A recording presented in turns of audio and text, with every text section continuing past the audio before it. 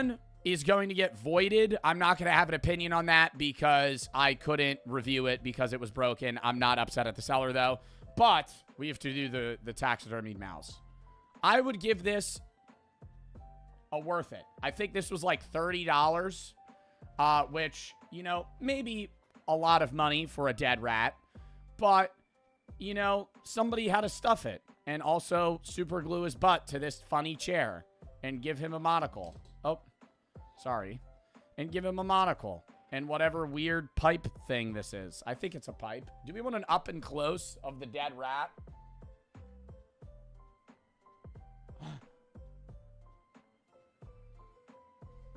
I would keep him in the background. Like, I would say it's worth it because I would put him here. I don't know. He doesn't really fit there, does he? I got a lot of Funko Pops and, like, Smee Skis and other shit. Give him a name. What do we name him? Le Fior. Le Fior. Is it a rat or a mouse? That's going to change what I name it. This is a mouse, right? Rats are a lot bigger.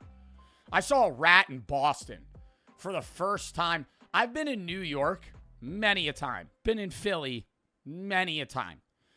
I know they have rat problems. They're little sneaky devils. You don't see them a lot. Maybe in the subway, but you don't really see them. When I was in Boston, I saw a hog of a rat just run across the street. I was like, whoa. Whoa. That thing could eat through drywall. Remy, that's lame. I like Eustace. Wait, he needs some sort of professional name. You know, he's a very classy guy. He has an Abraham Lincoln top hat on. And obviously he's into the fine arts. So he needs a first and a last name. Eugene Blumpkin. Okay, see, now we're starting out. This was a bit of a grab bag. This is not, we have higher quality products than this. Trust me. We weren't just buying taxidermied rats and 3D printed objects from Etsy. This was entirely chat's idea for me to get this. This is Danny DeCito.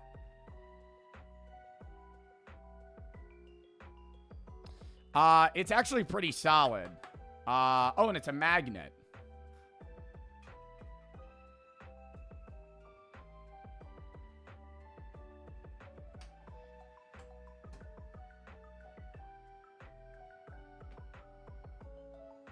Danny DeCito will live there. Do you think he'll melt? He's kind of staring at the surface of the sun right now with a lava lamp. Put it on a YouTube plaque. Hey, buddy, those are made of wait, this will actually be the real or fake test on YouTube plaques.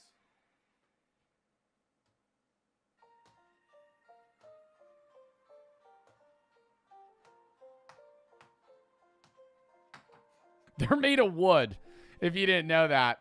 If you cut into a YouTube plaque, they're made of wood. They're just like, I think there's a very thin level of like metal, but they make it like more shiny. They had to cut a lot of corners because there's so many YouTube plaques that have been getting shipped out. Like YouTube Shorts made it a lot easier for channels to get a lot of subs.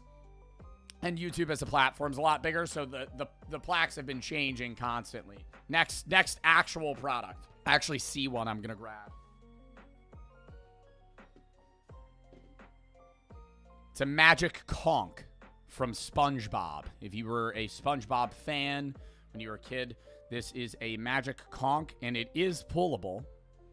I did put batteries in it. I had to make sure that was the only thing. I want to say I did not review these products prior to stream, but a lot of them, similar to the Temu reviews, required batteries or some form of assembly. So it is the magic conch. I need to ask it a question, don't I? Wait, let's make sure it works first.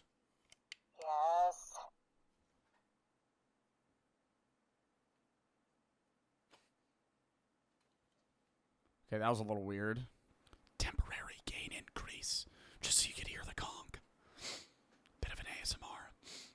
Magic conch. Am I gay?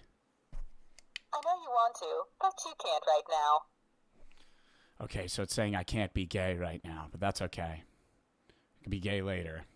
It's another question. I don't really know what else I would ask it. It looks like a rose toy. It's not a fucking rose toy. It's a plastic conch shell, you dick. Was the moon landing real? You may proceed. Okay, that doesn't answer the question. Doesn't answer the question. I feel like we're just getting a bag of tricks here. We're just pulling out of random. I feel like it has to be something that's like answerable. Yes, no, maybe. She's giving me whole sentences right now. Should I grow my beard again? Not with that attitude. All right, fucking asshole. Just asking you a question. Jeez. Not with that attitude. I don't even have an attitude. Being nice. Wow. Will USA win the World Cup? No. Okay. Wait, this thing's getting a little more accurate.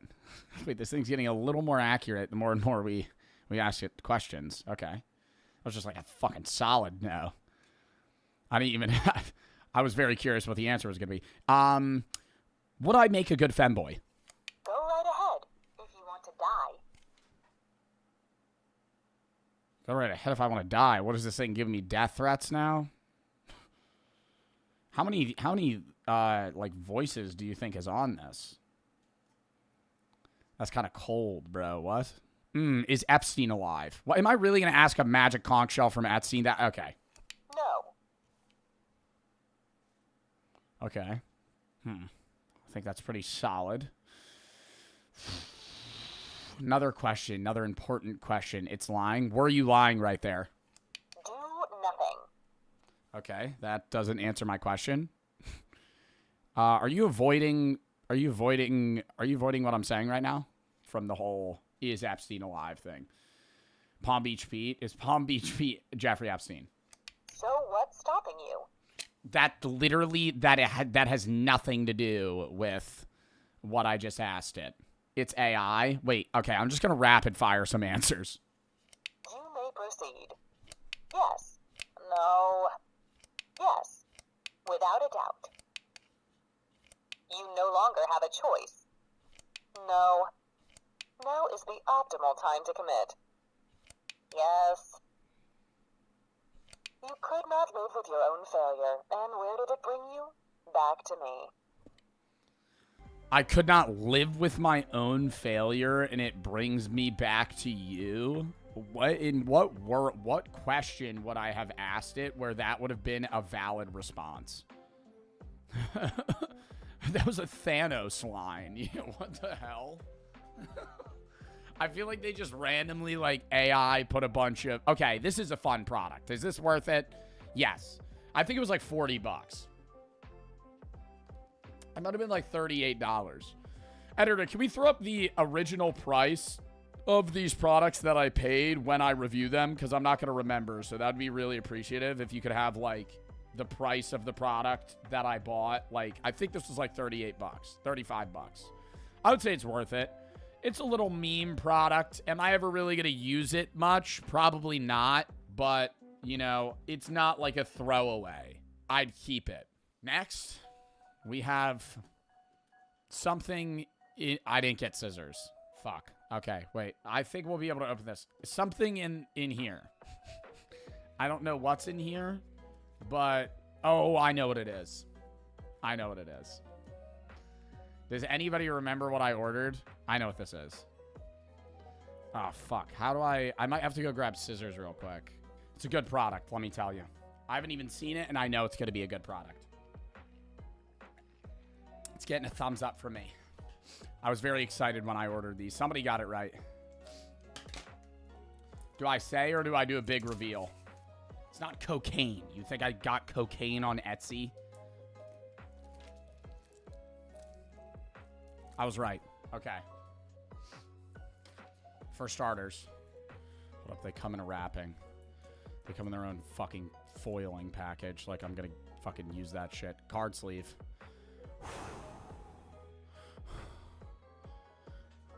Do a zoom. We gotta get close. Thick Blastoise. It's a solid gold Pokemon card. Thick Blastoise. We also have another one. Another one here. Wait, what are his moves? Let's zoom in. Jesus, that was hard. Pause. Thick Blastoise.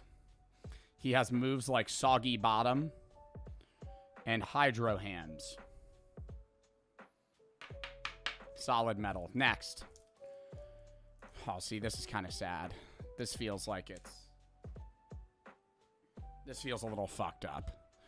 Thick Pikachu. He has a move called Booty Clap and Thunder Cheeks. Also solid metal. 100 HP. Severe Thick Pikachu can cause a blinding lightning storm. Blastoise, Thick Blastoise leaves you feeling wet with a single touch. Wow. My God, these are getting put on display. And third, I think it's a Charizard. It might be a Venusaur. I haven't looked. It's a Charizard. Wow.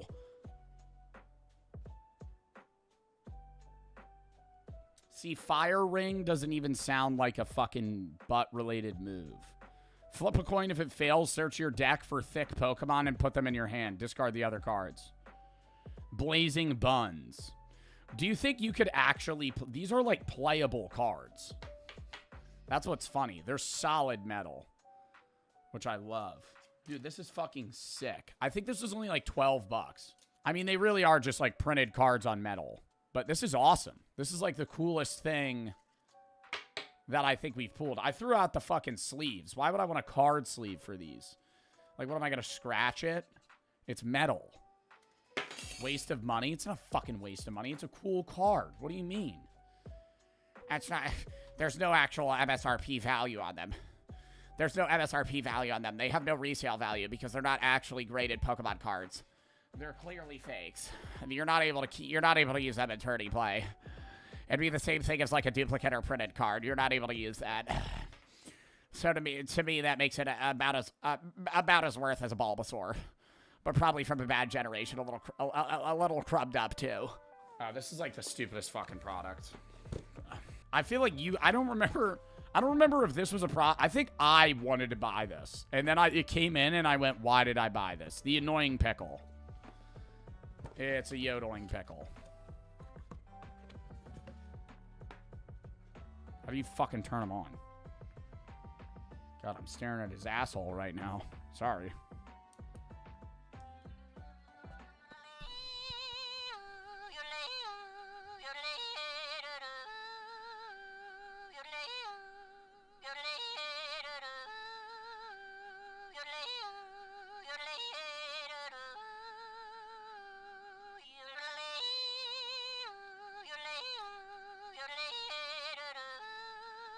Does it just infinitely fucking go? I pressed the button one time.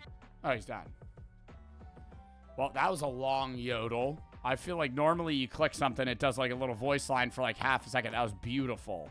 I kind of want to throw him in the trash. I'm not going to lie. I feel like this is fucking landfill material, dude. Annoying pickle. I think this was like also 30 bucks. He also has like shattered legs, dude. Do you see this? His limbs are like very flabby. And I think I'm supposed to lean him on like an edge like this. And he just sits there. This is like some shit you would have at like your grandparents' house. Your German grandmother.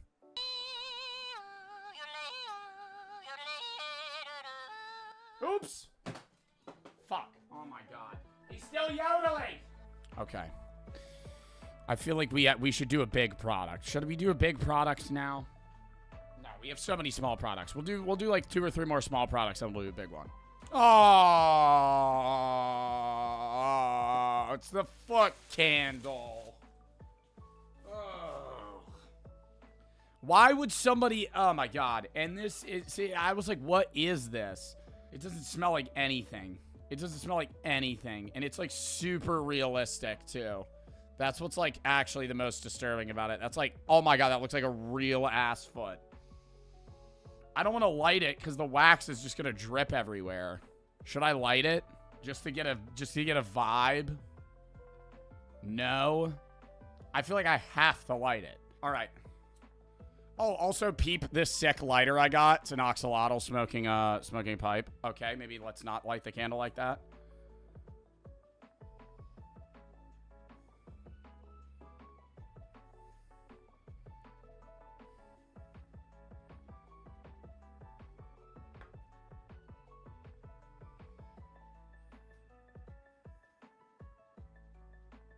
Dude, the wax is already dripping.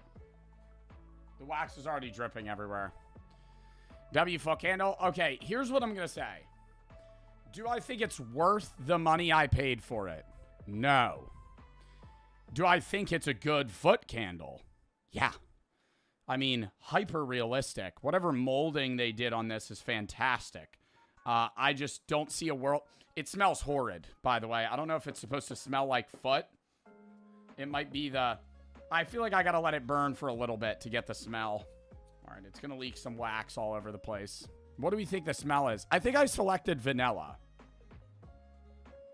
I'm not getting vanilla. And it went out. Wait. Hold up. This might be an L product if it can't stay lit itself.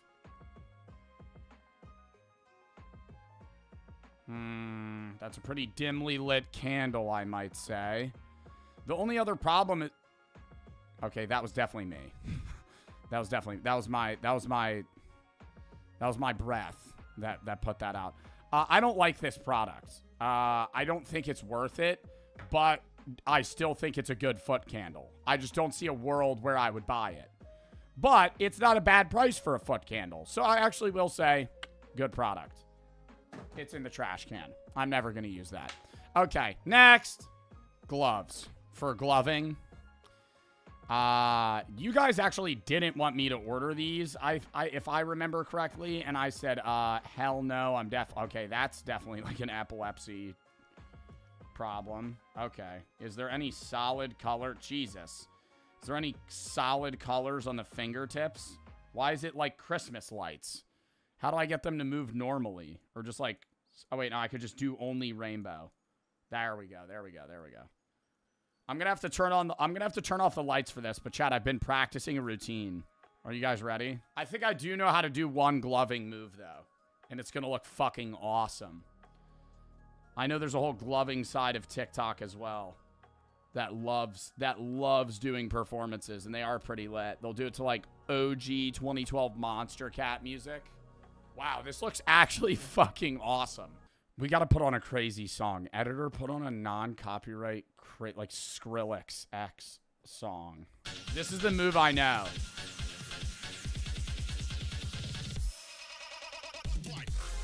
Wait.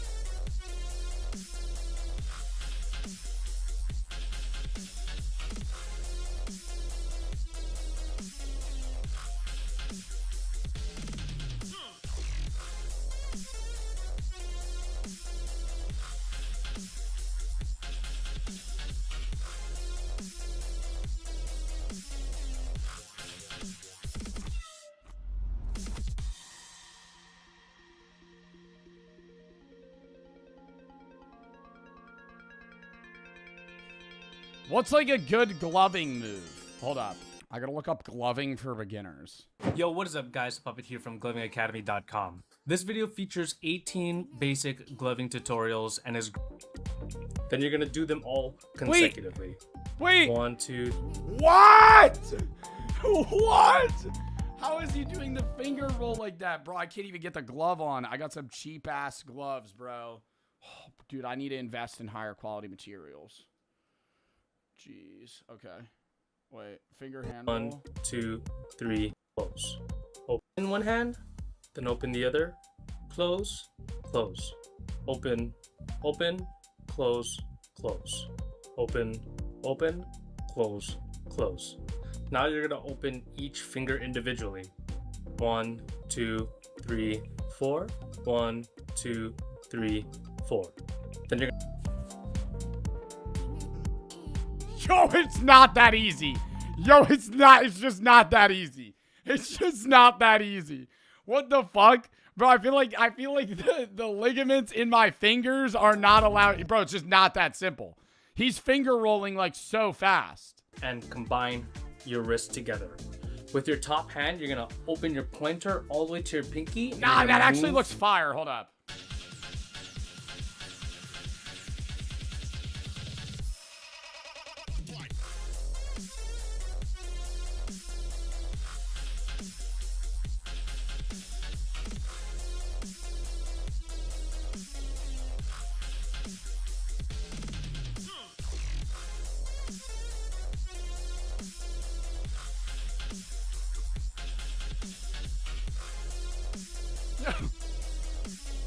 They call that move the slingshot. I gotta keep these. Bro, how long do you think that guy's been gloving for? If he's that good. I have like I have really shitty gloves. Now that I'm thinking about it. How much did I spend on these? I don't know. I think it's worth it because it's fun. But like these are pretty low quality gloves. Like you could realistically get like, look at these, bro. I got the fucking mittens. You could probably get better ones for like way cheaper. I'm very excited for this. Man walks into a bar. Over 6,000 of the most hilarious jokes, funniest insults, and gut-busting one-liners.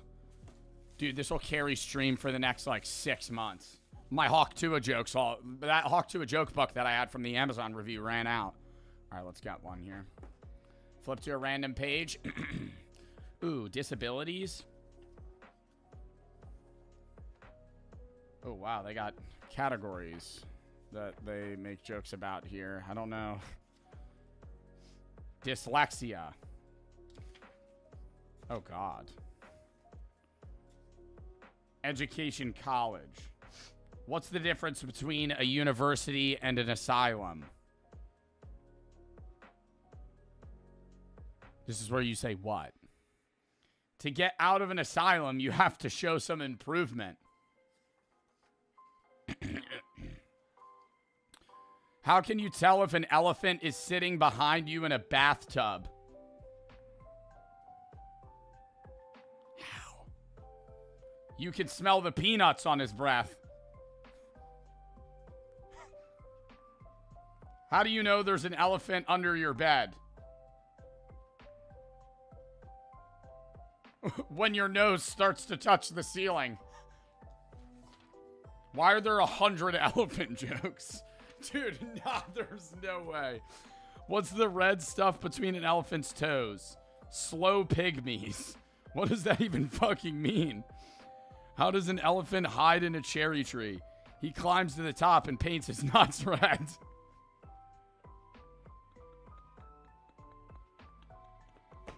Wait, that's actually funny. Wait, that's a good one. That's a good one. Wait, that's actually a good one. Oh my God. What's the difference between an elephant and a flea? An elephant can have fleas, but a flea can't have elephant.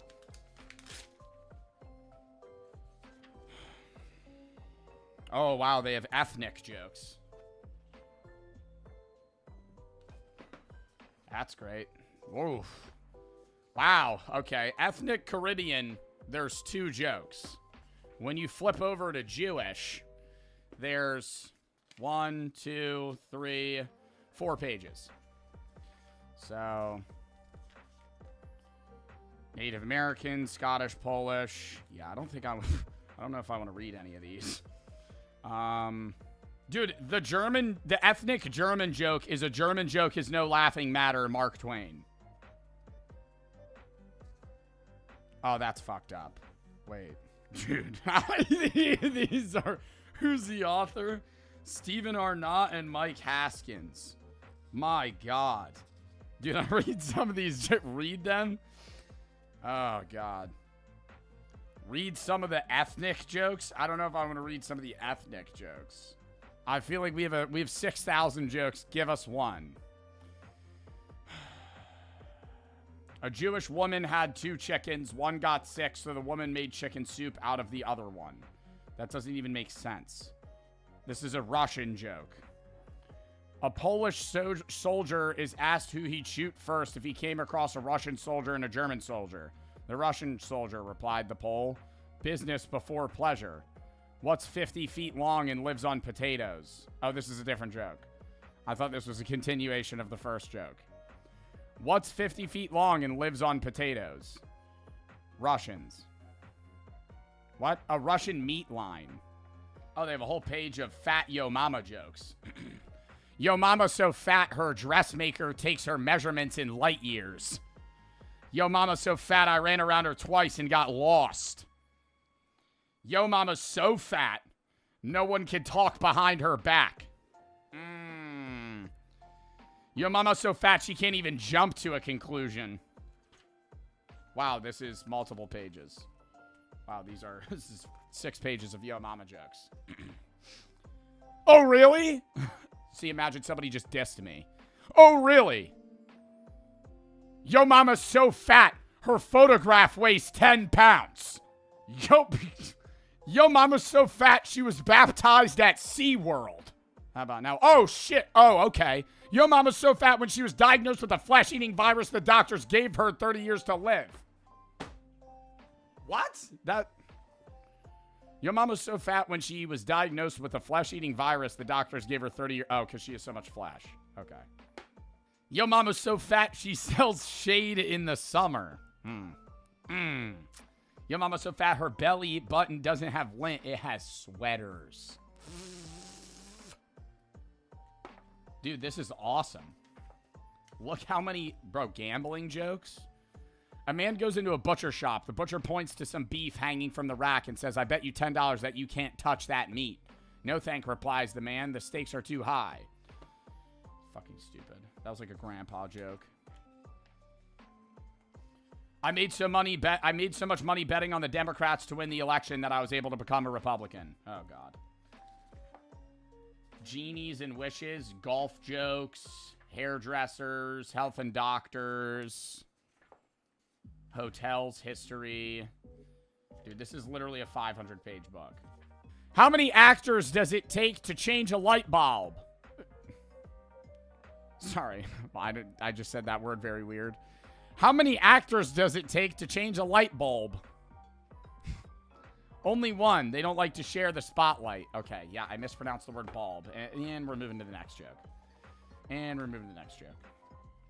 Bro, now it's all just like all about luck, lying. Dude, some of these are so long. Oh, this is about marriage and adultery. One night, little Johnny's father overheard his son saying his prayers. God bless Mommy, Daddy, and Granny. Goodbye, Grandpa. The next day, grandfather dies. A month or so later, his father again hears little Johnny at a prayer. God bless Mommy and Daddy, and goodbye, Granny. The next day, grandmother dies. Father begins to worry. 2 weeks later, he hears little Johnny praying again. God bless Mommy, goodbye, Daddy. Father nearly has a heart attack and spends all the next day in fear of his life. However, he manages to survive and returns home after work. I had a really bad day today, he says to his wife. Don't tell me about bad days, replies his wife. This morning, the mailman dropped dead on the porch.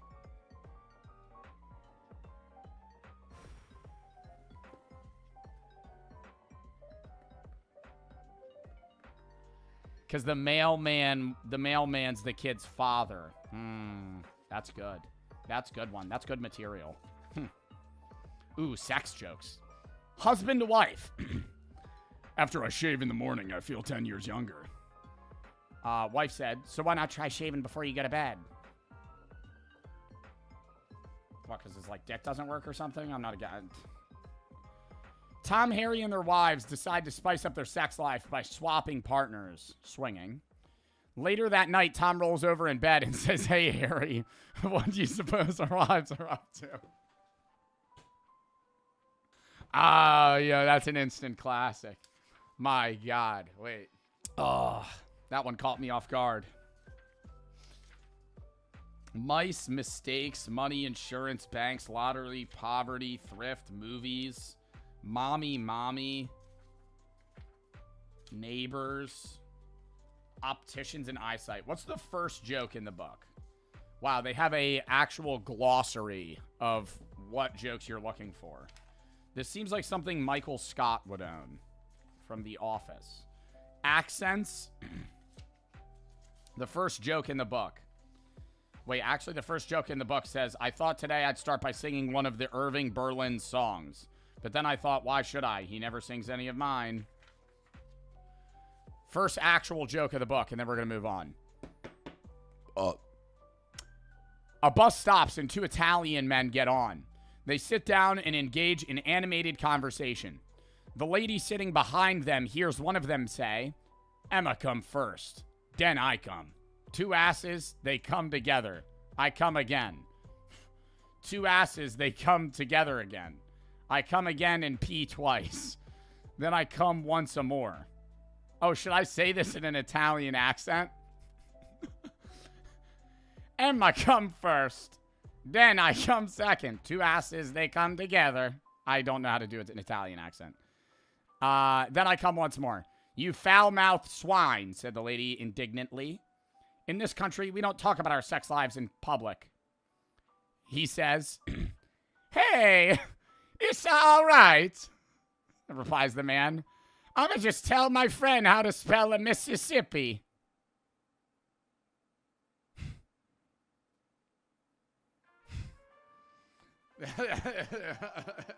Because he was just spelling the word Mississippi with an Italian accent. Yeah, we'll read from that book once in a while. Anyways, next. Oh, that joke book was worth it. Ah! Oh my God, did anybody hear the scraping plastic noise? Holy shit. Oh my God. Anyways.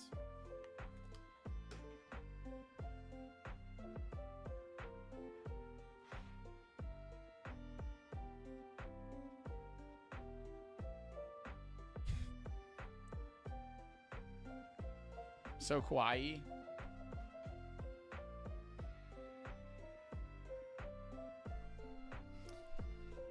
There we go. That's a screen grab. Anyways, I don't remember how much these cost. Probably a bit. I think they're too low. Like, that's better. They're very high quality, I must say. Very furry as well. Somebody please draw this. Why would somebody draw this? Give it to Koshard. Should I give these to Koshard? He would wear them on stream. I actually will give these to Koshard. Chris will wear those. I'm not gonna wear those. I don't really, you know, I'm not. What am I gonna do with those? I'm not wearing the cat ears often. All right, we'll do one big product now. We'll do both big products now. Is that fair? You guys. And then wait, we still have a lot more, but I want to get rid of the items that are large physically. This is the magic of production, chat. You're about to witness it firsthand right here. Watch. Pivot. Turning. Pivot. Pivot. Pivot. Pivot. Boom. I have this medieval, like, costume. I would love to go to a Renaissance fair, so this is actually a pretty sick item.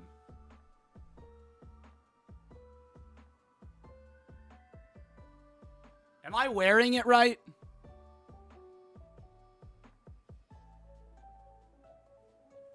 I think it looks badass. It's like fit very well too. Very hot and sweaty because it's very thick, but. Whew. Secondly, and more importantly, the item everybody's been waiting for.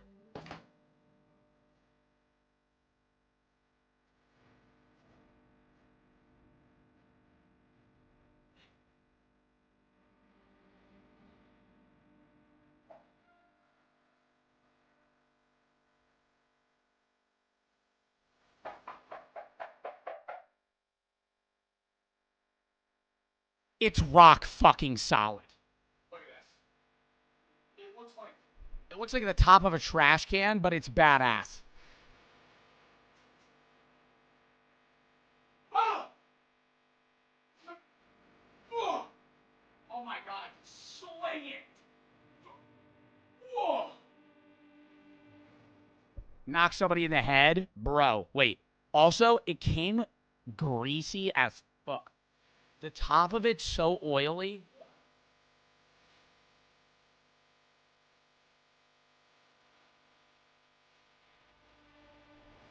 I don't know what it is. I think it's like, yeah, I don't know if it's so it doesn't rust or what, but it's like, yeah, it's like a polish, but it gets all over my clothes.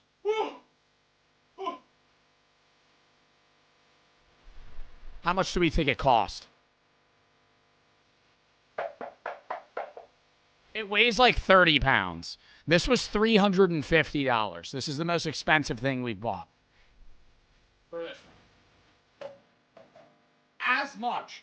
Actually, how much was the Iron Man helmet for the Amazon review? I think that might have been $400, but around the same price. Big ass item. Sick as fuck. could literally just sit in a corner, and I love it. Diverting back to regular setup. Hold up. Hanging on the wall, it weighs way too much. It weighs way too much. I could hang it on a wall in a different room, but there's also nowhere to put it. My background's like full. Where would I put that, Chad, if I were to hang it on the wall? I think it's worth it. You know, I think it's a very expensive product. But, you know, if you were like cosplaying as fucking Captain America or some shit, that's like a real shield. Ooh, under the table? No, because it's going to have a reflective glare. That's the problem too. Is it's a shiny metal. It's just gonna be. It's gonna be even worse than the plaques. I'll think about it, but it's probably not gonna work under the table because it'll just reflect. But I think I should go as Captain America this Halloween, at least at some point. For one outfit, I gotta go as Cap, and I gotta get a real suit too, not some shit from Spirit Halloween. You know how badass that would look if I had a real Captain America suit? Like fucking some, like Winter Soldier, like, esque fucking movie. Oh my God. Like this, bro. This would be actually straight aura. If I had like a skin tight, real fucking cosplay fit with a big ass shield. I actually think the shield might be a little too big. We got the biggest size and I told Chad I wanted to get one smaller. And I think I would have been right, because I think my shield's actually bigger than his shield. My shield's huge. Either way, sick product. I'm not upset about it. Was it worth... Would I regularly spend $350 on it? No. But I do think if you were a cosplayer, it's worth. Or just a super Captain America fan. We still have a shitload of more products, but that was the big items that we had to go over. We actually will change into one of the shirts. We have two shirts here. We could wear one for one section and one for the other. First one, I'm such a fat fucking chud. And second one, circumcision survivor. Now, which one should we wear first? We could wear one for like 3 opens and then another one for 3. Everybody's saying 2 first. We'll wear the chud one second. Sorry, nipples are out. Sorry, nipples are out. All right. Circumcision survivor. Would never wear this out. I would wear the I'm such a fat fucking chud in public. I don't think I would stroll into like a restaurant wearing a circumcision survivor shirt. It actually depends on the restaurant. I think if it was like a Applebee's, you know, the bar's real low on entry. Like an Applebee's or a Chili's or something. Yeah, I'd probably stroll in wearing this shit. But the chud shirt would be reserved for more fancy occasions, like a Buffalo Wild Wings. Or maybe a Texas Roadhouse. Texas Roadhouse. All right. Next product.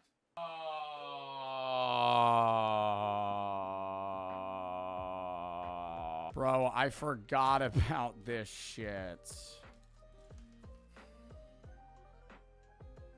I'm only doing a little. It's it's ground Reaper chili. And then they gave me free Arbol chili and free Thai pepper. I ordered one. Okay, number one, I already have to say this product's worth it because I bought 1 vial of this chili and they gave me 2 packs of dried peppers for free. This is what we bought.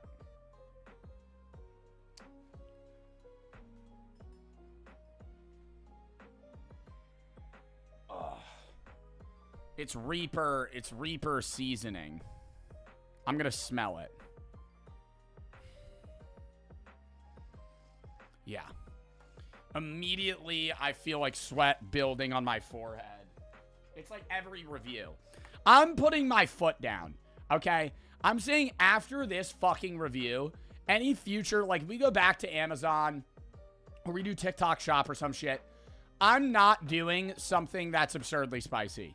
I'm putting my foot down. And I know we have the food gauntlet after this where I have to buy, like, gross foods and shit. But, like, bro, I'm not... it's like every single... Bro, that's not boo, chat. You guys... It's not fun. I'm not... Okay, yo, thank you for the fucking free Thai pepper and free arbol chili. I'm not eating these. I'm not eating these. I'm going to put a little... Maybe I'll eat one. Let's see how the... Okay, maybe I'll eat one. Maybe I'll eat one. Okay, you guys... Okay, I'll eat one. But... God, see, I caved to peer pressure instantly. I can't... Like, I didn't even... I caved to peer pressure. Okay. I just need to see how this goes. I need to see how this goes. I'm going to put a little bit on a napkin. God damn it. I'm also... See, I don't think this is going to be too bad. Because I've had the one chip challenge twice. I've had some hot fucking ramen. And I did the Dave's Hot Chicken challenge. Which I believe is Reaper.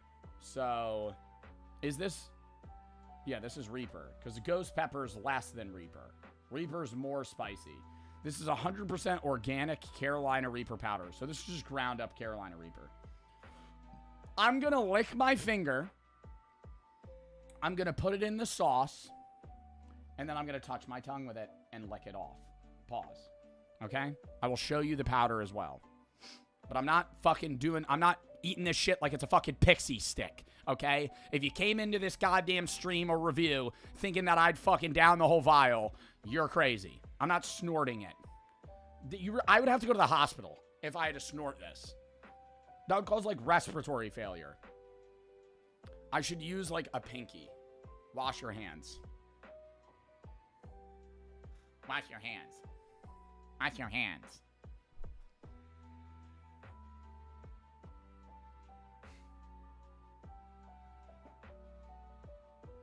Oh, it's just like hot Cheeto dust.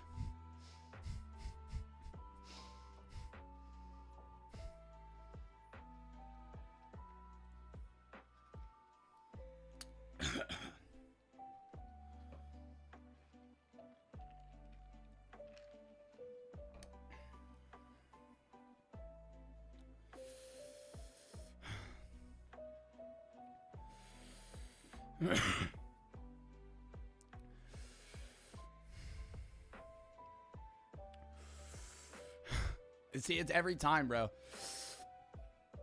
It's every time I get mad confident. Every time. See, I gotta stop coughing that all over the place. Every time I get so confident, I go, oh, it's not that bad. And then it just builds. It just builds every time. It's not as bad as the one chip because I only... That amount of powder. Oh, God, I gotta spit. It makes your mucus. It makes your mucus, like, real thick. I'm not exaggerating, you fucking dick. It makes your mucus real thick. And it like, starts out not that bad. Kind of like a habanero. And I eat habanero all the time. But then it just builds on the tip of your tongue, and it feels like somebody's stabbing you. But... It's not as bad as the one chip. Because I only had, like, you know, an eighth or a tenth of, like, the one chip's powder. Not even. But it's still ass. It's definitely still ass. I actually don't think there's any amount of money for me to do the entire vial. Like, I put my fucking... my pinky finger on it. And it's still burning on the tip of my tongue. Like, that shit's hot. It's subsiding a little bit quicker. But, yeah, 13 billion. Oh, yeah, $1 billion. But I'm saying there's no realistic amount of money. $1 billion, though, yeah. All right, I'll try one of these chilies. Can we look up the Scoville level on these? Thai pepper. Arbol chili. If I had to guess looking at them, the Thai pepper looks spicier. Usually, the ones that crinkle more and get, like, really fucking indented are the spicier ones.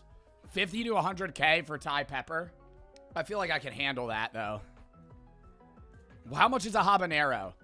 Because I'll eat a habanero. Oh, a habanero can be up to a 200K? Yeah, I'll eat one of these. I'll eat one of these. I'm eating a tiny one, though. But I'm pretty sure the more crinkled they are...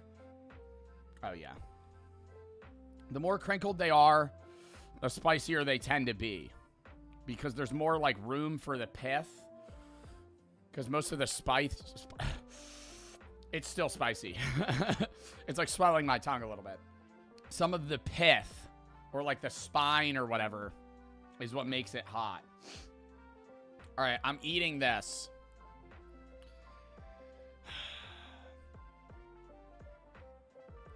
Bro, you know what I should have done? Whenever I do these fucking challenges, like Bro v Bro, I know I can handle this. Not in the sense of, like, I'm gonna enjoy it. But, like, I'll get through it. I've done the one chip twice. I know what the Carolina Reaper pain is like. And every time I do these Bro v Bros, it's like, oh, cover yourself in mayo. Dance to Crazy Frog. Motherfucker, let's bet a one chip. Let's bet you have to eat 5 habanero peppers in a row. Because what the fuck? Imagine if Jinxie lost and instead of doing the banana challenge, banana Sprite, he had to eat like a ghost pepper. That would be so much funnier. It would be way worse for the person, and the stakes would be so high. I'm sweating. All right, fuck it. One bite. Everybody knows the rules.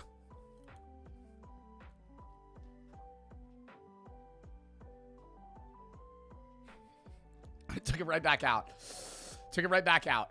Took it right back out. So, as I was going to bite down, it was really hard. And I caved. I have to eat it. I have to eat it. I have to eat it. Okay.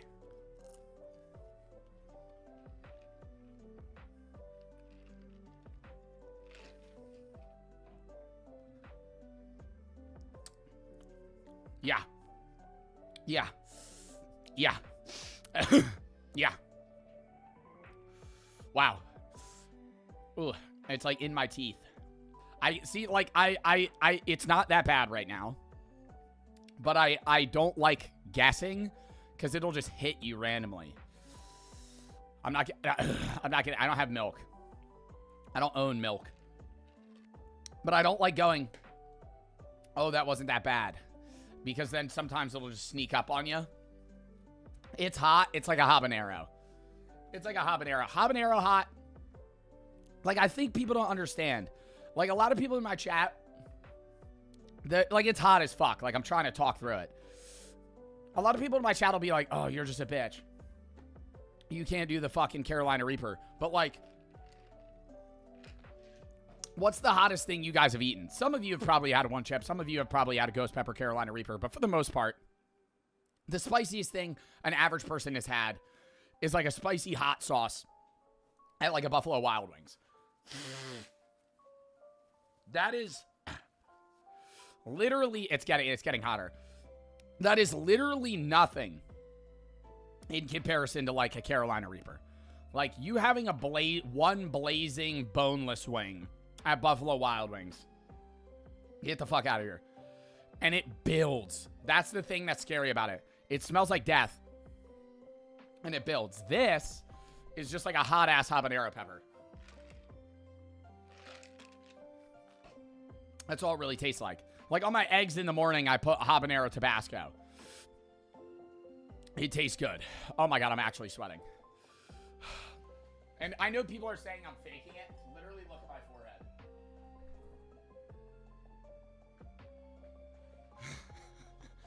Like, it's hot. It's hot. Like, I'm not exaggerating that it's hot. I can't force myself to sweat. Yeah, I'm throwing this shit out. I'm throwing this shit out. I'm not eating those. I gotta go wash my hands real quick. L Waste. Oh, L Waste? Yeah, let me go donate the Carolina Reaper powder to a soup kitchen, you stupid fuck. They're really gonna use that in their dishes.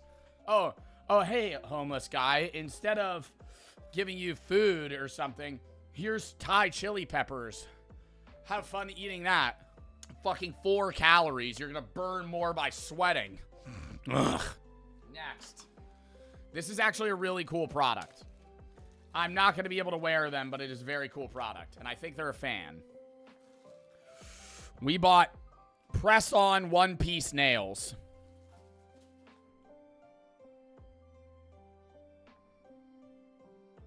Those are tough. And you know how I knew they knew me? You know how I know they're a fan? Chat. Hold up. My dumbass can't get this. The little pokey thing stabbing through. They, like, crocheted. Look at this. A possum. Is this crochet or knitting? I don't know. But look at that. That's probably so hard to do. They give me a letter, too. I'm still sweating. Sorry. I'm going to read it on stream.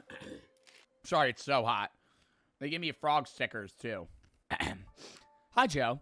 Thank you so much for purchasing from me. It means a lot. My boyfriend Anthony showed me your videos, and I've enjoyed them since. I also wanted to include a little possum puppet with your order. My friend Ishri, I think I'm saying it right. I-S-H-R-E. Holy fuck. Ishri made it. However, once we found out you bought a nail set, we wanted you to have it. Hope he's in good hands. Thank you again. I hope the nails fit well. If you can, leave a review. It helps a lot. Always enjoy the content. W fucking Etsy owner. Etsy business owner. Editor, throw up their store at.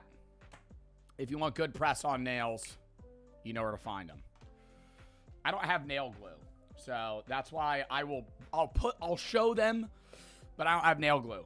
Ask Brooke to wear them. Brooke has nails currently, I think. I'm gonna put them back in this, and I'm gonna give them to Brooke and see if they fit her. But they're for my fingers, like they're based off of my fingers. Be very careful here, chat. Be very careful. I think this one's Luffy. Look at that. Oh yeah. Oh yeah. Oh yeah. Oh yeah. Well, I can't. I need nail glue, but it fits perfectly. Yeah, it's old Straw Hat Luffy. This is sick. Should I try to see if they fit Brooke? I'll do that later. And if they do fit Brooke, because I don't know if Brooke's fingernails are like mine. Sorry, I'm still dealing with the heat. If they fit Brooke's nails, I'll add a clip on the YouTube video of her putting them on. But these are fire. I'm going to keep these. And where should I put the little possum guy? I feel like I need to keep this too. Wrap this around like this. That's fucking sick as well. W Etsy business. Lock in chat. We have we have like 10 more things, 9 more things. This one's actually fucking awesome. Also, that product's worth it. W product. I was already shouting it out, so I assume that was known. It's really weird. It's a realistic eye in like a squishy, like Papa Meat-esque brain. The most dangerous storage unit finds. Welcome back to the Papa Meat channel. How you doing? How you doing? Coming and sitting down because today we're looking into the odd and disgusting world of storage units. Is stuff starting to pile up in your house? Are you running out of room? Are friends and family starting to make weird comments about your life choices? Fear not, friend. Just throw it all in the storage unit. That's why you knew, bro. Storage hunters. You remember those shows? Storage Wars, American Pickers. All of those were like fake ass shows. I'm so sure of it. Maybe the storage units were real, but dime a dozen. You know, like not like it's one in a needle in a haystack. You're getting a good storage unit. Most storage auctions are selling like, you got to think, bro. Like, what is the average people are putting in storage units? Holiday decorations, mattresses, family memorabilia, and like trash, almost. Basically trash. Stuff that's meaningful to an individual, but worth nothing. So whenever I saw those fucking videos where it'd be like, yep, just bought this storage unit for $1,400. Oh my God, look, he has antique rifles in perfect condition that are worth $140,000. Who the puts that in a storage unit? Why would you have that? Oh, he has a katana collection. What? What are you are you going through like the coolest people ever? What do you mean? If that's the stuff they're putting into storage, I want to know what they actually own. Like, are you going through like Jeff Bezos's abandoned storage unit where he has like a block of gold just sitting in the corner? Like, who the fuck has that? No one has that shit. Some cool ass stuff. Yeah, that, and then they just never find anything that's, dude, there was one show or like one episode where they actually went through shit.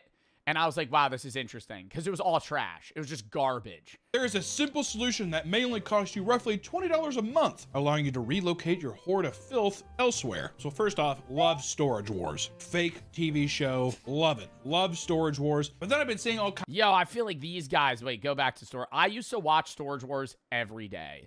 This guy, these two, terrible couple. I wonder if they're still, I think it was for the show. Obviously, I think it was staged, but they would always bicker. They hated each other. I never understood how they weren't divorced. I'm going to say that right now. I'm not trying to, like, judge the relationship or anything, but, like, on the show, they would just fucking scream at each other. It'd be like, all right, don't bid on that, honey. And he'd be like, yep, another, yep, okay, yep, we're buying that one. After his wife literally told him not to get it. Just, like, direct oppositions. This is the favorite character, though. Favorite character right here. The old guy, don't remember his name. This guy was a douchebag, Dave. I always wanted Dave to get upbid on something and then fucking make no money. And I hated the show too because it was like, not only was the shit they were getting like fake, it was like they just knew the price of shit off the top of their head. Like Dave would walk in, he'd be like, broken Turtle Beach headset, $20. Candle warmer, $15. Oh, ladder, $183. And you throw it to the side. I'm like, yo, you have to sell that to someone. Like, not only are you buying the storage unit, like, who are you? And then one day they showed Dave's actual shop, and it was just full of shit. It was like shelves, like floor to ceiling, of just like random technology parts and stuff he got at a storage unit. I'm like, who's coming to this store?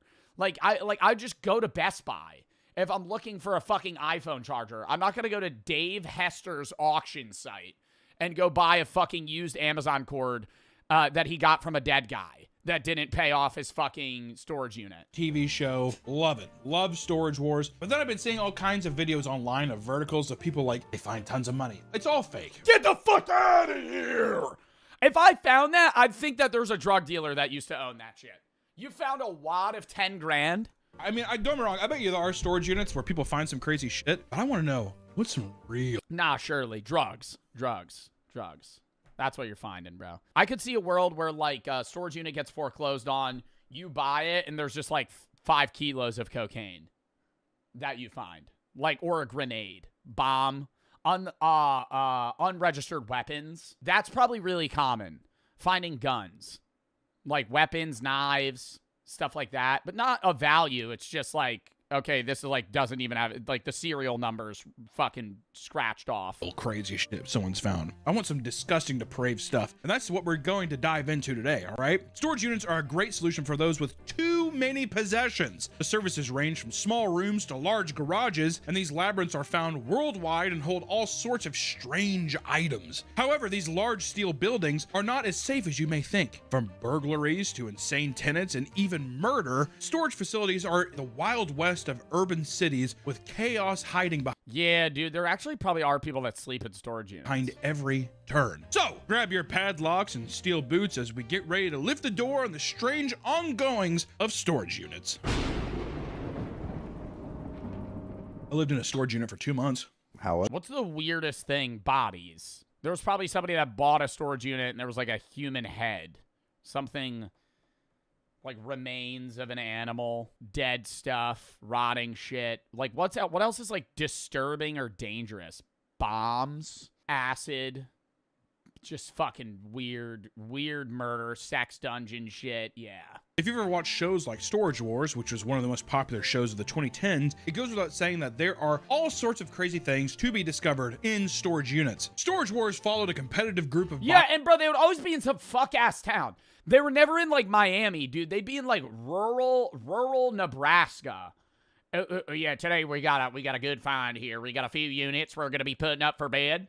A few units we're putting up for bid in Nebraska. What do they have? Buyers traveling from auction to auction, trying to see who could make the most money with the units they purchased, right? $500, sold to the guy for $500. Now I need to make $500 plus more money for profit. That's the show. That's every episode. And there's some bickering here and there. It's trash television. It's also all completely fake. It doesn't matter. Still, Bro, really? No, that upsets me. I wanted at least part of it. I knew it was fake, but like, you kind of want part of it to be real. It's like when you're a kid and you find out the WWE is staged and you defend it for a while. You're like, no, it's not.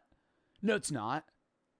No, it's not. Randy Orton actually fucks people up. And then you do know it's fake, but you kind of believe it. That's where I was with Storage Wars, where it's like, yeah, no, I know it's fake, but it's like, dude, they're still throwing haymakers on each other. Like, they're getting hurt. They're getting hurt. Former Storage Wars star files lawsuit claiming show is fake. What lawsuit is he filing? Because he was a part of the show.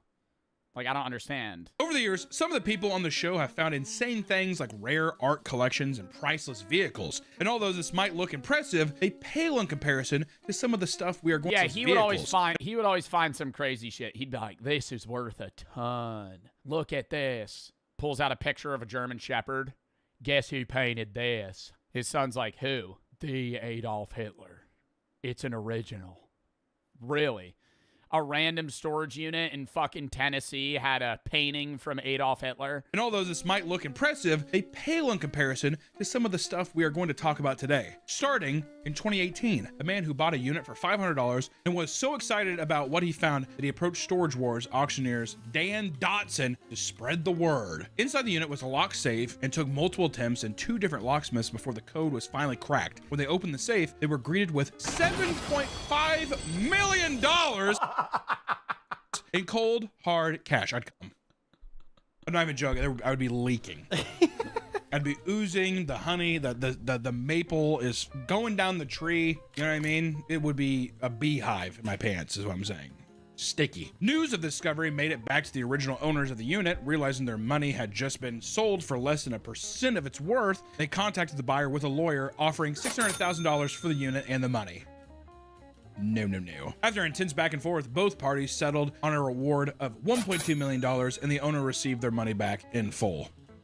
He still got $1 million out of it, but I would have been like, I'm not fucking giving you shit. That's also Okay, well, what dumbass would also not pay their storage? See, this is what I'm saying. You have $7.5 million of cash in a storage unit. You had to have robbed a bank. Like you robbed the New York City Central Bank and fucking stole $7 million in cash, because a regular bank has like 10 grand on hand at a time, maybe 50 tops. Like, what the fuck? Like, how are you not paying the $100 a month for the storage unit? You lie and say, I found $3 million in a deal. I'm not going to tell people about the other $4.5 million. Come on. So wait, also, is this the I'm cutting the fucking cameras. I'm telling the show to fuck off. What? If I'm Dave from Storage Wars and I find $7.5 million in a safe, I'm giving the producers $3 million and I'm going, fuck off. Many believe that the cash was unmarked and was being held in a locker to avoid the law. Storage lockers are typically used for non-perishable items, and while some are climate controlled, it's never a good idea to store food inside. During a routine lock check, a manager began to smell a funky, sweet smell emanating from a nearby locker. When they opened the door, they found 4 large 55-gallon drums. They slowly opened the I'm immediately assuming there's a dead body in there. 4 55-gallon drums. 55-gallon drums of lube. Doubt it's lube. barrels and found that inside the unit was over 200 gallons of maple syrup. That's not that bad. Maple syrup. Why do they have that? What a fucking shock that would be. You buy the unit, there's just fucking literally hundreds of dollars of maple syrup. It's authentic. It's from Vermont. Relieved that it wasn't anything serious, they contacted Did they ever plan on using it? Do they like show up to the storage unit once in a while and like fill up their syrup bottles? the owner and asked why they were storing so much liquid inside the facility. The owner said nothing. The manager didn't remember. Pleads the fifth. Okay, that would sketch me the fuck out. Hey man, just wondering why you have like 4 55-gallon drums of syrup. Move the syrup, but Hangs up. did notice that bugs and other vermin were starting to hoard around the locker. I think they stole the syrup. I think it was a little syrup thief. So you think that these are people that like they went to the Aunt Jemima factory? Yeah. Does syrup go bad? I don't think it does. I think about it. I'm like, I don't think I've ever seen bad syrup. Editor note: can syrup go bad? Yeah. No, syrup could go bad, and I think I've had expired syrup before at like an Airbnb. Do you guys use the condiments they have at Airbnbs? I do. But I'm always worried. I always get worried, bro. I'm going to go to an Airbnb and use their shampoo, and the person before would have put Nair in it, and then I'll just see my hair just like falling into the fucking... Dude, that's such an unrealistic fear, but I mean, that could definitely happen. Like somebody puts Nair in the fucking soap that they give you at like an Airbnb, and I'm using it, and then my hair just starts fucking falling out of my head. Some shit like that. I use the syrup, though, and I remember one tasted weird one time, and I looked at it, and it was like 2 years expired. No, but it could get moldy. Yeah, I guess that... Oh, God. Was it moldy? No, it just tasted weird. A lot of storage facilities act as graveyards for deceased people's stuff. Once the person is gone, their belongings can sit there for years until the container is auctioned off along with the stuff inside. One of the most common finds is war memorabilia left behind by veterans. Usually it's old medals, uniforms, and guns, but on rare occasions, it leads to live arsenals being discovered, aka they have like a fucking bomb. Out in Rockwell, Texas, bomb squads were called to a storage space containing what they were told were live military-grade munitions. When they Yo, that is literally a missile shell. arrived, they were greeted with boxes of hand grenades, old ammo, and even live tank rounds. That guy's just like, I want to take them. My business is not done. After safely removing all the explosives, they were taken to a nearby field and detonated. God, what a fun day. How They better let me go to that, you know? There was a controlled detonation in a nearby field. I feel like they'd have to invite the guy. If I'm the one that... do you think if you own the storage unit, the police would let you come with them to the field where they'd blow it up? and detonated. God, what Have to. a fun day. How sick would that be?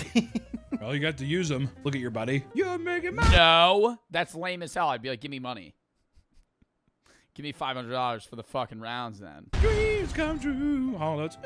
So did they get the watch? Yeah.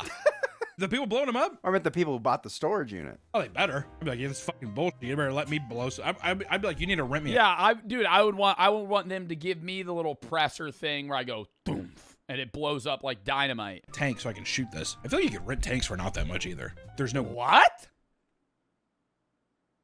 It's only $600. You get to drive a tank. Oh, you get to crush a car. You pay $3,000 almost. You get 5-ton transport, 2 passengers. You get to drive all 3 of these things. Crush a car, 5 machine guns. Barrett 50 cal. Shop and equipment tour. Might as well fucking write that off. That's stupid. guns on, like they're not but you can drive them. That's a lot of places you can do. You can like run over cars with them and stuff. Oh, but in a location. You can't just take it to your house. No, it's a... Oh, okay. No. No, the treads would tear up the road. The city would be very mad. It is unclear who the previous owner was and how they acquired such a dangerous collection. Investigators discovered the bombs while investigating the owner for a massive Ponzi scheme. While searching his locker in hopes of finding more evidence, investigators instead uncovered explosives. In total, police removed 60 PVC pipe bombs and over 400 cardboard explosives. Like a Home Depot terrorist.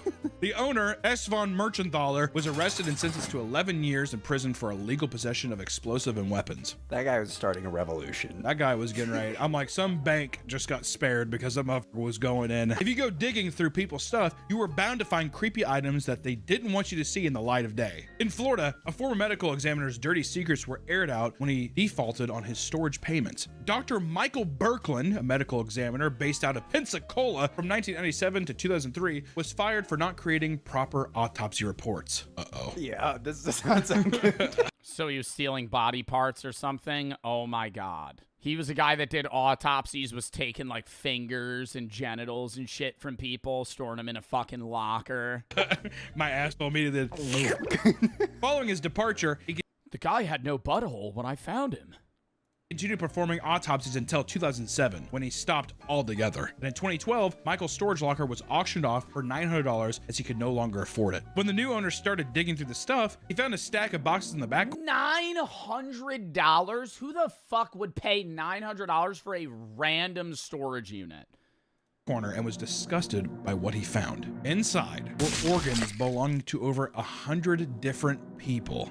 Were they like in a jar or something? Organs from 100 different people he just had in boxes? Was he like eating them? Were they rotting? Like, why was he taking organs from people? Brains, lungs, livers, and hearts were all found in formaldehyde. That would be a smell alone. When you open that store, you would have to smell it. Formaldehyde is strong. But it should be sealed, right? Yeah, but I would still think of, 100. I would assume that you'd be like, it smells weird. There would be boxes. It's not one small card, but you would have a whole corner of boxes full of just random organs and jars. Here, which maybe all storage units have like a funk, but formaldehyde, I feel like you can smell that shit. Why? What makes, like, I understand he does like autopsy shit. He might be like just into that for some reason, but what makes you want to just take like the brain of a random person? I feel like it would emanate a little bit of scent. Like a collection? Even worse, the organs were stored in Oh my God, they were in like food Tupperware bins. basic Tupperware and double gulp cups from local gas stations. That definitely has a smell then. Like he took the fucking lungs of somebody and just dumped out a fucking big Diet Coke, just put it right in the fucking cup. I thought they were in jars. That wouldn't even seal it. Oh my God. No. How do you even obtain formaldehyde? I mean, dude, he was an autopsy doctor. Like, he probably just had access to that. Not even glass jars, plastic Tupperware, and big gulp cups, dude. Fucking big gulp cups. Police quickly tracked down Dr. Brooklyn, and all of the organs were removed. He was charged with keeping a public nuisance, improper storage of hazardous waste, and driving with a suspended license. Just threw that on top. Like, Yeah, like, what's the charge there? Is it, like, stealing from a body? Because he's not killing people. No, it's not like Dexter. He's not killing people. They're dead. He's just taking their body parts. Like, you died, he's doing a report on your body, and then he just takes your lungs. we gotta make sure we get this motherfucker. 10 families were notified of their deceased loved ones being found in the locker. Michael never faced any jail time. How? Because he posted his $10,000 bond and walked away. Posted $10,000 bond, but was unable to afford the storage. I'm telling you. Every one of Yeah, he these is just wanted to get rid of that shit. just a little suspicious, isn't it? To be fair, if he's putting the brains and organs in big gulp containers, I don't think he really gives a fuck that much. So that's kind of cool. Yeah. Threw it in there. I want to know why he did it. Do you think it was just trophies? Probably. If you're It was probably like weird oddities of things from people that died that he wanted, and then it became like kind of like a habit, maybe a superstition. Like when he's on the job, he has to take like a fucking trophy or something bad will happen. doing the autopsy stuff, you have to have a fascination with the human body in some way where you're maybe they're probably like prize organs. That's the most beautiful liver I've ever seen. How do you take the brain out of a person without them noticing? That's what I don't understand. If you're an autopsy doctor, how the fuck are you drilling into somebody's skull, taking their brain out, putting it back without anybody noticing? Like, because wouldn't the person at the morgue be like, yo, this guy's head is fucked up? I thought he was going to do something much more diabolical. I thought he was fucking dead bodies. Because Oh, I didn't think he was fucking dead bodies. I feel like it might have been like an organ harvesting business, Guy's dead. You kind of just, take the lungs out. Give them to a black market dealer. But Dr. Brooklyn wasn't the only one misusing a storage unit. While his story may have been the most grotesque, others have turned the spaces into makeshift homes. The price of rent has become nearly unaffordable across the United States, causing people to look for cheaper places to live, besides Is it illegal to stay in a storage unit? It's probably not allowed to sleep in it. being outright homeless. Many have chosen to move into storage units. Certain storage facilities offer climate That actually looks sick. I would sleep there. Got a whole ass living room, bed.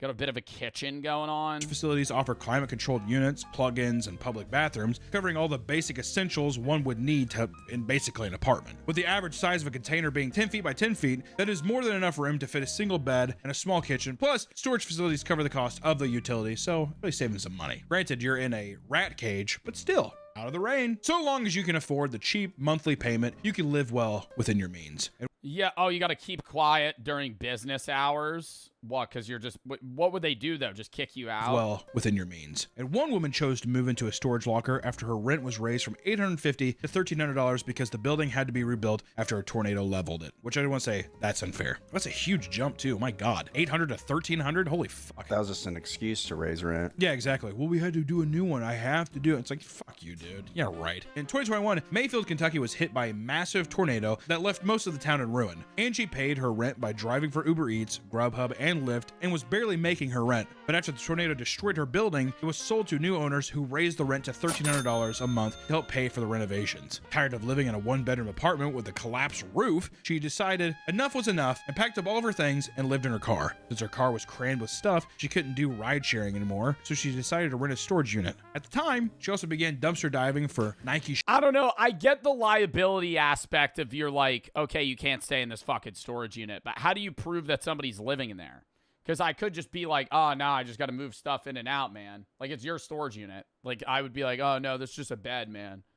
I'm not sleeping here. This is just like a little hangout spot for when I'm, like, moving my stuff around. Yeah, catch them sleeping. It would be at night. If they're, like, there at night and they're not moving stuff in and out. I feel like you can't really hide the fact that you're living in a storage unit. If your car's always parked in the lot outside of it and you're just always there, like, people would be like, dude, you're sleeping here. The dumpster diving thing, good way to make quick cash, especially if they're nice shoes. Why the fuck not? So she upgraded to a larger unit to store her inventory after discovering it had a power outlet. She brought in items like a fan and lamps and eventually decided to stop sleeping in her car and live in her locker full time. Angie was able to live in the facility for quite a while, living off her Uber and Grubhub money. Yeah, I get her being able to live in here for a while, but, like, why is everything just fucking jumbled around, bro? Like, there's literally no organization. This feels like a trash storage unit. Like, there's just a microwave on the ground. There's not even a power outlet. Where are you gonna fucking run that? How do you have power? Do they get like a fucking just like a generator? They don't have fucking outlets at storage units. It's just a metal fucking building. Stop sleeping in her car and live in her locker full time. Angie was able to live in the facility for quite a while, living off her Uber and Grubhub money. However, why would there be an outlet at there's a single power outlet? Why would there be an outlet at a storage unit though? She was eventually evicted because she was found storing her stuff in units she didn't pay for. All right, Angie. Angie was she was rolling hot. She was like a Scorsese protagonist in a movie, and then that's the thing that flew too close to the sun. To make things worse, she lost her Uber and Lyft license because of a DUI from 34 years ago. And what?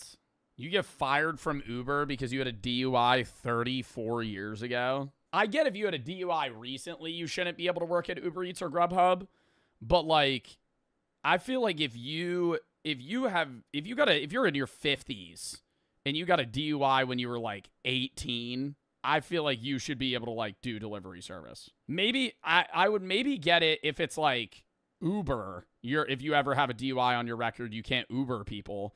But like, why can't you deliver food? That happened to my dad. I feel like that's crazy. You're not allowed to deliver fucking somebody's KFC because you had a DUI 30 years ago? Things worse, she lost her Uber and Lyft license because of a DUI from 34 years ago and has since moved to a different, cheaper storage facility where she lives now. I want to say that's fucking bullshit. 34 years ago I had a DUI and Uber gets me for that? Word? How about you fucking forgive and forget, dude? The one thing that I've been seeing, yeah, dude, actually, that's what I agree with that. Like, I don't think you should be fired for that. I was going to say the weirdest thing about like Uber with like recent economy is like, the self-employed work makes it seem like the country's more employed than it is. Because so many people do Uber Eats and like Uber and all that shit on the side. But the majority of that isn't like, you're not getting like full-time wage pay. You know, like a lot of people that are unemployed that don't do a 9-to-5 do Uber Eats to make money on the side so they could like afford, you know, to live while they're searching for a new job. But you're like, you're not unemployed, but you kind of are employed. Per Atrioc. Atrioc talks about that stuff a lot. I don't know if he said specifically what I've said. But yeah, with Ubering in general, it's like, it skews the numbers. But yeah, he's not a fan of, I don't know if he's not a fan of Uber. But he's talked about how like part-time wage work is pretty bad. It's good for like stimulating economic growth for people that need side hustles. But it's like, most people that do Uber Eats are just doing it to get by or get extra money for a specific thing. So it doesn't really count. It counts as you being employed, but you're not really employed.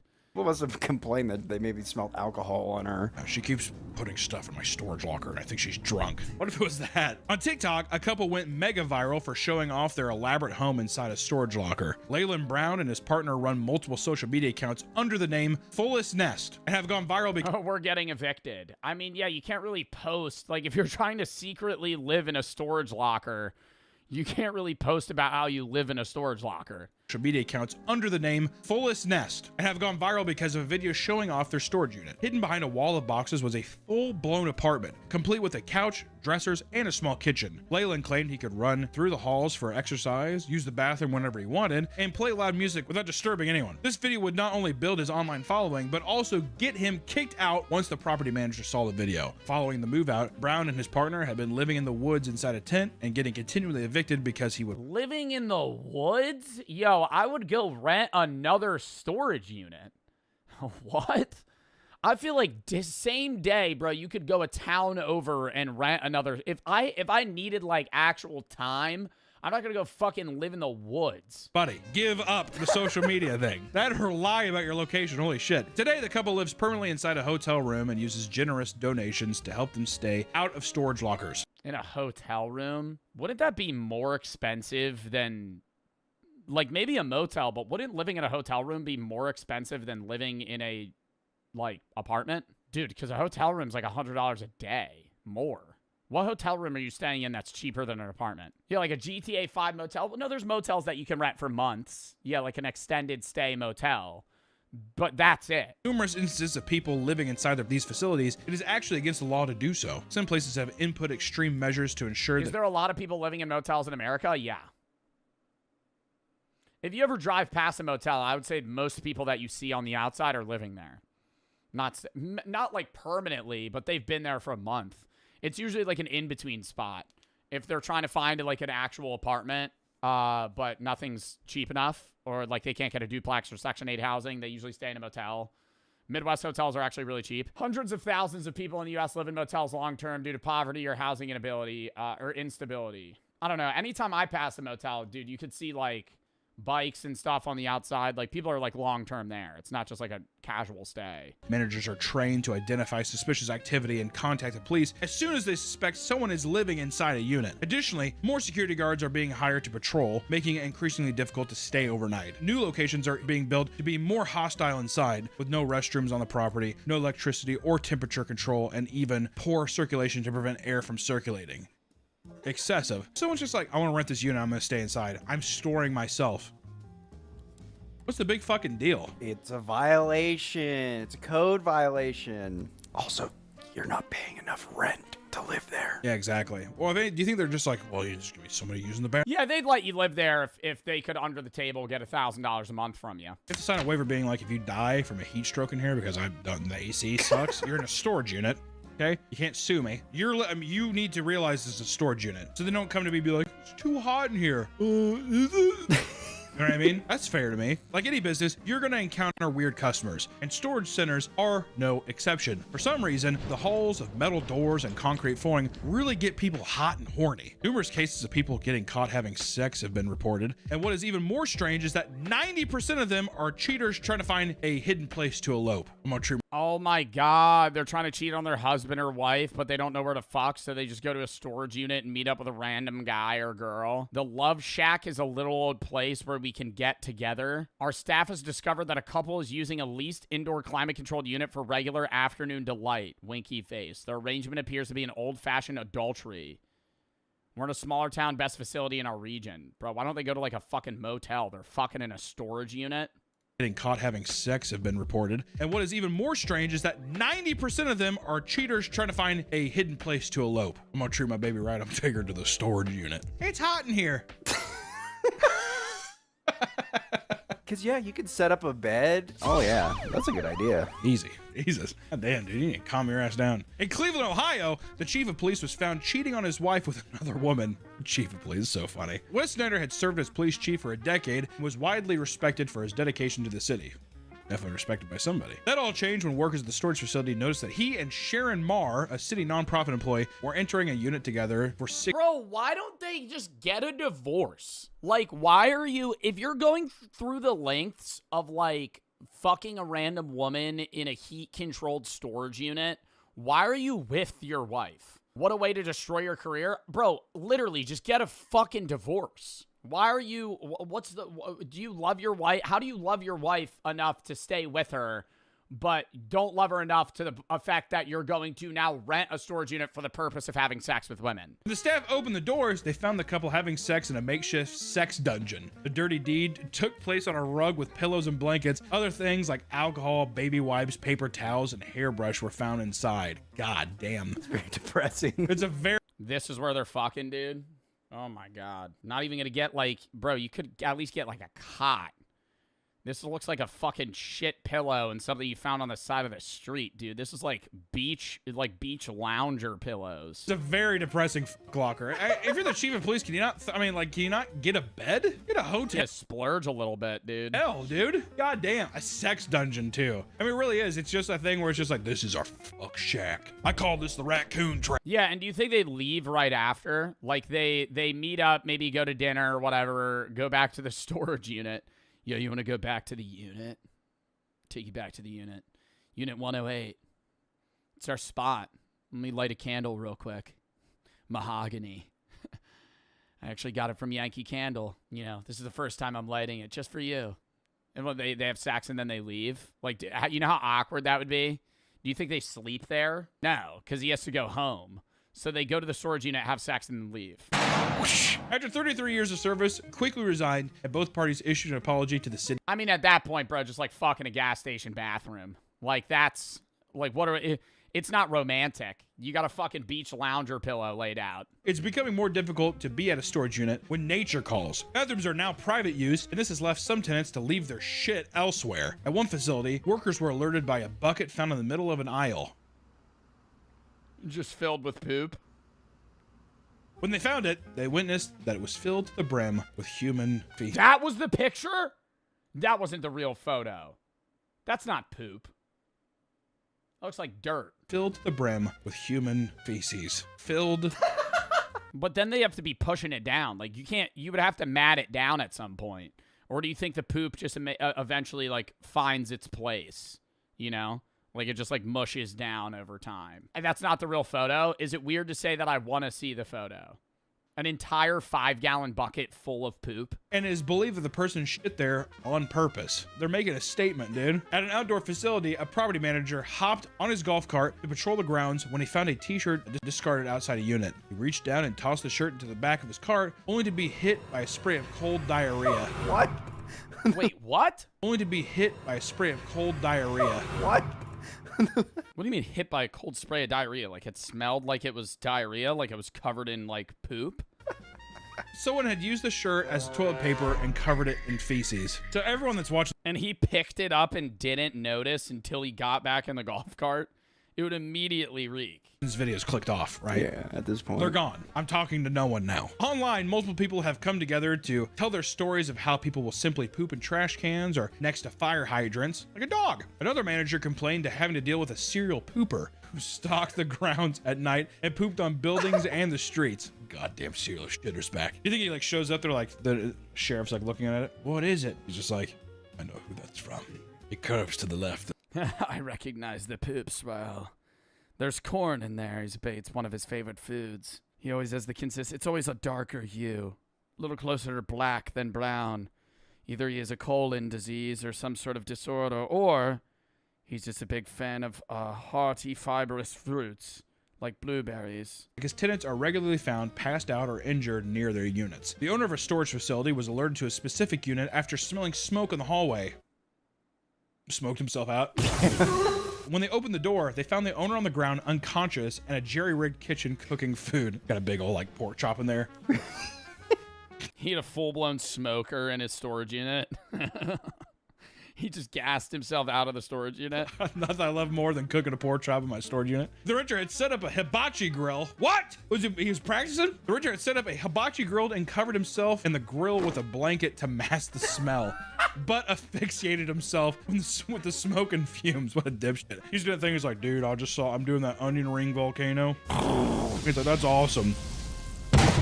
Just blacks out immediately. A similar situation occurred during what the owners referred to as a dead body walk, when one of them discovered a customer passed out drunk in the middle of the aisle. The owner was drawn to the man when he found a... Why are we renting storage units to people that are doing this?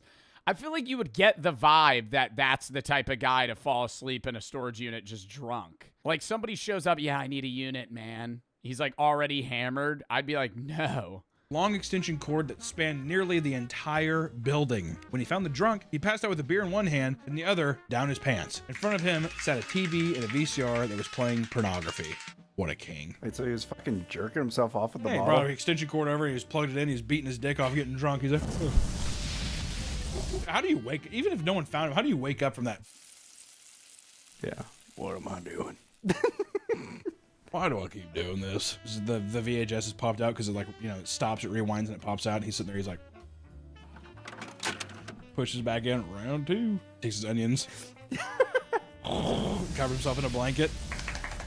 The police were called, and the sound of out again, just asphyxiation. sirens woke the man up, giving him just enough time to hide in one of the empty units. He had previously been given keys to all the vacant units in the facility after helping the manager move some things. What? Oh, nice. Why was he given keys to empty units? Because he helped them clean? She would pay him something for doing so? So she just let him have access to the fucking units? Why would you ever do that with a random guy? The facility after helping the manager move some things. What? Oh, now he's the key master too. You helped me move a box, so here's every key to every unit. And it comes with eye lubricant. Should I put eye lube on him? I think that it kind of has eye lube on him right now. I think it's if you can't move him around, you need to put eye lube. I think this thing was like $60. But isn't it kind of sick though? Should I have it look at chat in the background? Dude, we have way too many things on this fucking... Hold on. I'm making an executive decision that Alien Chill Beer Guy is getting shelved from the background because he needs to sit on a ledge. He's gone. Okay. And he's getting replaced by Brain Eye. Oh, and and Eugene Blumpkin. Oh god, I think I just like protruded his stomach. 2 new additions to the background of stream. Eugene Blumpkin. Fuck you, put him on the lava lamp. That's unsafe, chat. He's a plastic product, then that thing gets hot. And Eugene Blumpkin. You know what? Oh god, he's out of frame. He's out of frame. Put him on the fridge. I'll put him on the fridge, but you guys won't be able to see him. That'll be the jump scare of a lifetime if he ever falls. Oh, in the fridge. Chad, he doesn't sit up. Doesn't sit up. His body design is not made for anything but sitting on like a ledge. Wait.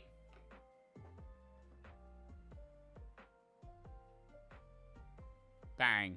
He'll sit on the Twitch heart. Oh, we didn't name him. We didn't name him.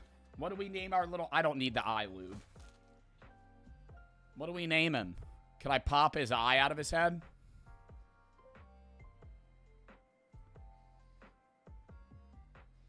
Sorry, I had to smell it. I can flip him around. It's a very realistic eyeball as well. Look at that. It's fucking creepy.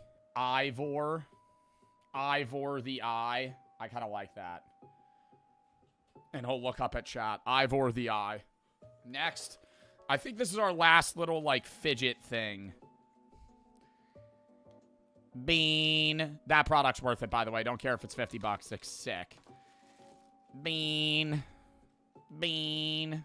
Wait, they also gave me a free product. I didn't order this. Ooh.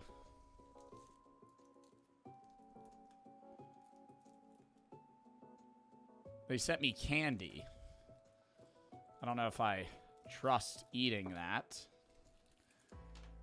They sent me candy, a Chucky sticker, which is actually sick. Oh, it's not a sticker. Is it a sticker? I can't tell. It's got sticker oh. Wait, I bought Bean and they also gave me...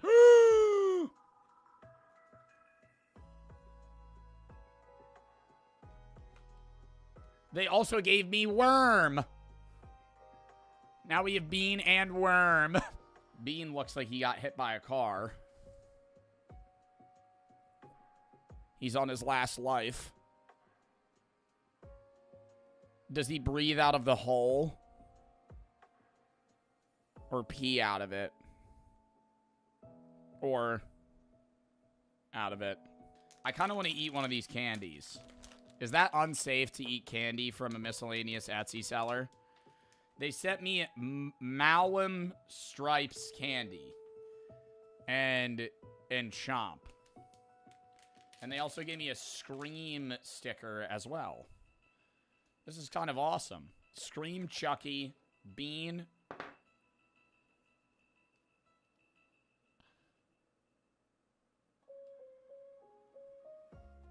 Bro, they burnt the fucking Joe into the worm. What? What? And now we have like a whole trio of like weird creatures. Now we have a whole trio of like weird creatures that look at chat. Bean doesn't really stand up on his own. That'll be sad, but Bean will lay there by himself. Bean and worm. I love that. I have no idea how much they were. I think it was probably like 20 or 30 bucks, but that's still fucking awesome. And I only ordered Bean. And then I also got worm. I mean, it's like a 2-for-1. Do we try one of these miscellaneous candies this guy sent me? Is that unsafe? Are these... They have no nutrition facts. He just sent me Malum candy and Chomp. I think I've actually had Cadbury Chomp. I'll try a Malum Stripes. Is this like Spanish candy? Oh, they're like pure white. I was expecting it to be like neon green. It's UK.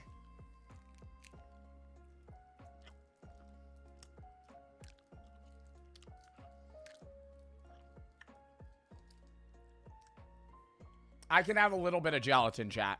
Thank you for being concerned, though. I'm not too allergic to a little gelatin. This is fire. I just start tripping. Like an hour from now, I'm like...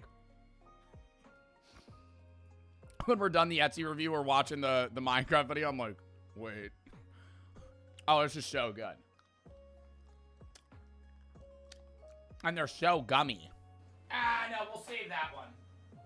We'll save that one. We'll save that one. That one's very exciting. Oh. Oh, yeah. Okay. Yeah, this is why I brought the grinder down earlier. So, this is a hot dog bowl. For tobacco use only. For tobacco use only. Chat, it's a hot dog bowl. I don't know if I should clean it. Should I, like, rinse it off real quick before I smoke out of this? We gotta put on the Chud shirt. You're right. I haven't put on the Chud shirt. I think I already have pit stains. Oh, no, I don't, but you can see my nipples. Like I'm on the red carpet. Being a little scandalous. For free. Okay, so that's definitely an arm sleeve. Definitely an arm sleeve there. Wrong hole. All right. So, editor, we're going to have to blur this whole bit here, but chat, just know that we're going to be using for the YouTube viewers, we're going to be using the hot dog pipe right now. We'll let you know how it goes. Okay, so immediate problem with the hot dog. Immediate problem with the hot dog bowl that I'm noticing. It's a very tiny bowl. Problem number 1. Number 2, the hot dog bun slots are picking up a lot of the fall away. I'm also going to go out on a limb and say this is going to scorch my fucking throat. This is going to be the worst fucking experience. I think we're going to have a similar experience when we do the 420 review. Because during the 420 review, I bought multiple mystery boxes. And it comes with a lot of different glassware. And I think it's going to be like very obscure glassware that's like, fucking shitty.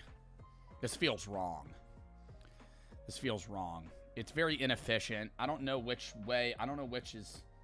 I'm assuming the skinny end of the fucking hot dogs for my mouth and the thick ends for my finger. Pause. But Jesus. All right. So the takeaway right now is, does it work? Yes. Is it about as useful as a cored out apple? Yeah. Yeah. This is about Joe's hotboxing. You know how hard it would be to hotbox this room? We'll do it on 420. Probably not. We'd get my PC fan. Surprisingly clean. Surprisingly clean.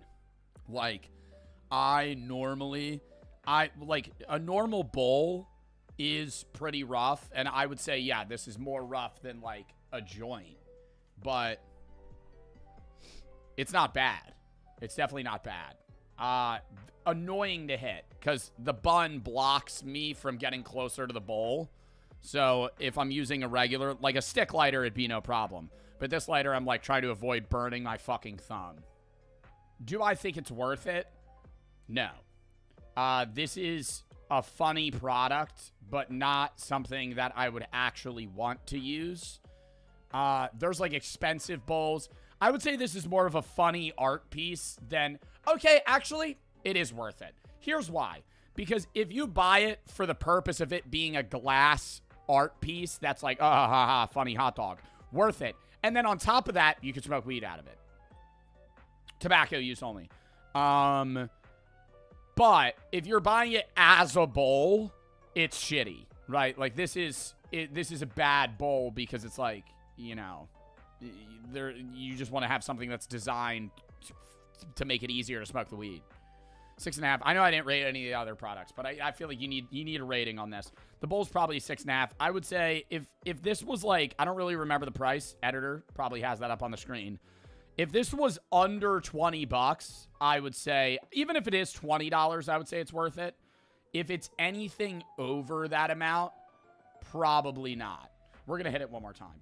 Now we're juiced up for the rest of the fucking review. Let's fucking go! Next product is, you guessed it, a card from Bart. This was $5. $5. He has a handwritten message and an individually taken photograph from Bart himself of a butterfly.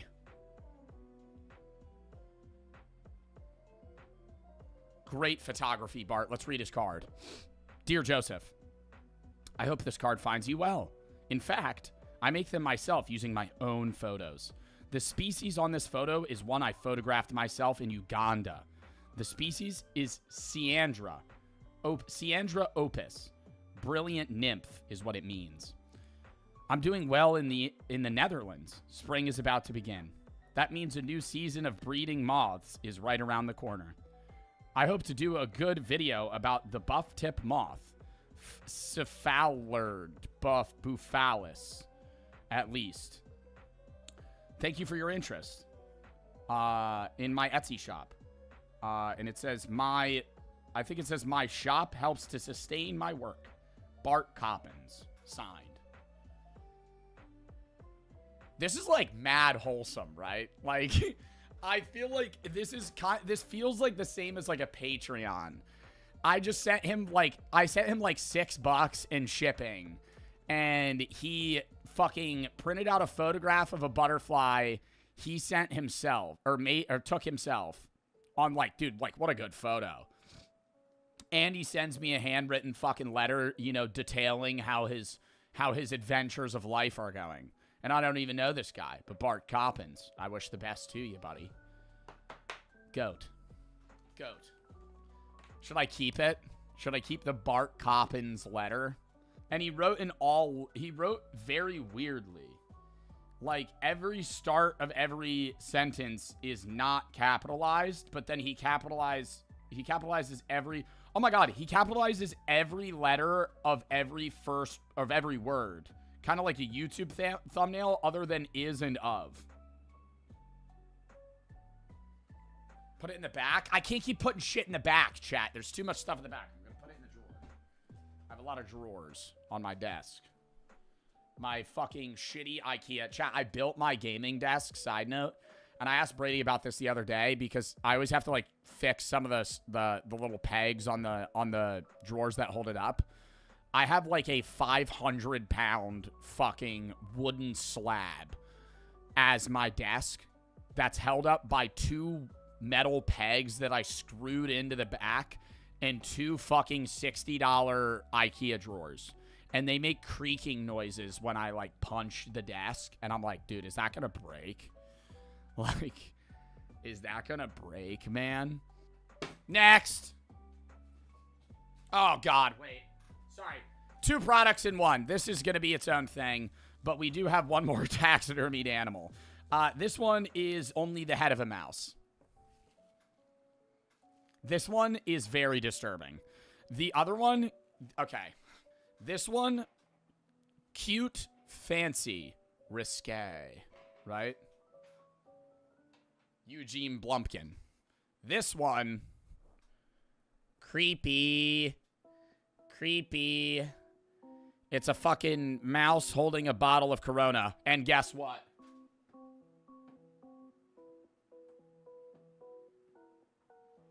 I thought it was a magnet. It's not a magnet. Why would they not put a magnet on it?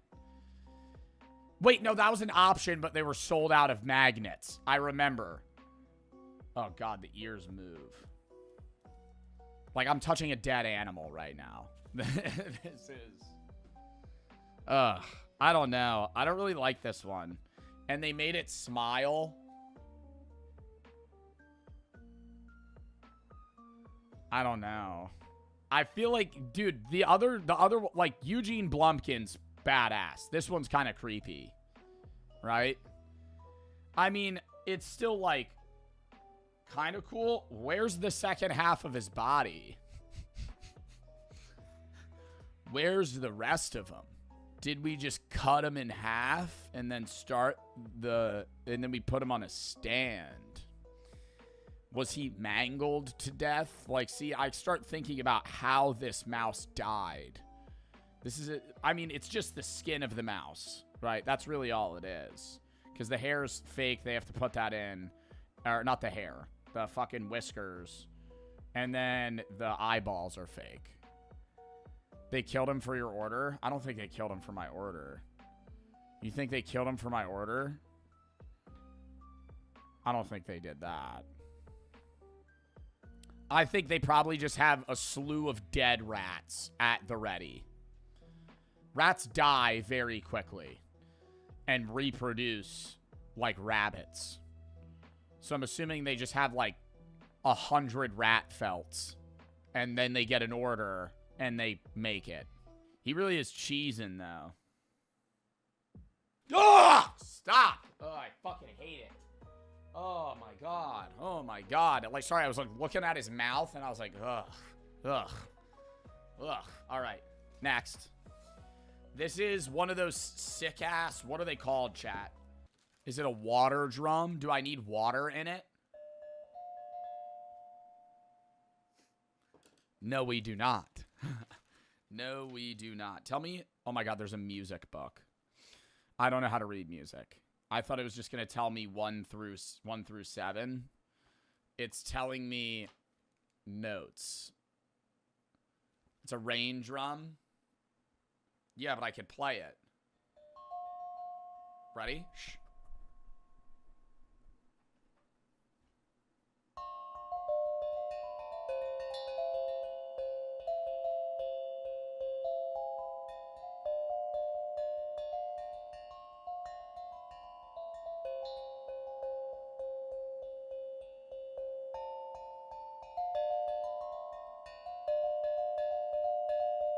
Wait.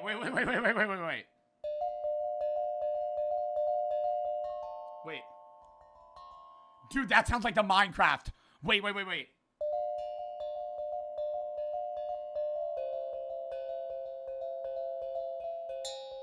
how do I do it? No, that actually sounds like it, right? I feel like I was hitting that. Everybody shut the fuck up. I used to watch these guys when I was a kid.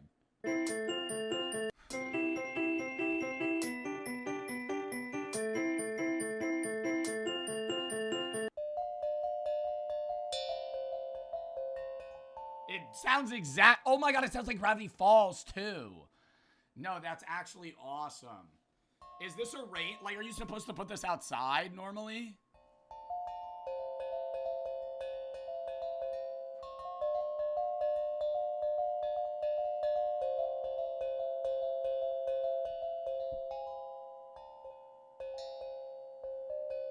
Wait, I got it.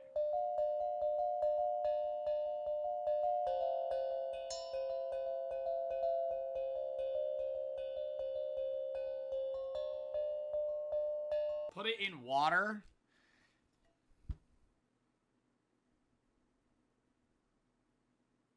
It's meant to be played not on water.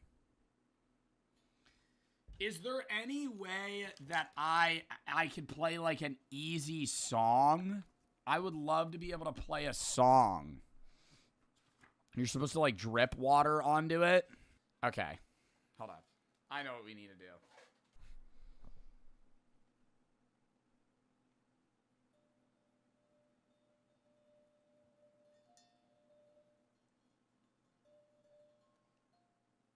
Did you hear it? Stop saying ew. You guys asked for this. What are we doing? What do you mean ew? What do you mean ew? It's my fucking rain drum, ass. If I want to spit on it, I'm going to spit on it. Fuck. We asked you to pour water on it. Yeah, I know. And what do you want me to go grab a bowl and fucking submerge this in water and then get like a syringe and dribble water on top of it? Brother, I mean, that's going to take like 10 minutes. Let me cook.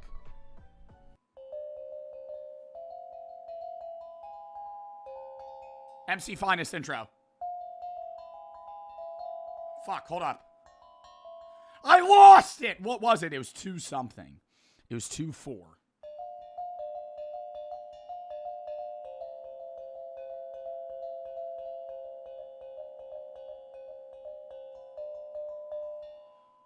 It's supposed to be played on water. Bro, are we dead ass? Should I actually go grab a fucking bowl right now? If I go grab a bowl and I pour water on this fucking thing and it does nothing, I'm going to be pissed. I'm not doing that. I'm not doing that. I'm not doing that. Bro, because you heard it already. It's going to be the same shit. It's just going to be a more dull sound. It's going to be a more dull sound. And I can't read this music. So it's cooked. Oh my god, wait, no, it says it. No, it says it. No, it says it. It has the numbers. We're playing a song. We're playing a song. We're playing a song. We're playing a song. We're playing a song. We're playing a song. We're playing a song. We're playing a song.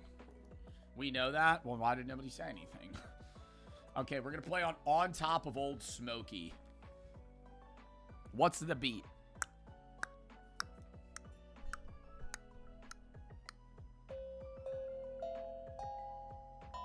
Okay, what's one with a dot over it? One. Wait, ready? Wait, it's 1135. 1135. Okay.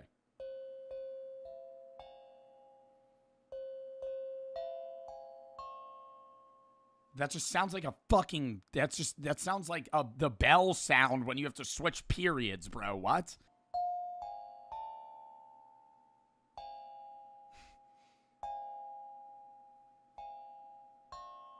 This song sucks.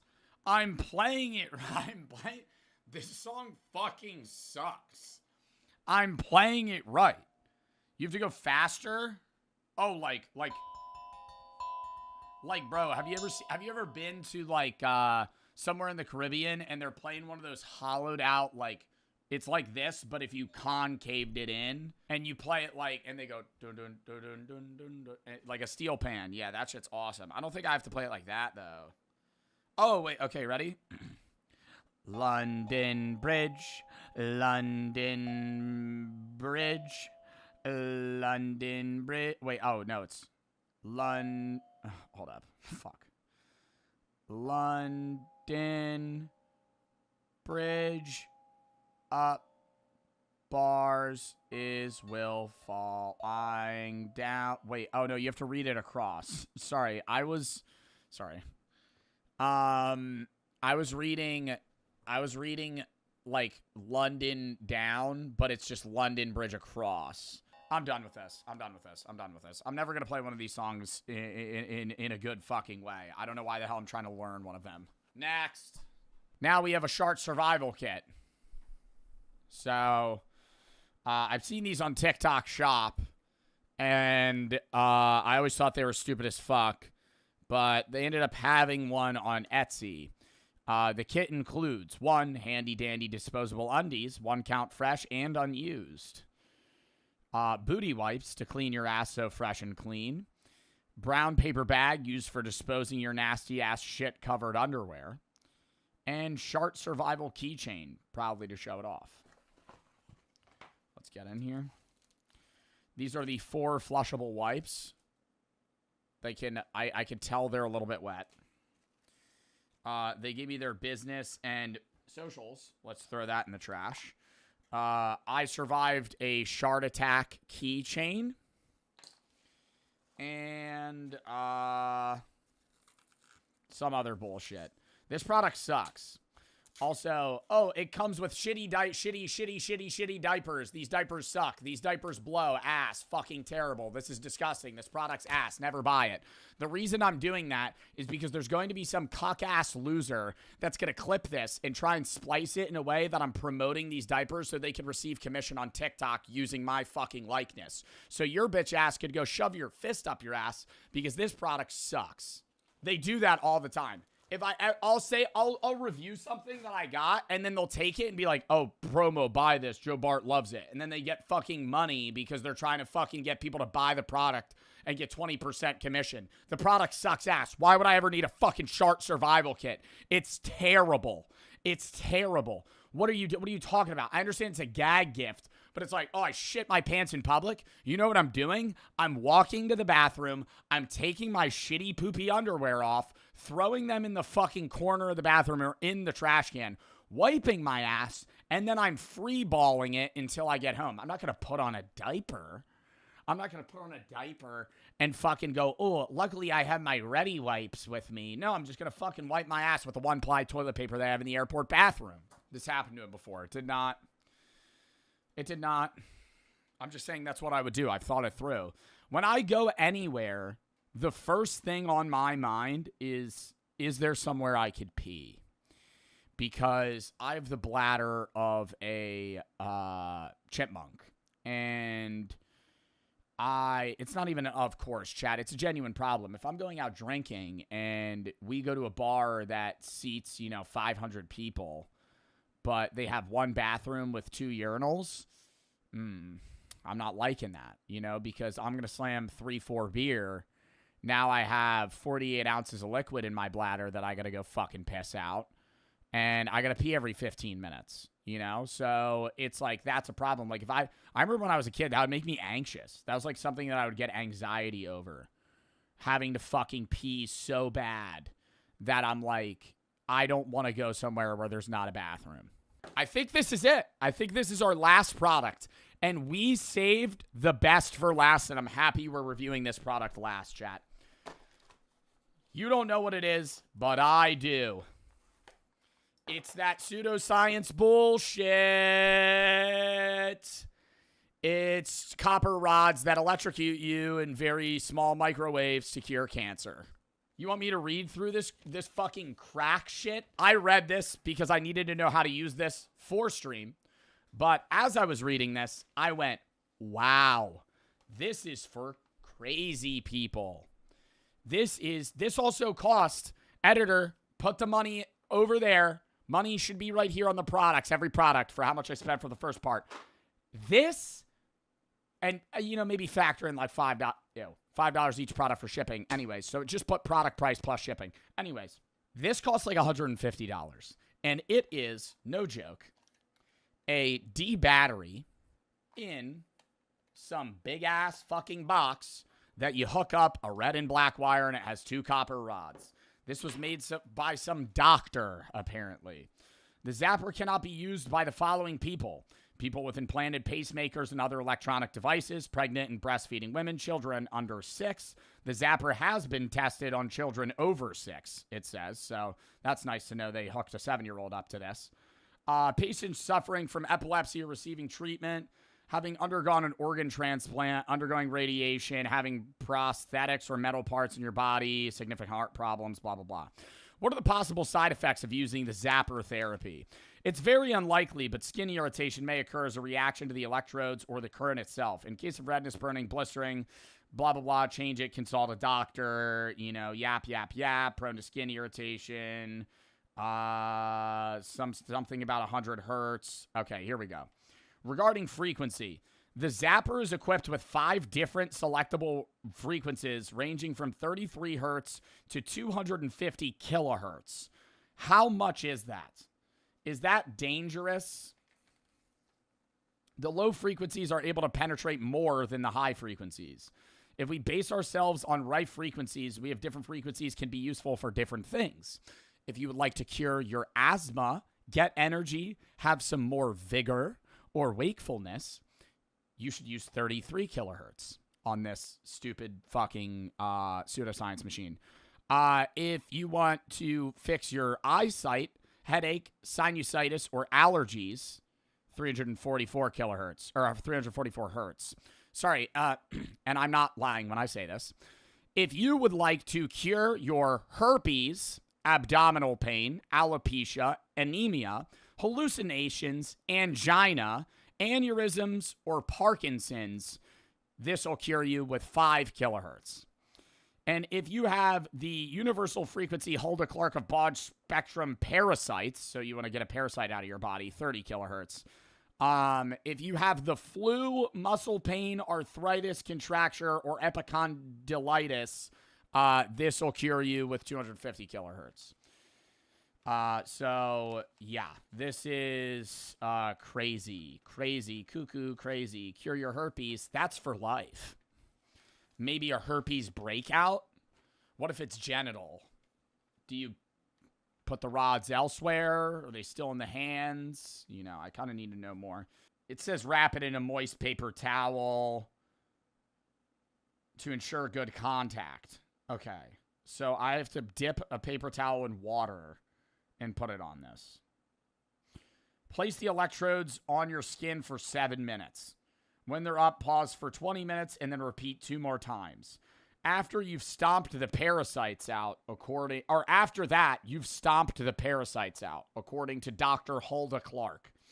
So if I have a fucking parasite in my body, I just do this for 7 minutes, stop for 20, and then do it another 7, stop for 20, do another 7.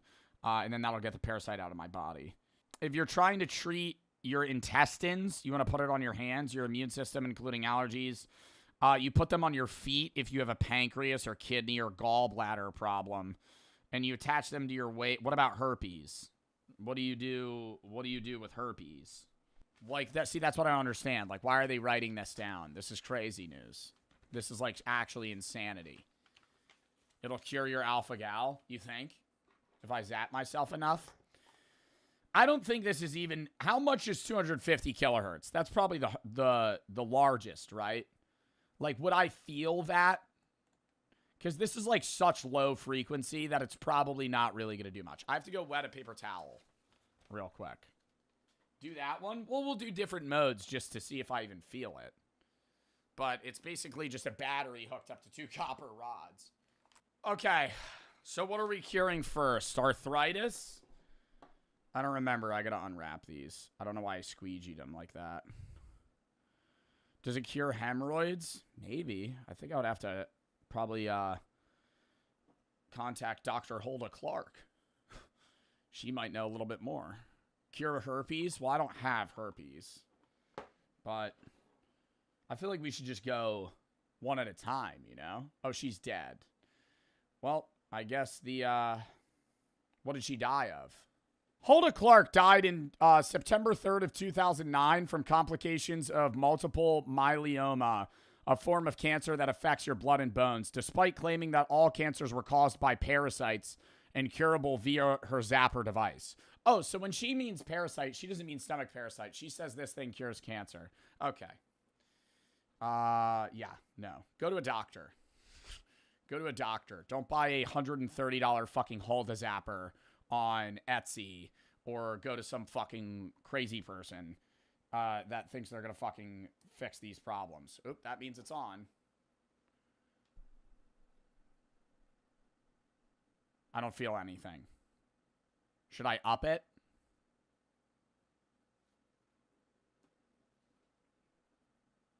We're curing arthritis now. Ooh, I feel a little tingle. I feel a little tingle in my hands. It's more of like a vibration, honestly. We'll go one more. We are now at 5 hertz. I'm curing herpes. If I had it. Max it out. We have to go one at a time. What if it starts hurting? I don't feel anything yet. It's still a little tingly. We're now at 30 kilohertz. I feel it.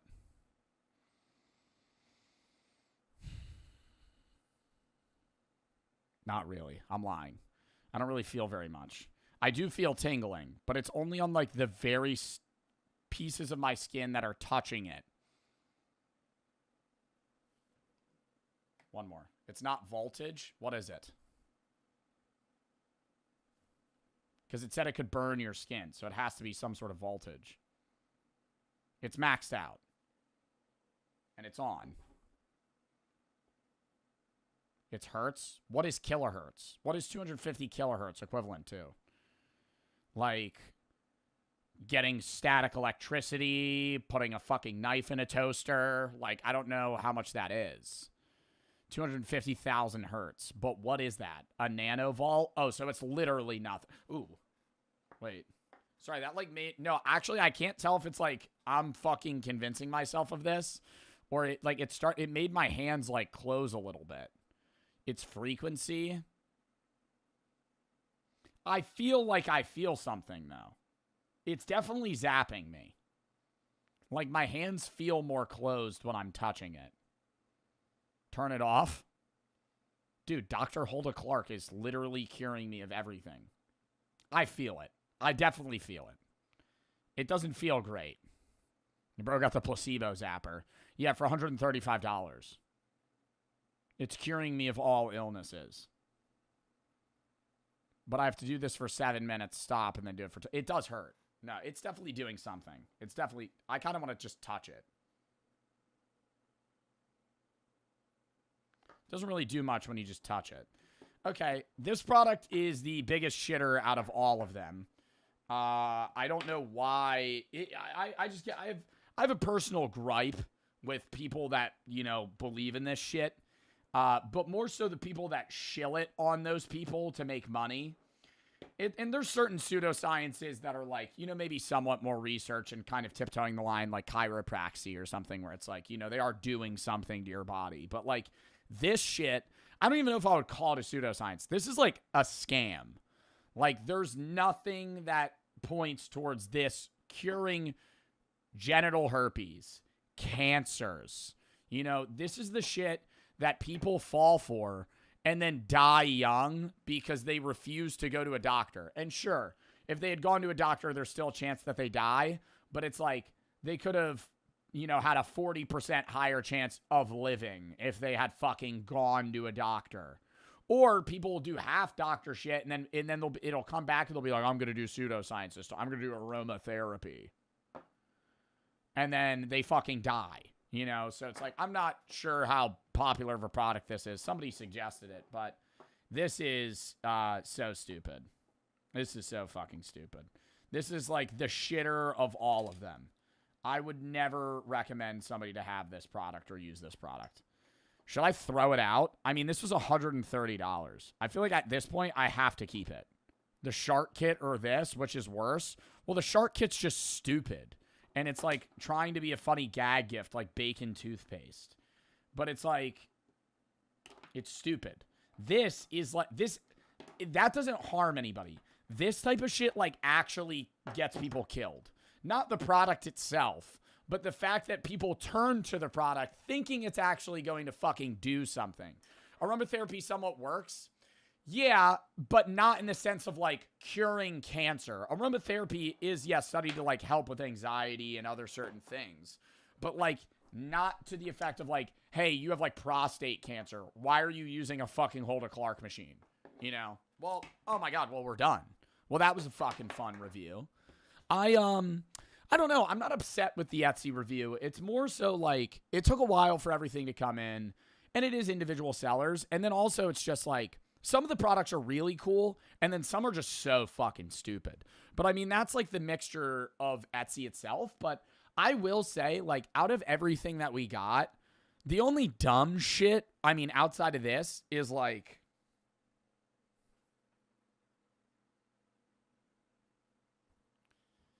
this is like AI, like, so like, it's just like random shit printed on a shirt, you know?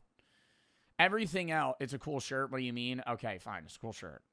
But it's like, outside of this stuff, it really was, it was better. Like, I mean, the Amazon product review and Temu had some like cooler shit, but a lot of it was also like slop. The only real problem with this one, like outside of, you know, things being expensive and expensive to ship, was like, the ray gun breaking. But I mean, that happens with every review with at least one product. So I had fun. I thought it was fun. I don't know what we're going to do next. Would you guys want to do like either TikTok shop or do another Amazon one, but like something category wise? I feel like that would be really cool. Like an Amazon suggestion tab thing, but like we do like 5 products in like 5 different categories and then rank them.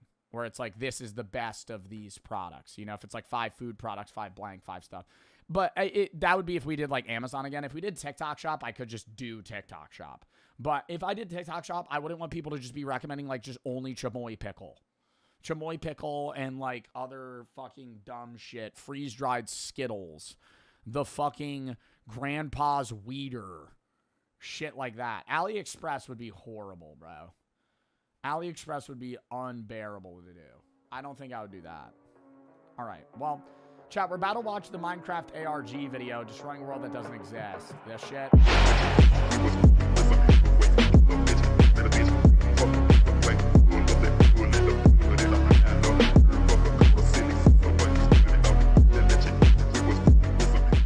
How rich kids cheat the SAT. This is Big A. This is Atriok. He's also a streamer, but I think this is a really interesting topic he's going to talk about, so. I want to talk about SAT cheating, a rising scandal. Parents are fuming. I have to move my camera. About other people's kids getting extra time on the SAT. Now, was extra time cheating, technically?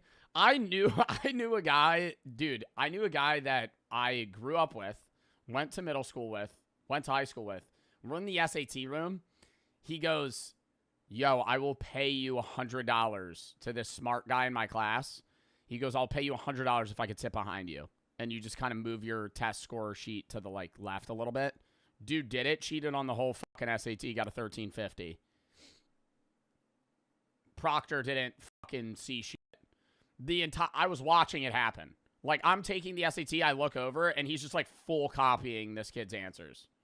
That's insane. I'd heard tell of this through other articles and other news stories throughout the years, but this one was really specific. Parents have reached a break. It's loser shit. Bro, people cheat on the SAT all the time. The problem is if you cheat on the SAT and you get caught, ooh, that's bad. That's really bad. Like, the risk outweighs the reward. Just take the SAT. What is the SAT? A U.S. standardized test that is centralized around reading, comprehension, writing, and math. And it is a metric that is used to determine how smart you are in some ways, as well as whether or not you'll get into colleges and scholarships. More colleges don't use it now, but a lot of colleges still do. It's the SAT, and then what's the other one? What's the other one that uses science? I never took the other one. Is it the ACT? Yeah, the ACT I never took. The ACT is out of like 30-something or some shit. The SAT, you get a score up to 1,600. 1,600's perfect. You get a minimum of 400. I took it 3 times, never studied. First one I got an 1120. Then I got like a 1,200, and I took it one more time. I got a 1,300 flat. And I remember the day before I took it, I didn't study, but I was asking this guy that did well on the SAT what he did. He was like, wake up, take a cold shower, and eat almonds. I was like, okay. And it worked. They're extremely angry And so I decided to look a little more into it. Now, before I go on, I have to give a warning. Warning, warning, warning, warning. This is for commenters and chatters. Whatever you have, ADHD, anxiety, IBS, I believe that it's real. I'm not calling whatever you've been diagnosed with not real. I am saying that there is a strong bit of evidence that wealthier students are exaggerating, faking, or using this stuff to get it. Yeah, they're like out of 20 people that have extra time on the SAT, only like 10 of them actually have ADHD or some sort of need to actually get extra time. Like, that's annoying. I get you needing it if you actually have, ADHD. But there are people that, yeah, I could see that. Getting their parents to, like, somehow get a written note from a doctor that it says they need this, but in reality, they really don't. That, or they're, like, going to the doctors and kind of, like, they're, like, faking it so they get, like, the capability to get extra time. I'm not, in hindsight now, I don't dislike it. Like, if you need extra time, you need extra time. If I'm being honest, when I was in high school, there was a kid in my class that had ADHD, and during finals and the SAT, he would get like 30 minutes extra time, and I fucking hated him for it. I remember being so annoyed. I remember being like, you lucky fuck. Like, I was mad. I remember being mad. I remember being like, why do you get extra time? And I don't. Now I'm like, well, he has ADHD, so, But I also knew the guy, and I think he was one of the rich kids that kind of maybe tipped the scales a little bit. So let's go into it. The SAT, an important test for college admissions here in America. And what's interesting is, on the SAT, you have a certain allotted amount of time to take the test. And that is how it's used to be standard. Somebody in chat just said, I fake dyslexia, and now I get extra time. How did you fake dyslexia? It's a standardized aptitude test. People, over time, have claimed that because of certain conditions like anxiety. Bro, where should I move my camera? I'm going to move on the left. This is going to be a rare Joe Bart left side reaction. Or ADHD or irritable bowel syndrome, that they need more time. They need 50% more time or double the time, or they need extra bathroom. Double? I'm not even going to lie, bro. I finished most SAT segments well before the time was up.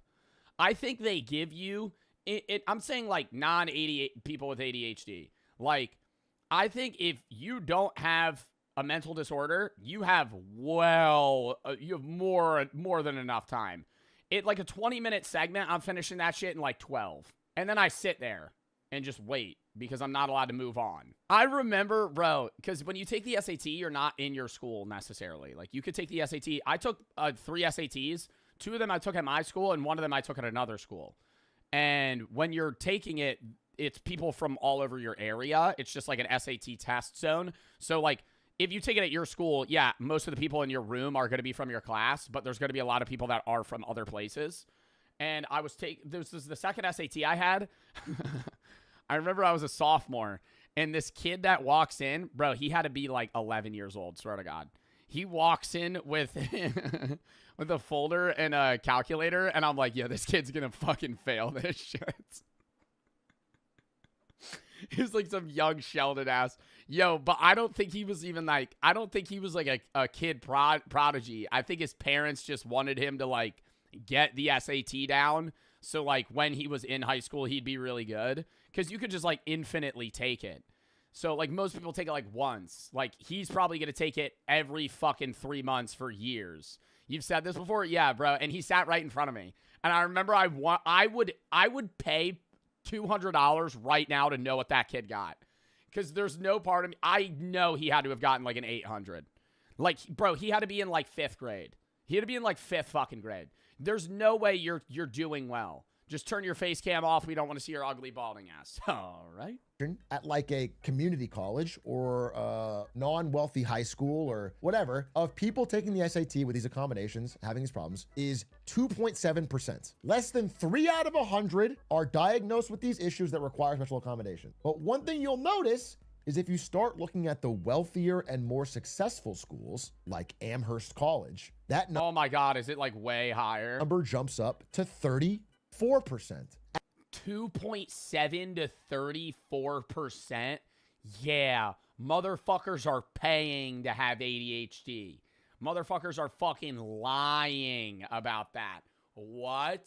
34% of the students need extra time? There's no way. At like Brown, it's 22%. Cornell, it's 25%. And at Stanford, the most egregious in the country, Stanford, by the way, probably because they also give special dorm room accommodations if you have a disability, which means you can get a single room instead of a double. You don't have that. Oh, you can get a single room as a freshman if you have like a need to. Yeah, whenever you put that in place, there's going to be people that fucking scam the system. Roommate. 38% of students at Stanford right now have a disability. Officially diagnosed disability. Over a third are saying they have a disability that allows them to get extra time on a test, a special room. And what's interesting is all evidence suggests that these disabilities should be more prevalent among people who are financially struggling, because the idea of like stressors, nutrition access, all that stuff should be higher. But it's the inverse. You see them appear way more often among wealthy students. This guy's from Stanford, is saying half of his class gets to take their test in the accommodations room and get extra time. So the graph is insane, and it's rising so Yeah, you're a fucking Stanford student. fast. You're at an Ivy League, and half of your class is fucking getting extra time. In recent years. There's just no way. Now, you may have heard about something similar to this with It takes up space. It takes up space for people that actually have one. Yeah, no, that's fucking annoying as shit. Like, you actually have ADHD. You are struggling and need more time, and then you're sitting next to 3 jackasses that are just fucking scamming the system, so they're able to fucking make more money. Or not make more money, get more time, and therefore make more money because they want to go to an Ivy League. scandal back in 2019. This kind of went viral. There was a Netflix movie about it. It was mostly about college admissions, though. This is like the Lori Loughlin, dozens of parents got... Oh my God, the fucking paying for good SAT scores. Yo, your kid got to be a fucking stupid ass idiot. You have a stupid fucking son for you have to pay a shitload of money to an SAT proctor to give your kid a good fucking score or give him the right answers. Your kid's a brick, right? What are we doing? Like, I'm not trying to be that guy, but like, if you're a rich ass, I make good money. If my kid's a fucking dork and he sucks at taking the SAT, tough shit, right? You suck at taking the SAT. I'm not going to fucking pay somebody $100,000 so you could fucking get into Harvard, all right? You're a bum. You shouldn't go to Harvard, right? That's what the fucking mindset should be, right? You don't have the accolades, the experience, or the intelligence to go to Harvard, so you're not going to Harvard. What is with this weird rich person mentality of being like, I need to pay for my kid to be in the best college and have the best education and have the best... Yeah, you want your kid to do well, but if your kid sucks at the fucking SAT, let him suck, right?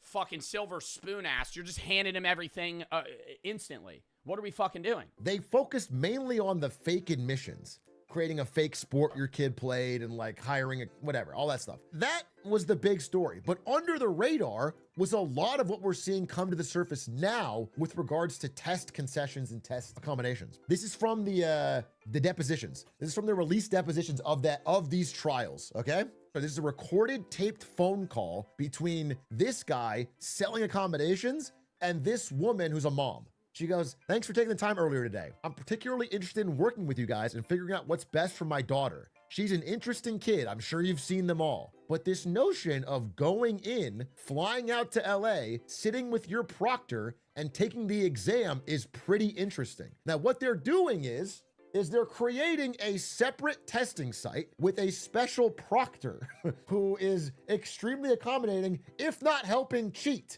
And these students can fly out and take the test there in this special quiet room. Yeah, that's so fucking weird. That is so fucking weird. Dude, your SAT proctor should be the equivalent of a substitute teacher. They should be sitting there, walking around, and just hawking over you. That's it. Like, if you go, oh, I have a question, can't help you, I actually don't know. Right, like you should hire SAT proctors that don't know how to take the SAT, because then they can't help you.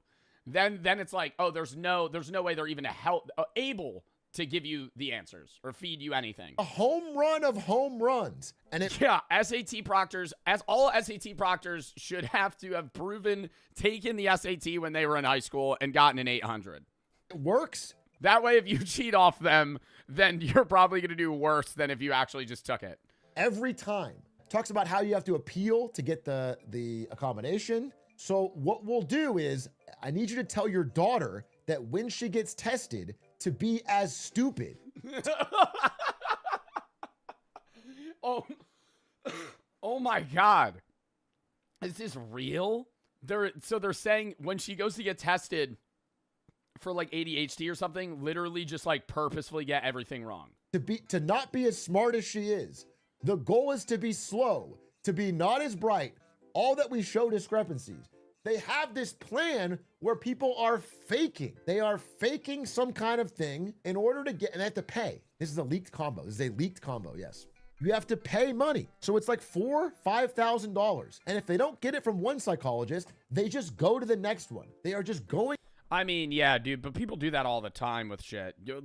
People doctor hop all the time until they hear the answer they want to hear. Like, I get you going to like multiple sources to see. Bro, did you see the one fucking video of the woman that said she had like phantom like fucking bipolar disorder or some shit? And she was like, I've been to 20 doctors and they all tell me I don't have it. And I'm like, that means you don't have it, right? Like, somebody find that video. Maybe it wasn't BPD, but she said she had something. She was like, I have phantom blank.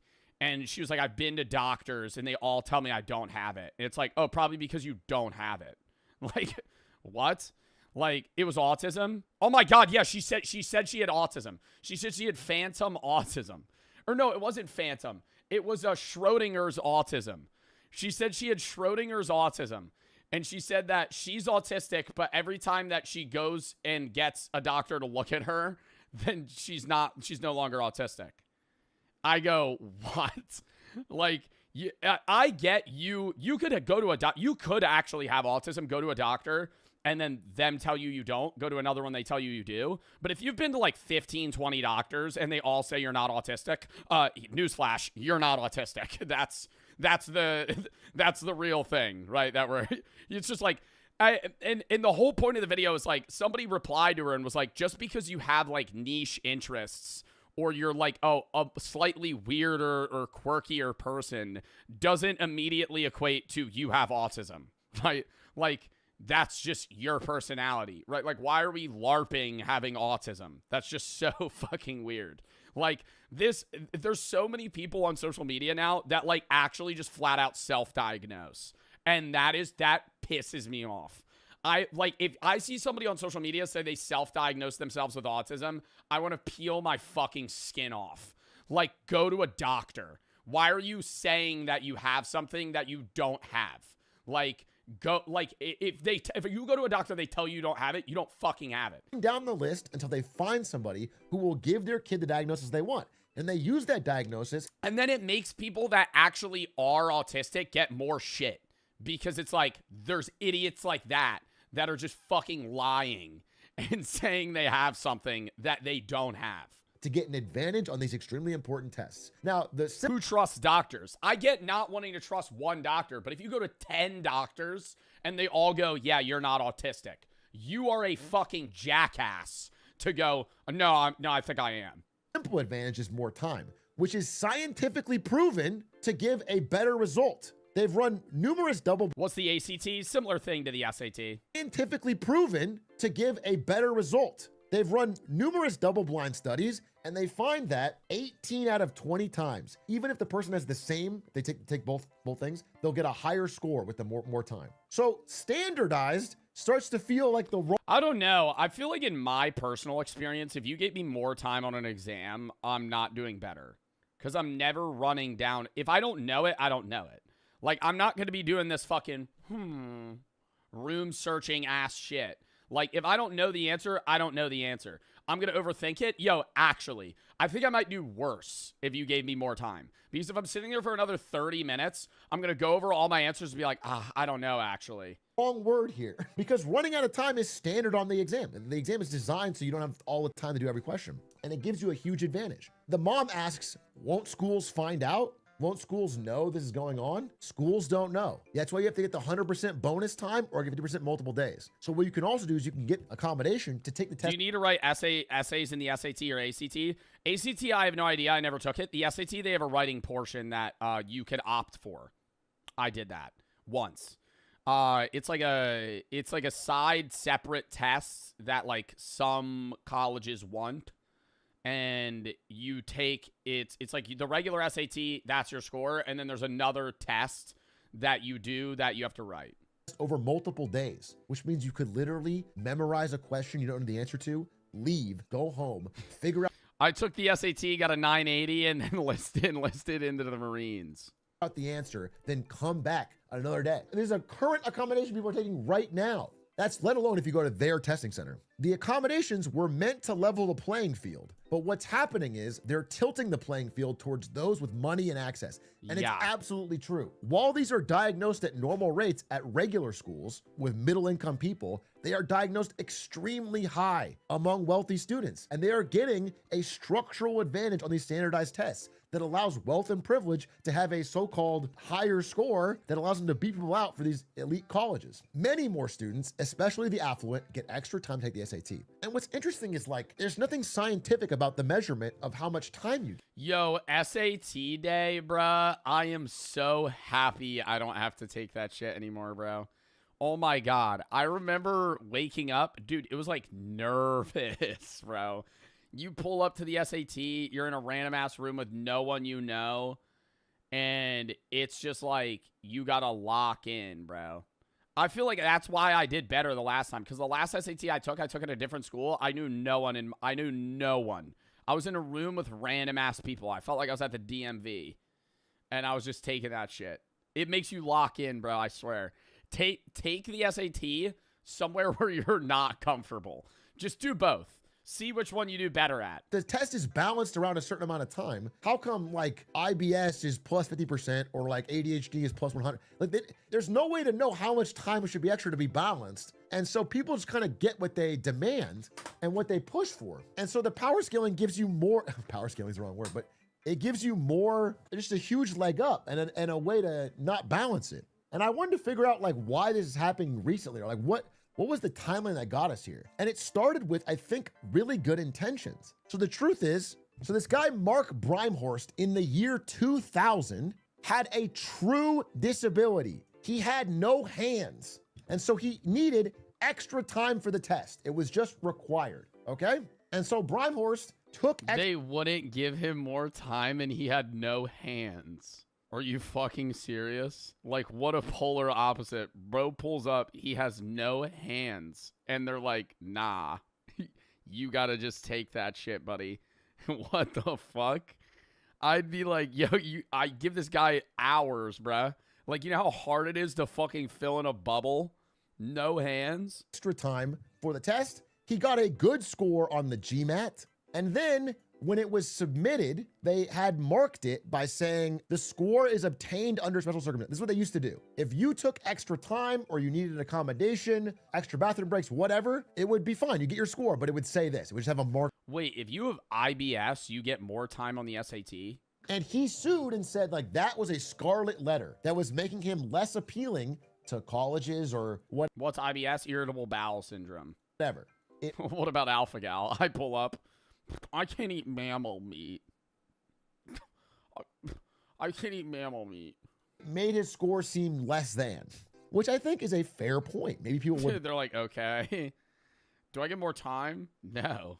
would assume that there was something wrong with it. So once they got rid of this because of his lawsuit, that also got rid of the last barrier to being like, wait a minute, this is just better. And so rich people started to realize, wait a minute, I think there's a direct quote. the guy they caught on the phone. It was basically saying like, yeah, I mean, wealthy families have realized that it's a bonus for their kids, so that they're behind if they don't do it. And so now it's like an arms race where wealthy families don't want their kids to fall behind. So they're finding ever increasing wilder accommodations and reasons to get them and spending money through the nose to make that happen. So again, like, look, some students with severe anxiety can take the ACT over 4 days. And diagnosing severe anxiety Over 4 days? How are you taking it over 4 days? is not like a universally agreed upon test. Do you know what I'm saying? Different psychologists can say different things, and some psychologists like money. There's just this huge advantage that's like building and building and building. This has been going on for years, but now it's getting so extreme that parents are starting to really freak out because, especially if you're like in that upper middle, you can't even afford to keep up with this race. You can't afford to pay all the different psychologists to try and keep up. Some of them have to spend $10,000 for a diagnosis. Or finding a gas. Bro, it really is annoying too, because then even like your entry letter, like when you write a paper to try and get into a college, because you usually write a paper, like that's most colleges, you have to write a paper talking about something to get in. Like they're cheating on the SAT, so their SAT score is fucking skewed. And then they're probably paying somebody to write their own college paper. So like all of their entry requirements are just fabricated. Like, these colleges are letting students in that are actually fucking stupid. And it's like, now the kids that are on paper testing lower, but are in actuality smarter, are the ones that have to go to worse universities. So that actually is kind of, do you think that'll cause like a shift later down the line where like a lot of these like higher upper echelon schools actually end up having worse students and less credibility? Because, you know, if you look at this on like a 10-year span, if people keep doing this, then like the average Harvard student is actually going to be a lot dumber than they used to be. And then like state schools are actually going to be the ones that people want to go to because state schools are actually going to have the smartest kids. Gastroenterologist to support requests for unlimited bathroom breaks. Again, unlimited bathroom breaks with a friendly proctor is basically a license to cheat. It's a license to go to the bathroom, take out your phone, check the question, then come back. It's a license to cheat. Everyone knows this. And so I asked, I mentioned this on stream, and I asked people if they had any stories of this, and I got a ton. I picked 2, I think. Some people have parents that like have pushed them into using this. Some people have legitimate ADHD, and they feel upset because they know other people are cheating with it, and it makes them feel like they're getting roped into that bucket. There's a lot of stuff. There's a lot of people who are angry about it. This guy said, big glizzard, which you don't have to call me that in private or in public or ever. You said you wanted stories of SAT extra time. Boy, do I have some stories. I'm graduating today from a private high school in Boston, rich kid school. In my graduating class of 110 students, 25 received extra time on College Board tests. They are not underperformers in normal class. Even our valedictorian got extra time. The school encourages it too. Like we took our practice PSATs, the students who did not finish all the questions. Oh my God, PSAT, what a fucking shit. What a stupid fucking test. I remember PSAT days, bro. You might as well just fuck off. Put A for everything and walk out. Like, what is a PSAT? It's a practice SAT. It doesn't count. They give it to like freshmen and sophomores because they're trying to prepare you to take the SAT junior and senior year. It doesn't matter. Unless you're like a high score, unless you're getting like top in the country, you get like scholarships and shit. Like if you get like a 1550 on the PSAT, you might end up getting like money to go to school. So like try in that sense. But like if you know you're going to get like 1,000, oh my God, it's just a wasted day. National merit, I got it. Ooh, we have a genius in chat. Oh, aren't you smart? Oh, aren't you a fucking genius? Oh, aren't you fucking so smart? I got like 1,000 on the PSAT. There was a kid in my class. That got like a 700 or like a 6 something on the PSAT. And no, like the teachers don't get mad at you because they just don't care.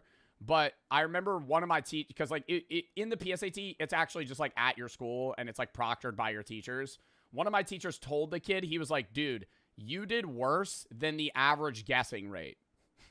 Like you somehow got such a low score that it makes it seem like you knew the answers because you had to have put the wrong answer purposefully, because it's like not possible that like you could have just put A for everything and you would have done better.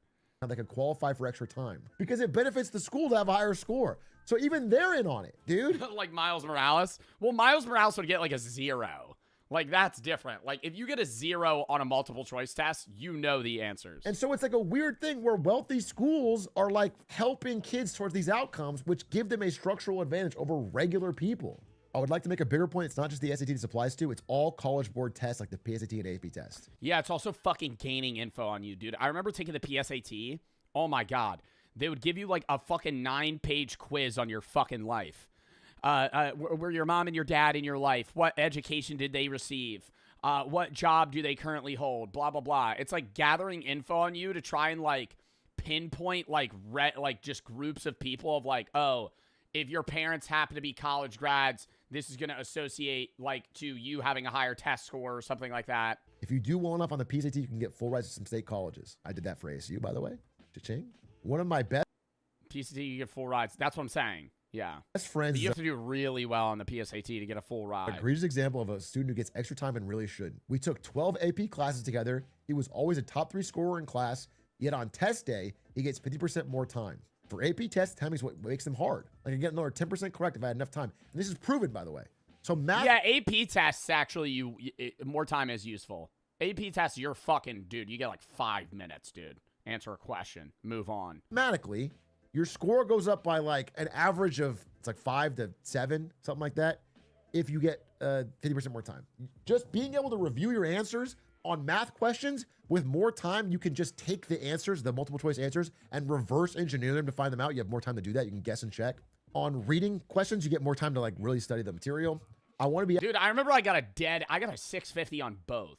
I remember like usually when if you have an SAT, you could get a max of 800 points on reading and 800 math. And usually like some people are better at one than the other. I got dead even. I remember I got 650 on both. Absolutely clear. My friend does not have ADHD or any other medical need for extra time. He does, however, have a prescription for Adderall, which he sells. So look, I mean, this is... Are you allowed to take Adderall? Like, is that...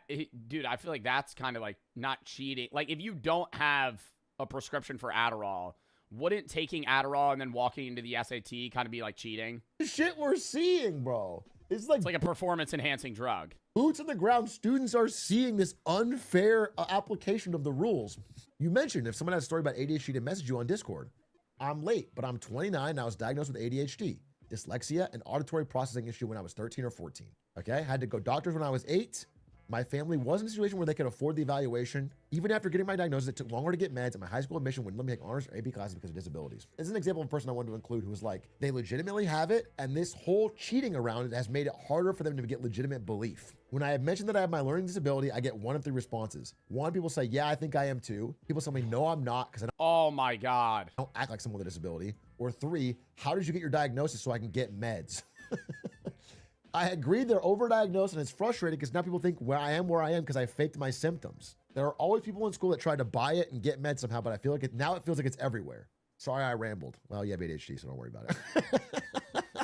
Anyway, this is what we're seeing. It's crazy. And on top of this, there's been an increase, not just in like this structural wealthy advantage where you get more time if you can lean on a psychologist, but there's been an increase in the SAT of actual cheating, like legitimate straight up cheating. Now, when I was a kid, a movie came out called The Perfect Score.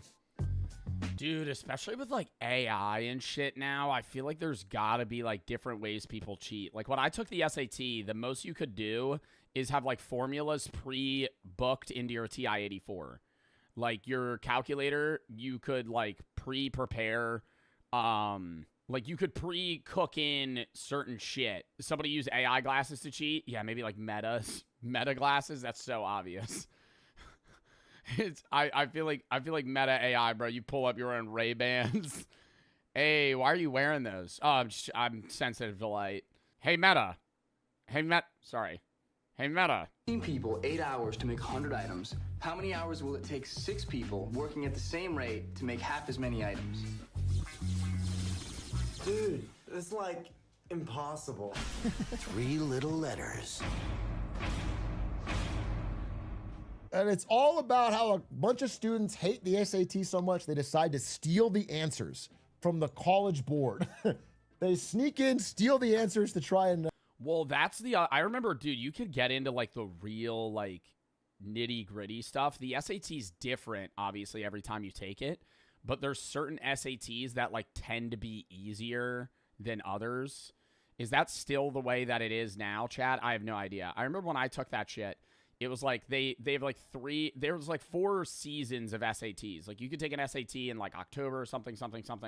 And there's like certain dates that it's like, I think it was like October and like June were like the ideal dates to take the SAT. SAT. And I remember watching this as I saw this in theaters, and I was like, Yeah, I remember people saying fall. Like October was the best. damn, that sounds great.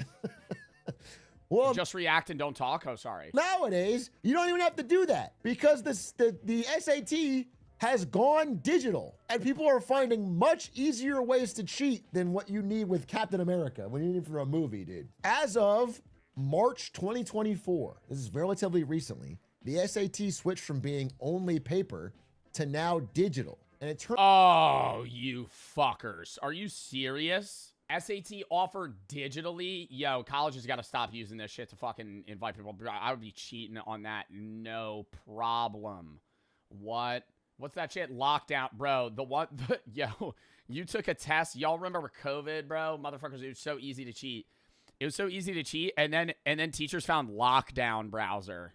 Lockdown browser was like a nightmare.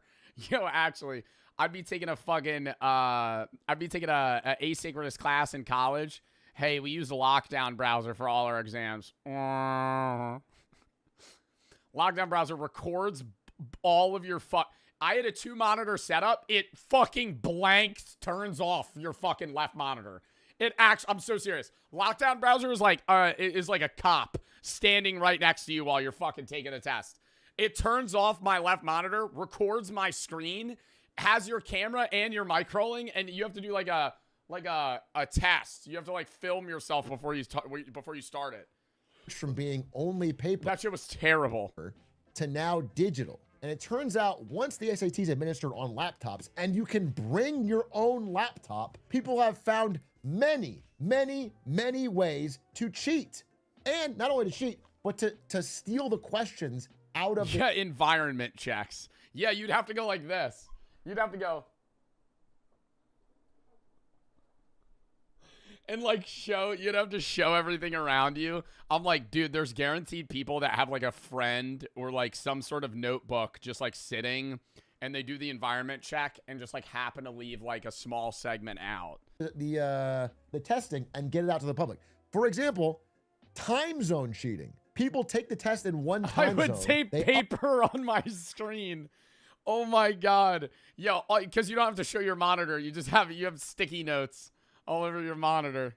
Upload the questions, and people in a later time zone have all the answers before they're— You're taking a test with lockdown browser using Meta AI glasses.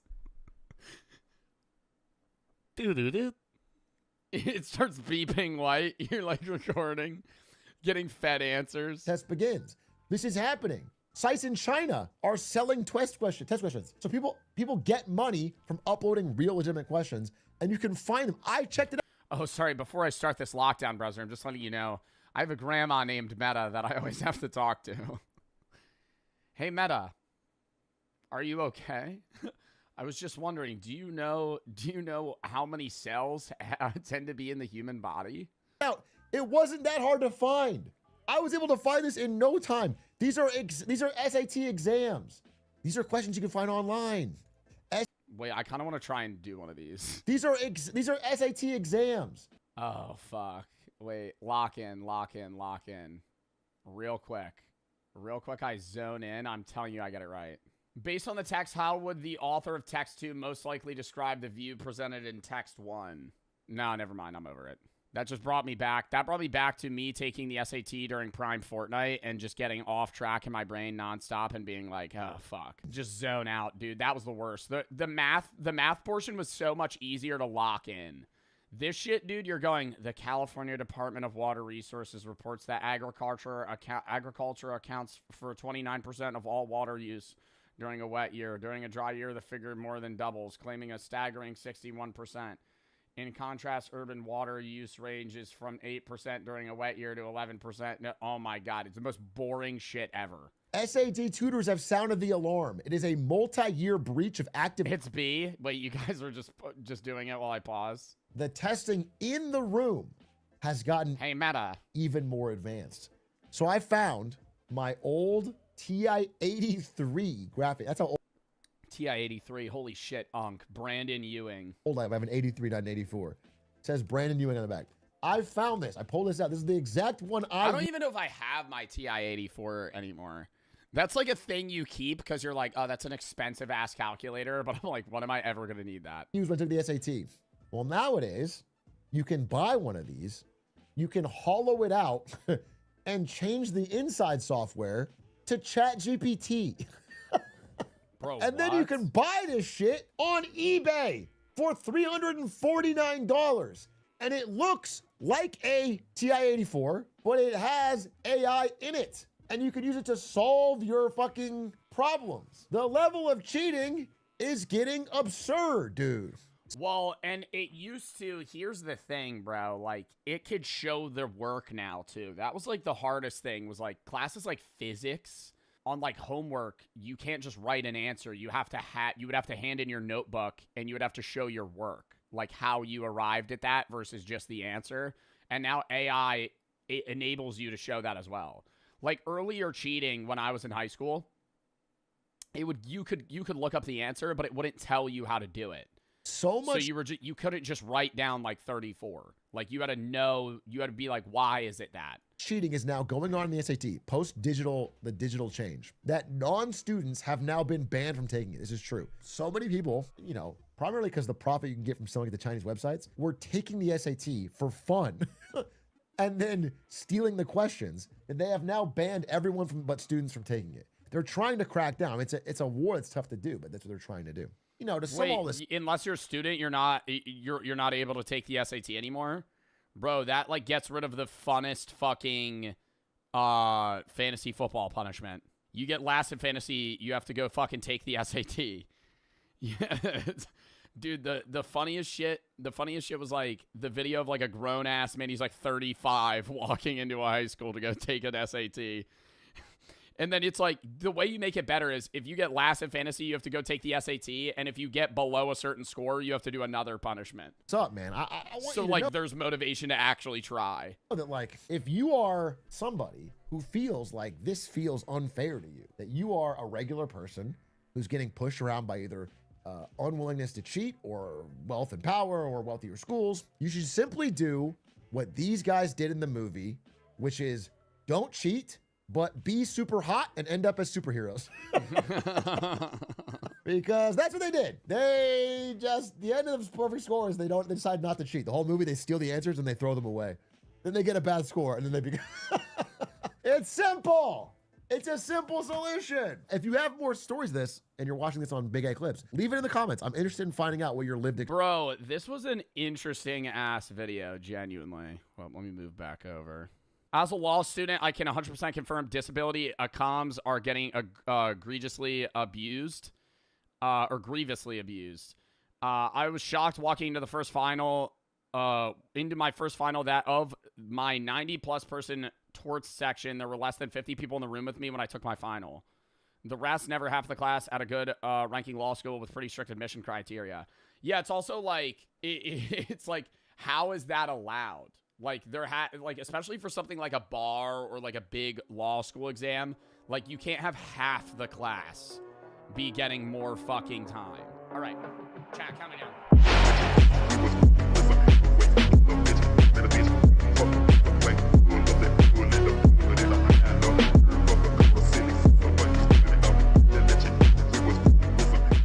The same man had been seen just a few days earlier naked and unconscious in front of a different unit, but no action was taken. Damn, dude. That's a minotaur. That's a labyrinth I would not want to walk into. Can you imagine like sitting there and grab your stuff?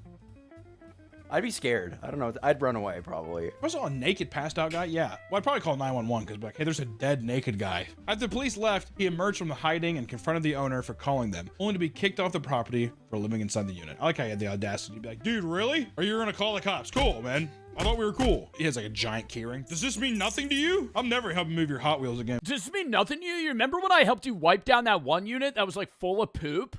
Definitely not me, by the way. Definitely not me. That I know the unit was like broken into and everything. Definitely not me.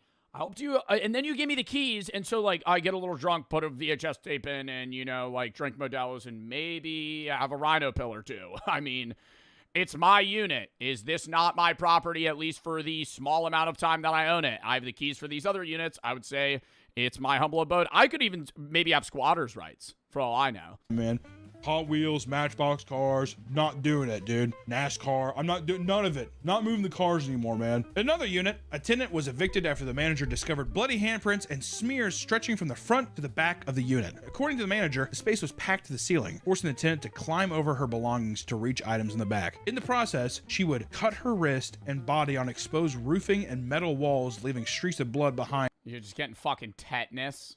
Rusty wires and ceiling shit that's just falling around, dude. Oh my god. Storage unit full to the brim, no walking space. You're just climbing over stuff, just cutting yourself with like old antiques. Sprawled out. That's I completely understand though. Am I gonna take everything out? Just crawl over it. Yeah, I got cut up a bit, but I'll be okay. I wonder what if she died in there? It's like a saw trap trying to get to your Furbies in the back. Back in 2008, an obese 60-year-old woman. Why are you looking at me? Back in 2008, an obese 60-year-old woman came into the front office to pay her bill when she tripped and had the front door pin her to the floor. What does that even mean? How did it pin her to the floor? I'm guessing she like tripped and the door broke and then. Staff rushed over to help her up.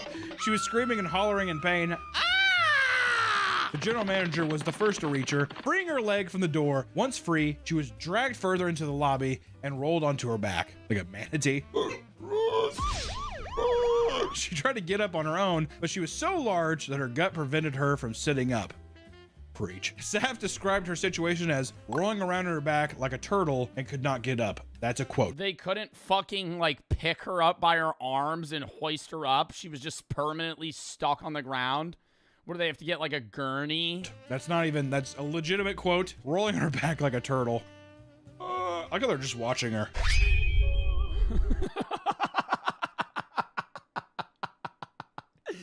Like she's rolling back and forth, bro, like helpless. Just asking for somebody, yo, somebody please help me up. I literally can't, and they're just. And they're just looking at her like, let's just wait for her to die. Eventually, the manager pulled her up off the ground, and staff were checking her over to make sure that she was all right when they noticed that she had pissed herself during the fall and soiled her pink sweatpants. Oh my god. You fell down, you got pinned, I'm gonna piss myself. All right, that's not even an act of rebellion, that's just the facts. After she was deemed okay, she paid her rent but moved out about a month later. Because why? How embarrassing is that? Yeah, I'm gonna be fucking. Yeah, I mean that would suck, man. It's funny that like, you know, the situation unfolded in the way that it did, but being the person that, you know, basically falls over, the storage unit falls on your leg and you piss yourself and then you can't get up. It's like. Now you're going to feel like you're being judged the entire time you're there. There are numerous bizarre and horrific renter crimes. Tenants and managers don't always see eye to eye, but that doesn't mean they can't get along. Eric Adams worked at the 1 in 5 mini storage near Portland, Oregon for 15 years and was liked by most of the tenants. After about 5 days without hearing from Eric, a friend drove to check on him. He opened his storage unit and found Eric dead on the floor. Police determined that the cause of death was blunt force trauma from items found in his own unit. Suspicion grew when none of Eric's valuables were taken, suggesting it wasn't a robbery. His death would remain a mystery for a year until So it was just a straight up murder? Police gained access to the keypad records and found that one tenant was at the facility during Eric's final moments. Rob Caputa had entered the facility around the same time that Eric did, but after an hour, only one left. He was a long-term tenant at his unit since 2019, averaging about 55 items per month. But after Eric's last... What do you mean 55 items a month? He had been at the business often. He showed up to the storage unit 55 times a month? What the fuck do you have at your storage unit that you're showing up over almost twice a day? You're going to the storage unit more than people go to the gym. He avoided facility for 3 weeks. See, now he would have had to keep coming back around. That makes him seem sketchy.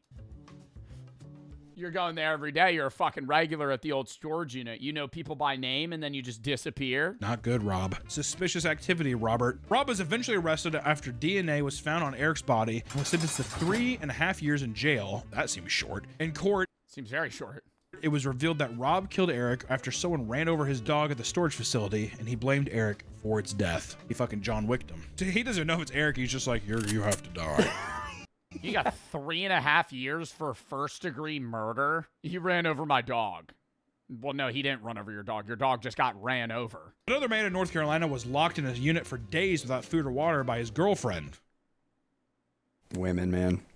That's also unsafe. I feel like storage units should kind of be like refrigerators in that, like, you should be able to get out regardless. Or like aren't most car trunks like built in with hatches to where you're able to escape even if you're stuck inside? Like, that's scary that you could lock yourself in a storage unit and not be able to get out. Well, you couldn't lock yourself in. Somebody could lock you in. In 2024, police responded to a call at the Cooper storage compound from a man who claimed that he was locked. But how would they have a safety mechanism for that? Because the latch is always, the security lock's always on the outside. There would have to be like a side door that's just a one-way. Inside his girlfriend's storage unit. When they opened the door, they found Gary Oxidine, weak and emaciated, on the floor. He had been surviving in the unit for days with no supplies until he found his phone in complete darkness and called for help. It took him 4 days to find. Yeah, that is a little crazy. It took him 4 days to find his phone. Previously accused his girlfriend of locking him in a storage unit for days and now saying the charges were a mistake. Days with no supplies. What do you mean saying the charges are a mistake? Until he found his phone in complete darkness and called for help. It took him 4 days to find. What? I wonder if on the last day he's just like, I really should look for my phone, actually. I'm not gonna die here. After his rescue, his girlfriend, Robin Deaton, was arrested and charged with attempting murder and kidnapping. However, after the charges went public, Gary spoke to the media and claimed that the accusations were bogus. He said he had simply fallen asleep in the unit and his girlfriend had locked it without realizing he was inside. How do you, you're the significant other and you showed up to the unit together. What? That'd be like me and Brooke going to a storage unit. I fall asleep, and she locks me inside.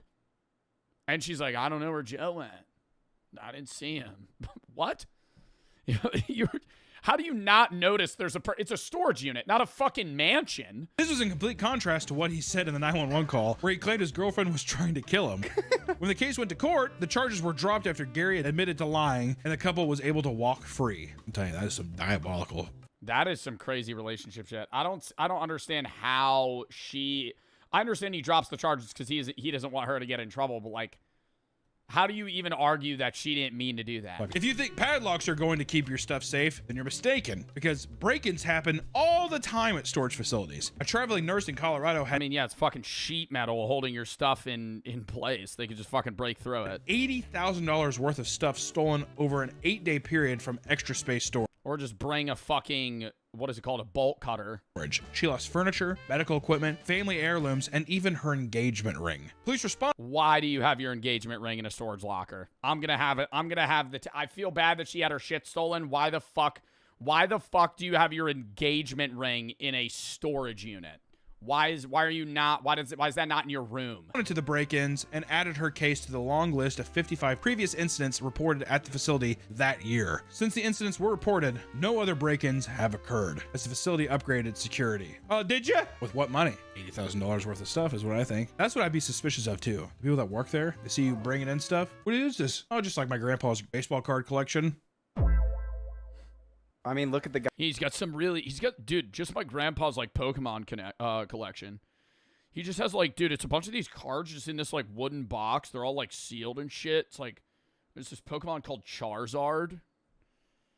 I don't know, man. I'm just gonna like leave it here. I don't really want it, but I don't want to throw out my grandpa's stuff. One of the victims claimed the thieves stole most of the audio equipment, including TVs, car stereos, and mixing boards. Police wonder how the criminals were able to pull off the heist because although units are indoors, have a code at the front door, and they are equipped with cameras everywhere. California appears to be a hotspot for criminal storage activity. Just a couple 100 miles south of the last break-in, Steve Bohannon and his nephew purchased an abandoned locker for $80 at auction and were excited to flip whatever was inside. They were greeted with a bunch of boxes that read, "Danger, poisonous." They didn't see that when they were fucking bidding on it. I always think that's weird that you're not even allowed to walk into the storage unit. You just have to stand outside of it and kind of like guess, and then they just bid on it. What is that, Uncle? After opening them up, they discovered that every single box... Oh, it's a closed locker? That's even crazier. You're just betting what it is off like on a whim. They discovered that every single box inside the container was filled with meth, beakers, and safety equipment. Thank God. Steve, Do they get refunded by the storage? Do they get refunded by the storage like company? If you bid like fucking $500 on a storage unit and it's just all full of meth, toxic shit, I would be annoyed as fuck. I would be like, give me my money back. Because now I'm not profiting anything. Because you're not going to be able to sell it. It's all going to be closed by the police because now they're going to have to investigate who owned this, what else is in it. Even all the stuff that isn't meth is now probably valueless because it's going to be fucking criminal evidence. report his discovery, and they arrived in full hazmat gear to safely remove all the drugs and the equipment. But just want to say, this is not me actually saying it, but don't get an extra storage thing. Extra storage seems like a scam. That's not me saying it. Disclaimer, I'm not really saying that, but extra storage seems like a bad place to keep your stuff. I wouldn't do Extra storage, the place where they rob your fucking wedding ring off of you, and when you actually bid on a unit, there's just meth lab shit in it. It might just be best to keep all your stuff at home and not risk enduring the horrors of modern-day storage facilities. Between unruly guests and incompetent managers, you never know what you're gonna get. And if you're not careful, you might just lose everything. However, if you need to rent a storage unit, make sure to do your research. And if you're choosing to live in one, Godspeed. If you live in a I mean, don't live in a storage unit. I think if you're going to live in a storage unit, don't post it on TikTok. Here's my storage house, doing a little review. We're going to be live streaming here on Mondays and Thursdays. So if you want to see, here's the front of the storage unit. If you want to call the owner and let him know that I'm squatting here, that would be awesome. Like, what the fuck? So, I don't know. That was an interesting video. It took us forever because we had to keep pausing for chat. But, yeah. Count me down 30 seconds. Then we're going to hop.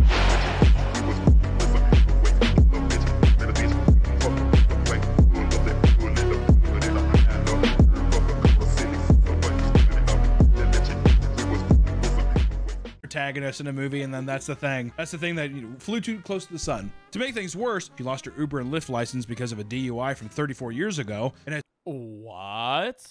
You get fired from Uber because you had a DUI 34 years ago? I get if you had a DUI recently, you shouldn't be able to work at Uber Eats or Grubhub, but like, I feel like if you're in your 50s and you got a DUI when you were like 18, I feel like you should be able to like do delivery service. Maybe I would maybe get it if it's like Uber. If you ever have a DUI on your record, you can't Uber people. But like, why can't you deliver food? That happened to my dad. I feel like that's crazy.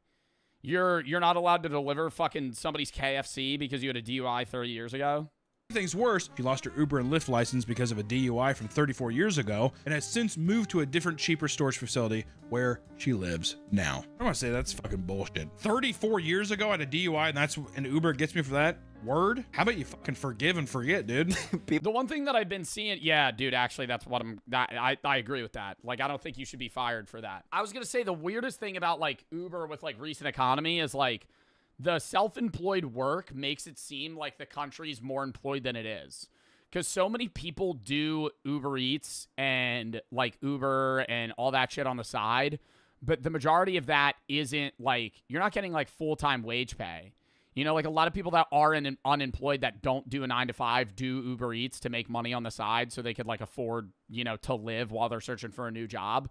But you're like, you're not unemployed, but you kind of are employed per Atrioc.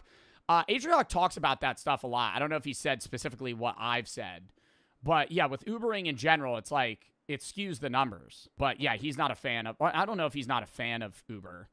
But he's talked about how, like, part-time wage work is pretty bad. It's good for, like, stimulating economic growth for people that need side hustles. But it's like, most people that do Uber Eats are just doing it to get by or get extra money for a specific thing. So it doesn't really count. It counts as you being employed, but you're not really employed.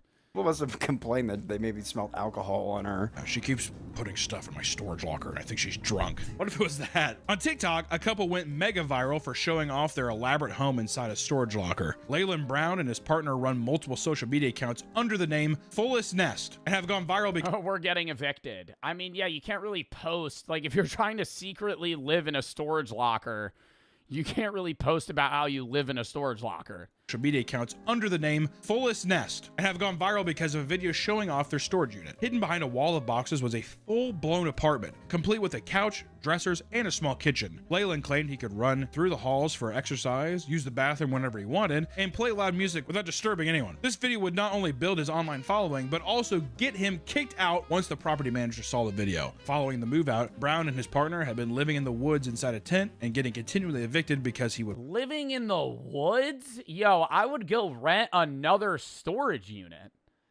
What?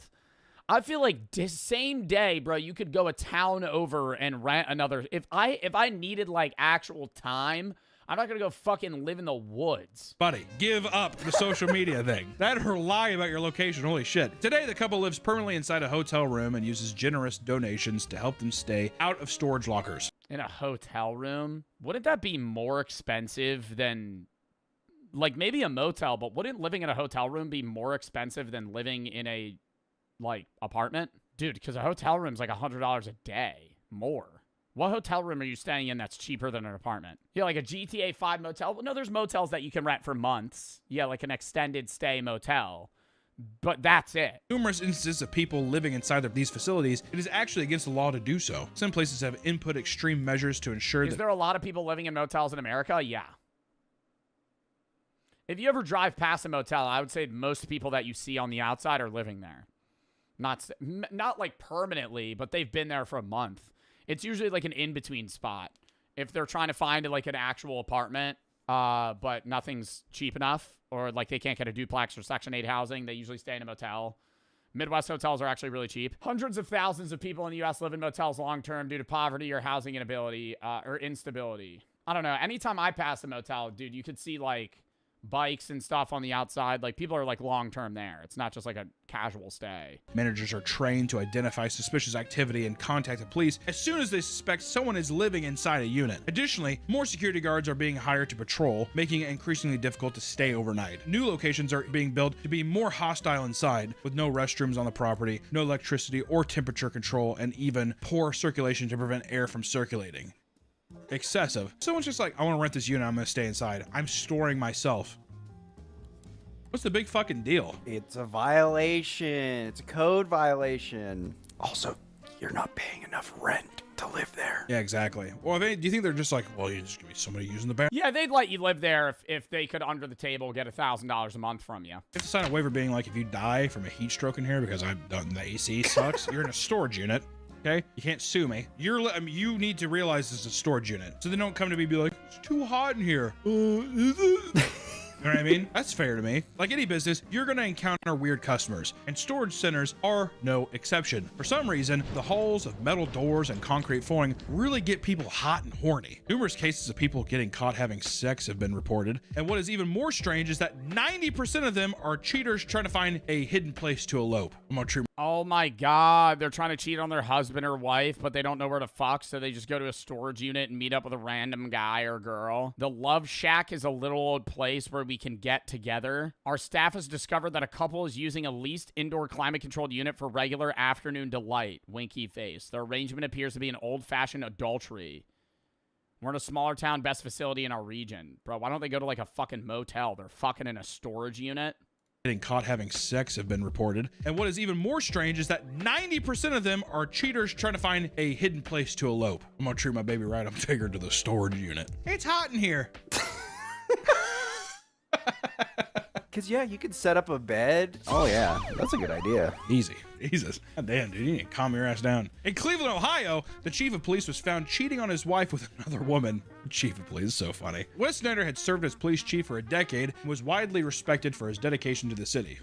Definitely respected by somebody. That all changed when workers at the storage facility noticed that he and Sharon Marr, a city nonprofit employee, were entering a unit together for 6. Bro, why don't they just get a divorce? Like, why are you, if you're going through the lengths of like fucking a random woman in a heat-controlled storage unit, why are you with your wife? What a way to destroy your career. Bro, literally, just get a fucking divorce. Why are you, do you love your wife? How do you love your wife enough to stay with her but don't love her enough to the effect that you're going to now rent a storage unit for the purpose of having sex with women. When the staff opened the doors, they found the couple having sex in a makeshift sex dungeon. The dirty deed took place on a rug with pillows and blankets. Other things like alcohol, baby wipes, paper towels, and hairbrush were found inside. God damn. It's very depressing. It's a very... This is where they're fucking, dude. Oh my God. Not even gonna get like, bro, you could at least get like a cot. This looks like a fucking shit pillow and something you found on the side of the street, dude. This is like beach lounger pillows. It's a very depressing locker. If you're the chief of police, can you not, can you not get a bed? Get a hotel. Yeah, splurge a little bit, dude. Hell, dude. God damn. A sex dungeon, too. I mean, it really is. It's just a thing where it's just like, this is our fuck shack. I call this the raccoon trap. Yeah, and do you think they leave right after? Like, they meet up, maybe go to dinner or whatever, go back to the storage unit. Yo, you want to go back to the unit? Take you back to the unit. Unit 108. It's our spot. Let me light a candle real quick. Mahogany. I actually got it from Yankee Candle. You know, this is the first time I'm lighting it just for you. And when they have sex and then they leave. Like, you know how awkward that would be? Do you think they sleep there? No, because he has to go home. So they go to the storage unit, have sex, and then leave. After 33 years of service, quickly resigned, and both parties issued an apology to the city. I mean, at that point, bro, just like fucking a gas station bathroom. Like, that's, like, it's not romantic. You got a fucking beach lounger pillow laid out. It's becoming more difficult to be at a storage unit when nature calls. Bathrooms are now private use, and this has left some tenants to leave their shit elsewhere. At one facility, workers were alerted by a bucket found in the middle of an aisle. Just filled with poop. When they found it, they witnessed that it was filled to the brim with human feces. That was the picture? That wasn't the real photo. That's not poop. That looks like dirt. Filled to the brim with human feces. Filled. But then they have to be pushing it down. Like, you would have to mat it down at some point. Or do you think the poop just eventually, like, finds its place? You know? Like, it just, like, mushes down over time. And that's not the real photo. Is it weird to say that I want to see the photo? An entire 5-gallon bucket full of poop? And it is believed that the person shit there on purpose. They're making a statement, dude. At an outdoor facility, a property manager hopped on his golf cart to patrol the grounds when he found a t-shirt discarded outside a unit. He reached down and tossed the shirt into the back of his cart, only to be hit by a spray of cold diarrhea. What? Wait, what? Only to be hit by a spray of cold diarrhea. What? What do you mean hit by a cold spray of diarrhea? Like it smelled like it was diarrhea? Like it was covered in, like, poop? Someone had used the shirt as toilet paper and covered it in feces. So everyone that's watching... And he picked it up and didn't notice until he got back in the golf cart? It would immediately reek. This video's clicked off, right? Yeah, at this point. They're gone. I'm talking to no one now. Online, multiple people have come together to tell their stories of how people will simply poop in trash cans or next to fire hydrants, like a dog. Another manager complained to having to deal with a serial pooper who stalked the grounds at night and pooped on buildings and the streets. Goddamn serial shitter's back. You think he, like, shows up there, like, the sheriff's, like, looking at it? What is it? He's just like, I know who that's from. It curves to the left. I recognize the poops well. There's corn in there. It's one of his favorite foods. He always has it's always a darker hue. A little closer to black than brown.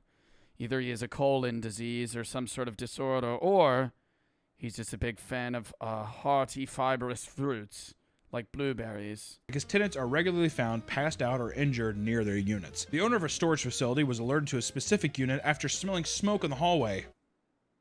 Smoked himself out. When they opened the door, they found the owner on the ground unconscious and a jerry-rigged kitchen cooking food. Got a big old, like, pork chop in there. He had a full-blown smoker in his storage unit. He just gassed himself out of the storage unit. Nothing I love more than cooking a pork chop in my storage unit. The renter had set up a hibachi grill. What? He was practicing? The renter had set up a hibachi grill and covered himself in the grill with a blanket to mask the smell, but asphyxiated himself with the smoke and fumes. What a dipshit. He's doing that thing. He's like, dude, I'm doing that onion ring volcano. He's like, that's awesome.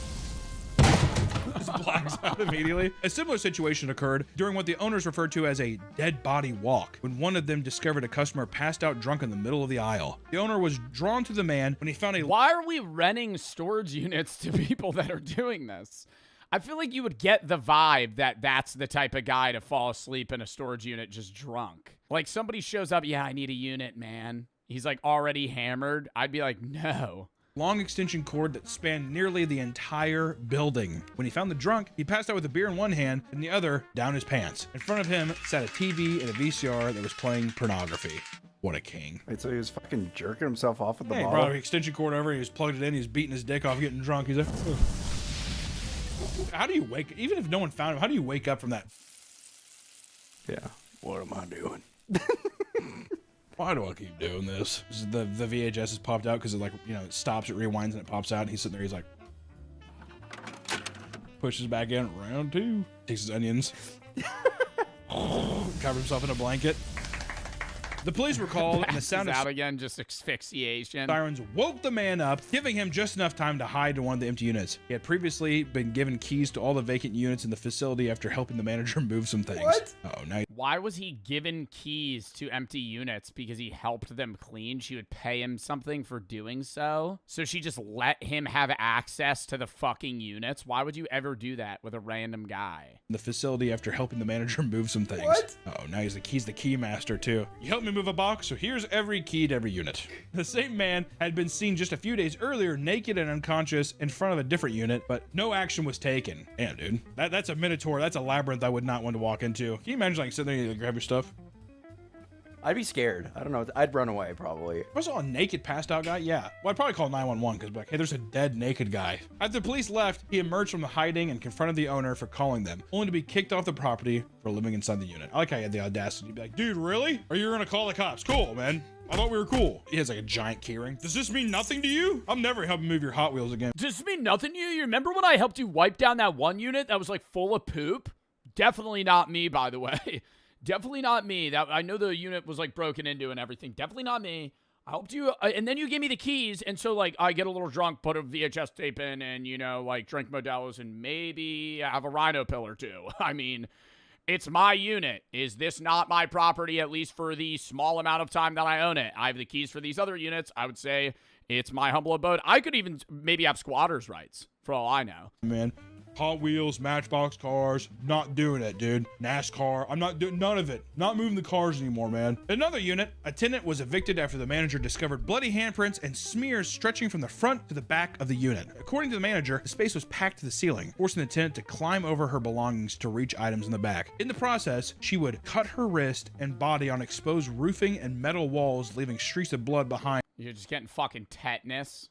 Rusty wires and ceiling shit that's just falling around, dude. Oh my god. Storage unit full to the brim, no walking space. You're just climbing over stuff, just cutting yourself with like old antiques. Sprawled out. That's I completely understand though. Am I gonna take everything out? Just crawl over it. Yeah, I got cut up a bit, but I'll be okay. I wonder what if she died in there? It's like a saw trap trying to get to your Furbies in the back. Back in 2008, an obese 60-year-old woman. Why are you looking at me? Back in 2008, an obese 60-year-old woman came into the front office to pay her bill when she tripped and had the front door pin her to the floor. What does that even mean? How did it pin her to the floor? I'm guessing she like tripped and the door broke and then. His staff rushed over to help her up. She was screaming and hollering in pain. Ah! The general manager was the first to reach her, freeing her leg from the door. Once free, she was dragged further into the lobby and rolled onto her back like a manatee. She tried to get up on her own, but she was so large that her gut prevented her from sitting up.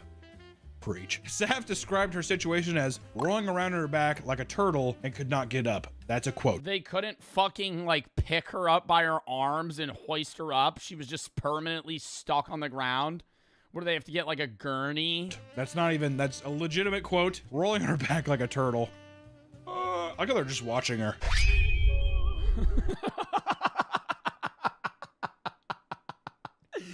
Like she's rolling back and forth, bro, like helpless. Just asking for somebody, somebody please help me up. I literally can't, and they're just. And they're just looking at her like, let's just wait for her to die. Eventually, the manager pulled her up off the ground, and staff were checking her over to make sure that she was all right when they noticed that she had pissed herself during the fall and soiled her pink sweatpants. Oh my god. You fell down, you got pinned, I'm gonna piss myself. All right, that's not even an act of rebellion. That's just the facts. After she was deemed okay, she paid her rent but moved out about a month later. Because why? How embarrassing is that? Yeah, I'm gonna be fine. Yeah, I mean that would suck, man. It's funny that like, you know, the situation unfolded in the way that it did, but being the person that, you know, basically falls over, the storage unit falls on your leg and you piss yourself and then you can't get up. It's like now you're gonna feel like you're being judged the entire time you're there. There are numerous bizarre and horrific renter crimes. Tenants and managers don't always see eye to eye, but that doesn't mean they can't get along. Eric Adams worked at the 1 in 5 mini storage near Portland, Oregon for 15 years and was liked by most of the tenants. After about 5 days without hearing from Eric, a friend drove to check on him. He opened his storage unit and found Eric dead on the floor. Police determined that the cause of death was blunt force trauma from items found in his own unit. Suspicion grew when none of Eric's valuables were taken, suggesting it wasn't a robbery. His death would remain a mystery for a year until So it was just a straight up murder. police gained access to the keypad records and found that one tenant was at the facility during Eric's final moments. Rob Caputa had entered the facility around the same time that Eric did, but after an hour, only one left. He was a long-term tenant at his unit since 2019, averaging about 55 items per month. But after Eric's last... What do you mean 55 items a month? He had been at the business often. He showed up to the storage unit 55 times a month? What the fuck do you have at your storage unit that you're showing up over almost twice a day? You're going to the storage unit more than people go to the gym. He avoided facility for 3 weeks. See, now he would have had to keep coming back around. That makes him seem sketchy. You're going there every day. You're a fucking regular at the old storage unit. You know people by name, and then you just disappear. Not good, Rob. Suspicious activity, Robert. Rob was eventually arrested after DNA was found on Eric's body and was sentenced to 3.5 years in jail. That seems short. In court, Seems very short. it was revealed that Rob killed Eric after someone ran over his dog at the storage facility, and he blamed Eric for its death. He fucking John Wicked him. He doesn't know if it's Eric. He's just like, you have to die. You got 3.5 years for first-degree murder? He ran over my dog. Well, no, he didn't run over your dog. Your dog just got ran over. Another man in North Carolina was locked in a unit for days without food or water by his girlfriend. Women, man. That's also unsafe. I feel like storage units should kind of be like refrigerators in that, like, you should be able to get out regardless. Or like aren't most car trunks like built in with hatches to where you're able to escape even if you're stuck inside? Like that's scary that you could lock yourself in a storage unit and not be able to get out. Well, you couldn't lock yourself in. Somebody could lock you in. In 2024, police responded to a call at the Cooper storage compound from a man who claimed that he was locked. But how would they have a safety mechanism for that? Because the latch is always, the security lock's always on the outside. There would have to be like a side door that's just a one-way. Inside his girlfriend's storage unit. When they opened the door, they found Gary Oxidine, weak and emaciated, on the floor. He had been surviving in the unit for days with no supplies until he found his phone in complete darkness and called for help. It took him 4 days to find. Yeah, that is a little crazy. It took him 4 days to find his phone. Previously accused his girlfriend of locking him in a storage unit for days and now saying the charges were a mistake. Days with no supplies. What do you mean saying the charges are a mistake? Until he found his phone in complete darkness and called for help. It took him 4 days to find. What? I wonder if on the last day he's just like, I really should look for my phone, actually. I'm not gonna die here. After his rescue, his girlfriend, Robin Deaton, was arrested and charged with attempting murder and kidnapping. However, after the charges went public, Gary spoke to the media and claimed that the accusations were bogus. He said he had simply fallen asleep in the unit and that his girlfriend had locked it without realizing he was inside. How do you, you're the significant other and you showed up to the unit together. What? That'd be like me and Brooke going to a storage unit. I fall asleep, and she locks me inside. And she's like, I don't know where Joe went. I didn't see him. What? How do you not notice it's a storage unit, not a fucking mansion? This was in complete contrast to what he said in the 911 call, where he claimed his girlfriend was trying to kill him. When the case went to court, the charges were dropped after Gary admitted to lying, and the couple was able to walk free. I'm telling you, that is some diabolical. That is some crazy relationship shit. I don't understand how I understand he drops the charges because he doesn't want her to get in trouble, but like, How do you even argue that she didn't mean to do that? If you think padlocks are going to keep your stuff safe, then you're mistaken, because break-ins happen all the time at storage facilities. A traveling nurse in Colorado had I mean, yeah, it's fucking sheet metal holding your stuff in place. They could just fucking break through it. $80,000 worth of stuff stolen over an 8-day period from Extra Space Storage. Or just bring a fucking, what is it called, a bolt cutter. She lost furniture, medical equipment, family heirlooms, and even her engagement ring. Police respond. Why do you have your engagement ring in a storage locker? I'm gonna have it. I'm gonna have I feel bad that she had her shit stolen. Why the fuck do you have your engagement ring in a storage unit? Why is that not in your room? To the break-ins and added her case to the long list of 55 previous incidents reported at the facility that year. Since the incidents were reported, no other break-ins have occurred as the facility upgraded security. Oh, did you? With what money? $80,000 worth of stuff is what I think. That's what I'd be suspicious of too. The people that work there, they see you bringing in stuff. What is this? Oh, just like my grandpa's baseball card collection. I mean, look at the guy. Dude, just my grandpa's like Pokemon collection. He just has like, dude, it's a bunch of these cards just in this like wooden box. They're all like sealed and shit. It's like, there's this Pokemon called Charizard. I don't know, man. I'm just gonna like leave it here. I don't really want it, but you know, I don't want to throw out my grandpa's stuff. One of the victims claimed the thieves stole most of the audio equipment, including TVs, car stereos, and mixing boards. Police wonder how the criminals were able to pull off the heist because all the units are indoors, have a code at the front door, and they are equipped with cameras everywhere. California appears to be a hotspot for criminal storage activity. Just a couple 100 miles south of the last break-in, Steve Bohannon and his nephew purchased an abandoned locker for $80 at auction and were excited to flip whatever was inside. They were greeted with a bunch of boxes that read, "Danger, poisonous." They didn't see that when they were fucking bit. 48 products to go through on Etsy. When I tell you, I thought about trashing this idea. I'd done Amazon. I'd done Temu. I went, Etsy, that's cool. Oh, fuck. Everything is literally like custom-made products. So it's like, it's not weird. It's just like, you'll see. You'll see. You'll see. First item, lock in. I get 3 vetoes. Remember, you type yes or no if you want me to order it. But keep in mind, we have a 25 item cap, soft cap.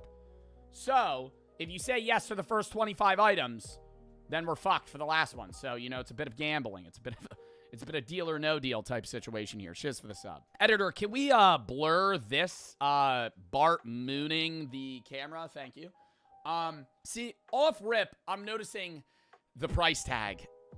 Chat, you're not losing your mind. You did not just have a stroke. That is actually $256.95. And the product is 19 centimeters wide and 29 centimeters tall. How many starter? That's how you know they appeal to the fucking kid. How many inches is 29 centimeters? Because I feel like $200 for computers that are roaming the earth right now. The product that's about yay big, that's pretty ass. It has a 5-star review, so I don't know who the fuck would buy this. Chat, this is a waste lizard creatures conversation starter of money. Who would pay that amount of money for this? This seems ass. Also, I kind of assumed that Bart Simpson was a bit of a... What? I'm buying it. Shark-type creature where he has a cartilage in his body rather than bones. You know, I feel like if you were to punch Bart Simpson in the face, it would recoil kind of like a squishy slime figurine. I didn't assume that he had a skull. Okay, 1 in chat if we buy, 2 for no. That's what we'll do. Because the yes and no's I'm not vibing with. I'm seeing more 2s than 1s. I agree. I'm happy that chat is locked and dialed in right now because this is a terrible product. I don't know who suggested this. I know it's part of the meme because, you know, Joe Bart Simpson, ass. Who the hell would spend that amount of money on that? I would have been pissed if you guys voted yes. Thank fuck. Thank fuck. Let's delete that from the doc. Okay, there we go. Next. See, now this is what I'm talking about, chat. This next product is something that Etsy connoisseurs could get behind. A taxidermied rat with a monocle and a top hat sitting on a stool. So a dead mouse stuffed and holding a teacup, having some sort of tea party, some would say. $80. But let me tell you, chat, taxidermy, probably a pretty tough career. Oh my God, hold up. A dapple little rat named Lord Squeak Cheese? He's ready to move into a new home and bring an air of elegance and refinement. This is a pre-order. The rat may vary in color. They kill the rat if I order this. Or do you think they just have a bunch of dead skinned rats on standby and they're going to stuff them? Due to this being a pre-order, rat fur color might not be the same as the picture. I've also had to switch the chairs I use so they're a bit different than pictured. This will not ship before Christmas. Takes 2 to 3 weeks. Yeah, he's got to go out and... Shark survival kit. I've seen these on TikTok shop, so find the rat. He looks like a distinguished fine gentleman. I agree. Oh, I'm not really surprised they're selling them on Etsy. Has a handy-dandy display. I think this is a yes. Okay, so we're going to write down yes for the taxidermied rat. Disposable undies, booty wipes to clean your ass, brown paper bag to dispose of your shit, and your shit-covered underwear. Sitting on a chair with a monocle and a pipe. Next product. Not bad. What else? Remove your nasty, shitty... Bad. Not great. Excited to see what chat thinks. A strawberry underwear. Use the booty wipes to clean your ass. Put clean disposable underwear on your fresh ass. Place your shitty underwear. Milkshake scented candle in the shape of a strawberry milkshake. I read booty wipes in a brown paper bag. Or just throw them in the trash. Why do you have to put them in a bag? Show off your... I think this thing is most definitely a fire hazard.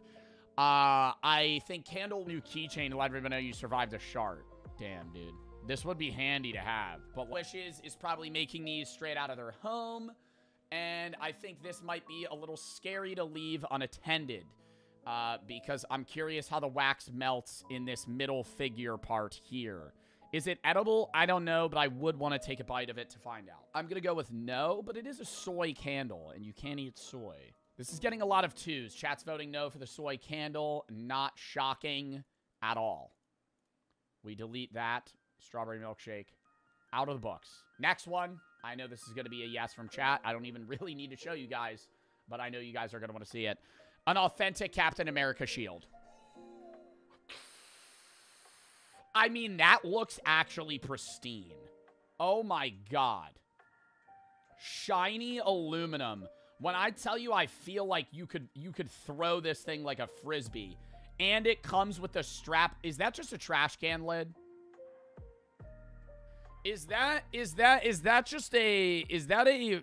deformed trash can lid? No? No, it looks harder. Who cares? Whatever. It's a Captain America shield. It comes in different sizing options. I would probably get the biggest one. $300. Holy! Could I settle for the 24-inch? Why is 6 inches another $140? What the fuck? 24, that's fucking nuts, chat. That's fucking nuts. That's average. You gotta go big or go home. I don't know. 30 inches. 30 inches for another fucking $150. It's handmade. Yeah, but do you think he's, like, bending the metal himself? I wonder how that works. Do we settle for the 24 or get the 30? See, here's... Oh, my God. It's on sale. It's 30% off. It's normally $425. Do you think that's a scam? And they're just saying it's on sale, so it seems cheaper. 24 or 30. Okay, well, you guys are obviously going to vote 30. It's not your money. All right, I'll write it down. Wait, hold up. Let me edit it. 30-inch pause. 30-inch shield. You're rich, Joe? Yeah, but what the fuck am I going to do with the shield after the video? I could be Captain America next year for Halloween. Cinema. I cosplay as Captain America? Oh, cinema. Okay. Yeah. No, yeah, we're getting that. Okay. I'm not upset anymore. $300 purchase in the fucking books. I didn't really set a price limit for this one. But I do have 3 vetoes. So if we see something that's like too expensive, I'll just remove it. Is this a not a fursuit, but it is a ear and tail combo? Husky ear and tail set. Shepherd dog ear cosplay set for conventions and Halloween. Is that authentic fur? Pass? We're getting a mixture here. Can we get a poll? Can we get a poll going? Right now, I think we've passed on 2 and said yes. Like, I think I would just free ball that shit. Like, if I sharded in public, I'm just going to throw my underwear out and then just go home. I thankfully have never sharded in public, but I've sharded multiple times at home. You shard at home too. You go inaccurate poll ratings. Can we get a repoll? Because 21% of the votes were Joe's. Having a conversation. So yeah, I'm just kind of like, it's bald. 55% yes. Barely on the yes. Your eyes widen. It's like you don't know what to do. Yes right now. Okay. Lock back in here, chat. Next one. See, I don't know. This is too much of Marvel. We'll see. What do you guys think? It is a wearable tactical black. Is this Black Panther? It says bat helmet, but this looks just like Black Panther, right? I think that's like a copyright thing where they might not be able to say Black Panther. It kind of looks low quality, if I'm being honest. Oh, that's Batman? This looks like Black Panther. That does not look like oh, it is Batman. That looks like Black Panther's mask, though, doesn't it? In Marvel Rivals with the ears. That's Batman, you fucking idiot. Okay, why are you getting that angry that I mistakenly said that this was Black Panther? I think this is kind of lame.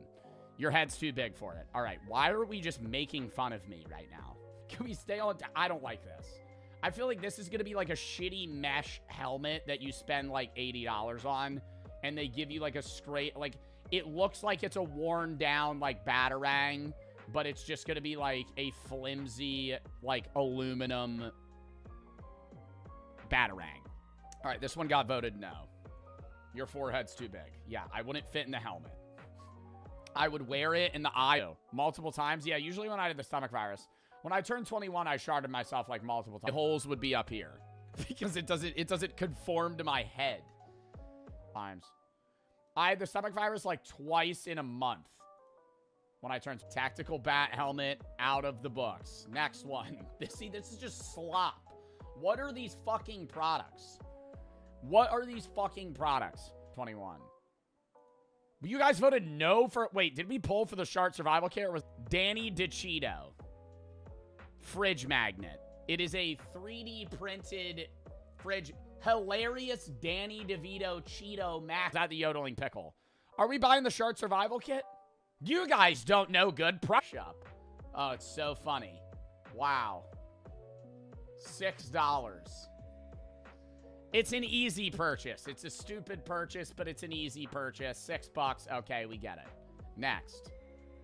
Oh, I love these because they're always so cringy. They're always the worst products. Okay. The fucking insult card deck. Insult a week for a year. Contains 52 cards featuring some of the most creatively offensive insults money can buy you. If you're going to be two-faced, at least make one of them good-looking. That is not the most creatively offensive insult money could buy. I think ChatGPT could come up with better insults. Another example here. Don't worry, the first 30 years of childhood are always the hardest. Why is there a quantity button? Who's ordering more than one of these? Chat, this is a sleeper pick. I think we get this one. That's lame. I don't give a fuck. I'm getting it. I'm also allowed to buy a product if I want to. There's an unlimited purchase amount from me. You guys have a cap. I'm allowed to say yes if I want to say yes. So I'm going to get that. It doesn't count on the 25 products. I mean, are you fucking kidding me? No. I've limit, okay? We're getting the insult cards because it'll be funny. I'm eating. We're buying the Shark Survival Kit. There's so many other and then I'll use them when people are mean to me in Marvel Rivals. If somebody's like, dude, you're match products y'all said yes to. Hold on, we have 2 more things. And then we're gonna have fucking terrible. I go, oh yeah? I bet your mother. Go through the other ones. Another one. See, we could cut out the other one. Or hates you.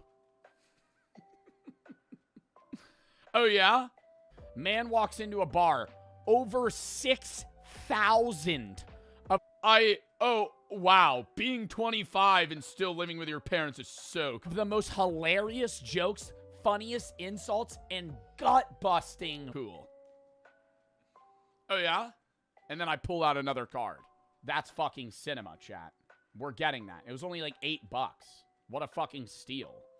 I wonder what the texture of this thing is. The all-seeing brain. Oh, God. It comes with an eyelash. Does it move? Oh! No, that's so bad. That is so bad. Oh, my God. Is it wet? It's $44. Oh, you pick the eye color. Blue, brown, green, or red. I feel like the red one's the creepiest. One-liners. This shit is something Michael Scott would... But the blue one looks the most realistic. The red one doesn't look like an use, bro. Oh my God, look how thick. That is like a dictionary. That's like the Bible of fucking jokes. I'm down to get this one and then remove the insult. Actual eye. People voted yes. What color do we get? Blue? Because they're the same thing. Arnault and Haskins. Man walks into a bar. Gotta get that. We'll remove the other one. Because they're basically... The blue one looks the most real. Like, it has the texture to the eye. The other ones just kind of look like solid. I'll write down blue. Official IMDb Top 100 Movie Scratch-Off Poster. Gift for movie lovers, film fans, premium art print. So, it's just a list. What do you scratch off? It's just... do you scratch them off as you watch them? Like, if you've seen them, that means you scratch it off. Kind of like how you put, like, a sticker for national parks on, like, a water bottle. I mean, that's not that bad. But who's going to the IMDb top... Do you guys do that when you want to find a movie you want to watch? Is you just look at the IMDb top 100? I mean, if you're, like, a big movie connoisseur, that's kind of chill. But this is, like, useless for, like the same thing. But this one has way more jokes. And way more bang for your buck. All right, last thing. I have no idea what this is. Dream unboxing. Like, what the hell am I going to do? Yeah, there's no content there. A Hulda Clark 5 feet frequency zapper. I agree. We're skipping that. Oh, see, now this is... this is content. Thick Pokemon gold metal card funny stocking stuffers. Does it, like, electrocute you? You hold copper rods and turn up a 3-pack of thick Charizard, thick Pikachu, and thick Blastoise. Booty clap and thunder cheeks. Does that say power electronic frequencies? It shocks you. Does it hurt? Bottom? Oh, soggy bottom. Hydro hands. This attack does 40 damage plus 10 more damage for each energy attached to thick Blastoise. Hurt? Shows a picture of a happy old woman. Do you think these are, like, usable cards in Pokemon play? I haven't played Pokemon TCG in, you know, maybe 15 years. Over that. I was probably, like, 10 when I last played Pokemon. These look valuable. I got some sleeves, too, I could put them in. Full set of 3s, $18.99. That's not bad. We'll get those as well. Okay, so right now we have 1, 2, 3, 4, 5, 6 products. Oh, God, we have like 30 more to go through. More than that. Holy fuck. Okay. This is going to be... I feel like we got to crank through these. Next one. Bat Signal Mini Spotlight. Y'all are voting yes on this? What am I going to do with this? What am I going to fucking do with this, chat? This is a $65 product. I'm going to put it up. I'm going to shine the bat signal. Okay, yeah, maybe. If I had gotten the mask. See, oh, fuck. See, no, then it would have been a good pairing. If we had gotten the mask, it would have been good. Now you have to get the mask, but the mask isn't going to fit me. Is this supposed to be, like, therapeutic? What the fuck? Oh, you guys voted 55% no. Yeah, it could have worked as a pairing, but as a single thing, it's useless. Okay, this is just stupid. I already feel my lungs hurting at this. Pipe glass hot dog bowl. I'm inhaling lead if I smoke out of this. Tobacco use only. I'm saying right now I'm not smoking tobacco out of that. If I get that product, the last thing that would be... I would smoke crack out of that before I smoke tobacco out of a fucking bowl. You're kidding me. You will? I don't think I've ever bought tobacco. I bought cigars. Dude, people that buy loose tobacco. If you buy loose tobacco, you're over the age of 55. I don't know anybody that's like a millennial that would buy that. All right, yeah, I know chat's going to vote yes for that. All right, next. I'm such a fat fucking chud t-shirt, self-deprecating humor gift, funny sarcastic quote graphic tee. Now, this is clearly AI on this, like, woman with 4 dream catchers. What do you do with this? I had the best night's sleep after only 1 use. Is it supposed behind her? I mean, how many dreams are we having? I'm supposed to make you calmer? Oh, this has like 100 reviews. What is this? A Hulda Zapper. What is... I feel like this woman in the photo is probably the last person that would buy and win. Is a Hulda Zapper.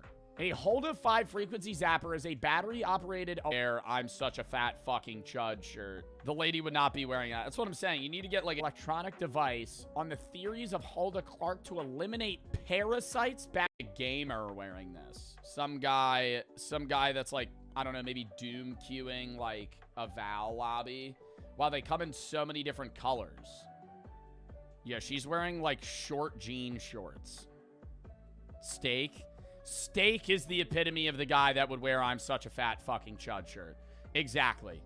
Steak, the YouTuber. I feel like I should gift this to him.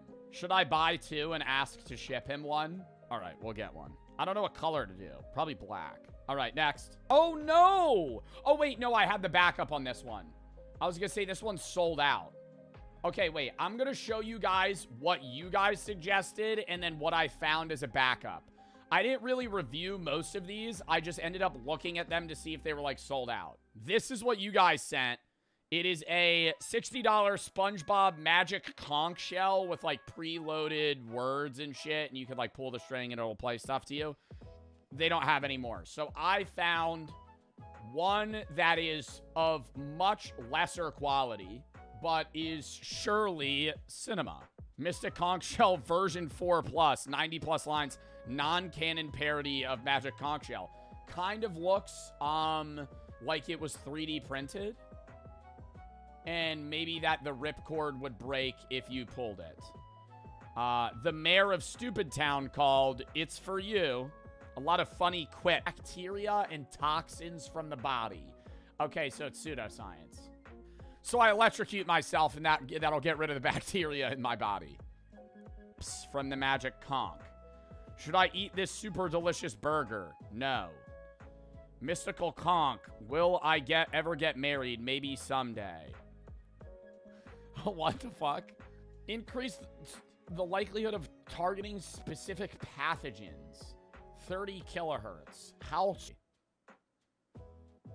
At least if I buy this, my wife will... How strong is that? Like, would I feel the shock? How strong is... Of me again. What? It's 30 kilohertz. Significant and often painful since... What? Without the Mystic Conch, I would have never cured my depression. Dude, who is selling this?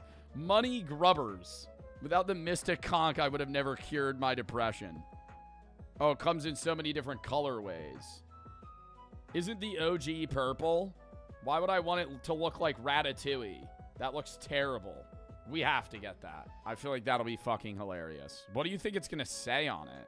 All right, next. This is an interesting... I don't even know how this... I don't understand how this product works, if I'm being honest. Like, when I saw this one, I kind of read into it, and I... Because it's not really a product. It's a $7 moth card from Bartolozzi. What? And this is supposed to eliminate bacteria in Coppins. So this guy, Bart Coppins, my body. What is this? What is this like weird 120 piece? Will hand draw me an image of a picture of somebody's like, is this somebody's heart rate? What the fuck is this? Off for $7. Personal mail. What does that have to do with anything? It's somebody, they have the word. And then he'll send you a bunch of images of moths. Who is he? He's Bart curled in their hands? What does that have? It's going to eliminate pathogens. I think that happens. Receiving, here's a review, chat. Receiving this handwritten note from Bart felt like opening a message from the heart of the forest itself. Every word carried warmth and passion. You could feel his love for butterflies and the wild places they come from. It's rare these days to find somebody who pours such authenticity into their work. The little note is now treasure, a reminder that beauty still arrives in the simplest, most human ways. Thank you, Bart, for sharing your art and your journey. I think I have to get it. Bro, look at this guy. Cooking up a fucking moth image by the fireplace. Like, with 7 different flower vases right next to him. Thank you, Bart. All right, this one's straight ass. Cocktail recipe, drink cards with bartender gift sets. It's just a bunch of playing. This thing's gonna give me a heart attack. Excellent product. Use it several times. Does it cards, like a 52 playing card deck, but every card is a different cocktail. That's fucking stupid. No. Exactly what it claims to do. It's removing pathogens from your body. I don't understand. I don't understand when people are like, I don't even care. Okay, I'm glad chat said no, because I was going to say I'm vetoing that. Can we stop with the spicy shit every single review, okay? It's like, need this. Well, I don't get it. And it's $161. I do the one chip challenge. I do it again. Then we have the Amazon review and people are, and I'm supposed to listen to this old woman that tells me it's good for me. Like, oh, buy the world's hottest chocolate. We have the Temu one. I buy some other weird shit. Like, what is with just going, oh, let me just make Joe buy a fucking Carolina Reaper. What is this? Seasoning? They're vials. Most organic Trinidad scorpion powder. Ghost pepper powder, habanero powder, Carolina Reaper. I would eat a little bit of this. I don't think it would be that bad if I had, like, maybe a finger of, like, powder. But I'm not about to eat the whole vial. Is that drugs? No, it's just, like, fucking... I think it's just literally ground up Carolina... Like, dried Carolina Reaper. Why are people selling food on Etsy? Can we talk about that? Why are you selling edible products on Etsy? It's content. Yeah, it's content. Snort it. Yeah, that'd be great. I go to the fucking hospital. All right, so the Carolina Reaper's a yes. Next one. A replica of a Call of Duty Black Ops ray gun. I believe this is the... Is this ray gun Mark 1? Yeah. Or Mark 2. Oh, well, now I just put us in a bit of a conundrum because you guys are going to answer my question by typing the number when the number is also supposed to say what version this is. It's Mark 1. Okay. Oh my God, does it open too? Does it shoot? Is there a video of it working? Or is it just on display? Oh, and it's the mystery box under it. I just hope it's not 3D print, bro. See, it's plastic. I'm down to buy it. Does the Hulda zapper work? Thick. It's gonna come in, dude, it's fucking 3D printed, bro. Oh, she got sued by the FTC. Like, for $142? It does glow, though, so he's putting some sort of fucking... Oh, God, it says it's a cure for cancer. Oh, wow, this is like pseudo-seeing electronics in it. I don't like when it's made from plastic, though. Whenever there's an Etsy product made of plastic, I assume that they're just fucking 3D printing it. Why does he have a glove on? I can tell you right now, this guy has hairy knuckles. Look at his forearms. Not judging. Just saying. It's in 20 people's baskets.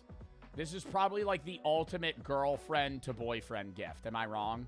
You have a boyfriend that loves Call of Duty. There's 20 people that have this in their cart for their boyfriend's birthday. Because they know they love Call of Duty Black Ops Zombies. Great item. Guests loved it. Guests loved it. What do you mean guests loved it? It's a great conversation piece. If somebody says that, they're an NPC. I'm saying, all right, we'll get the fucking $142 ray gun. If somebody says something is a good conversation piece, they are a fucking NPC, okay? You need to buy a $200 Etsy product to fucking put it on a table to be like, why don't we spark a conversation about that? No, you just have it. A 6'7" fidget spinner.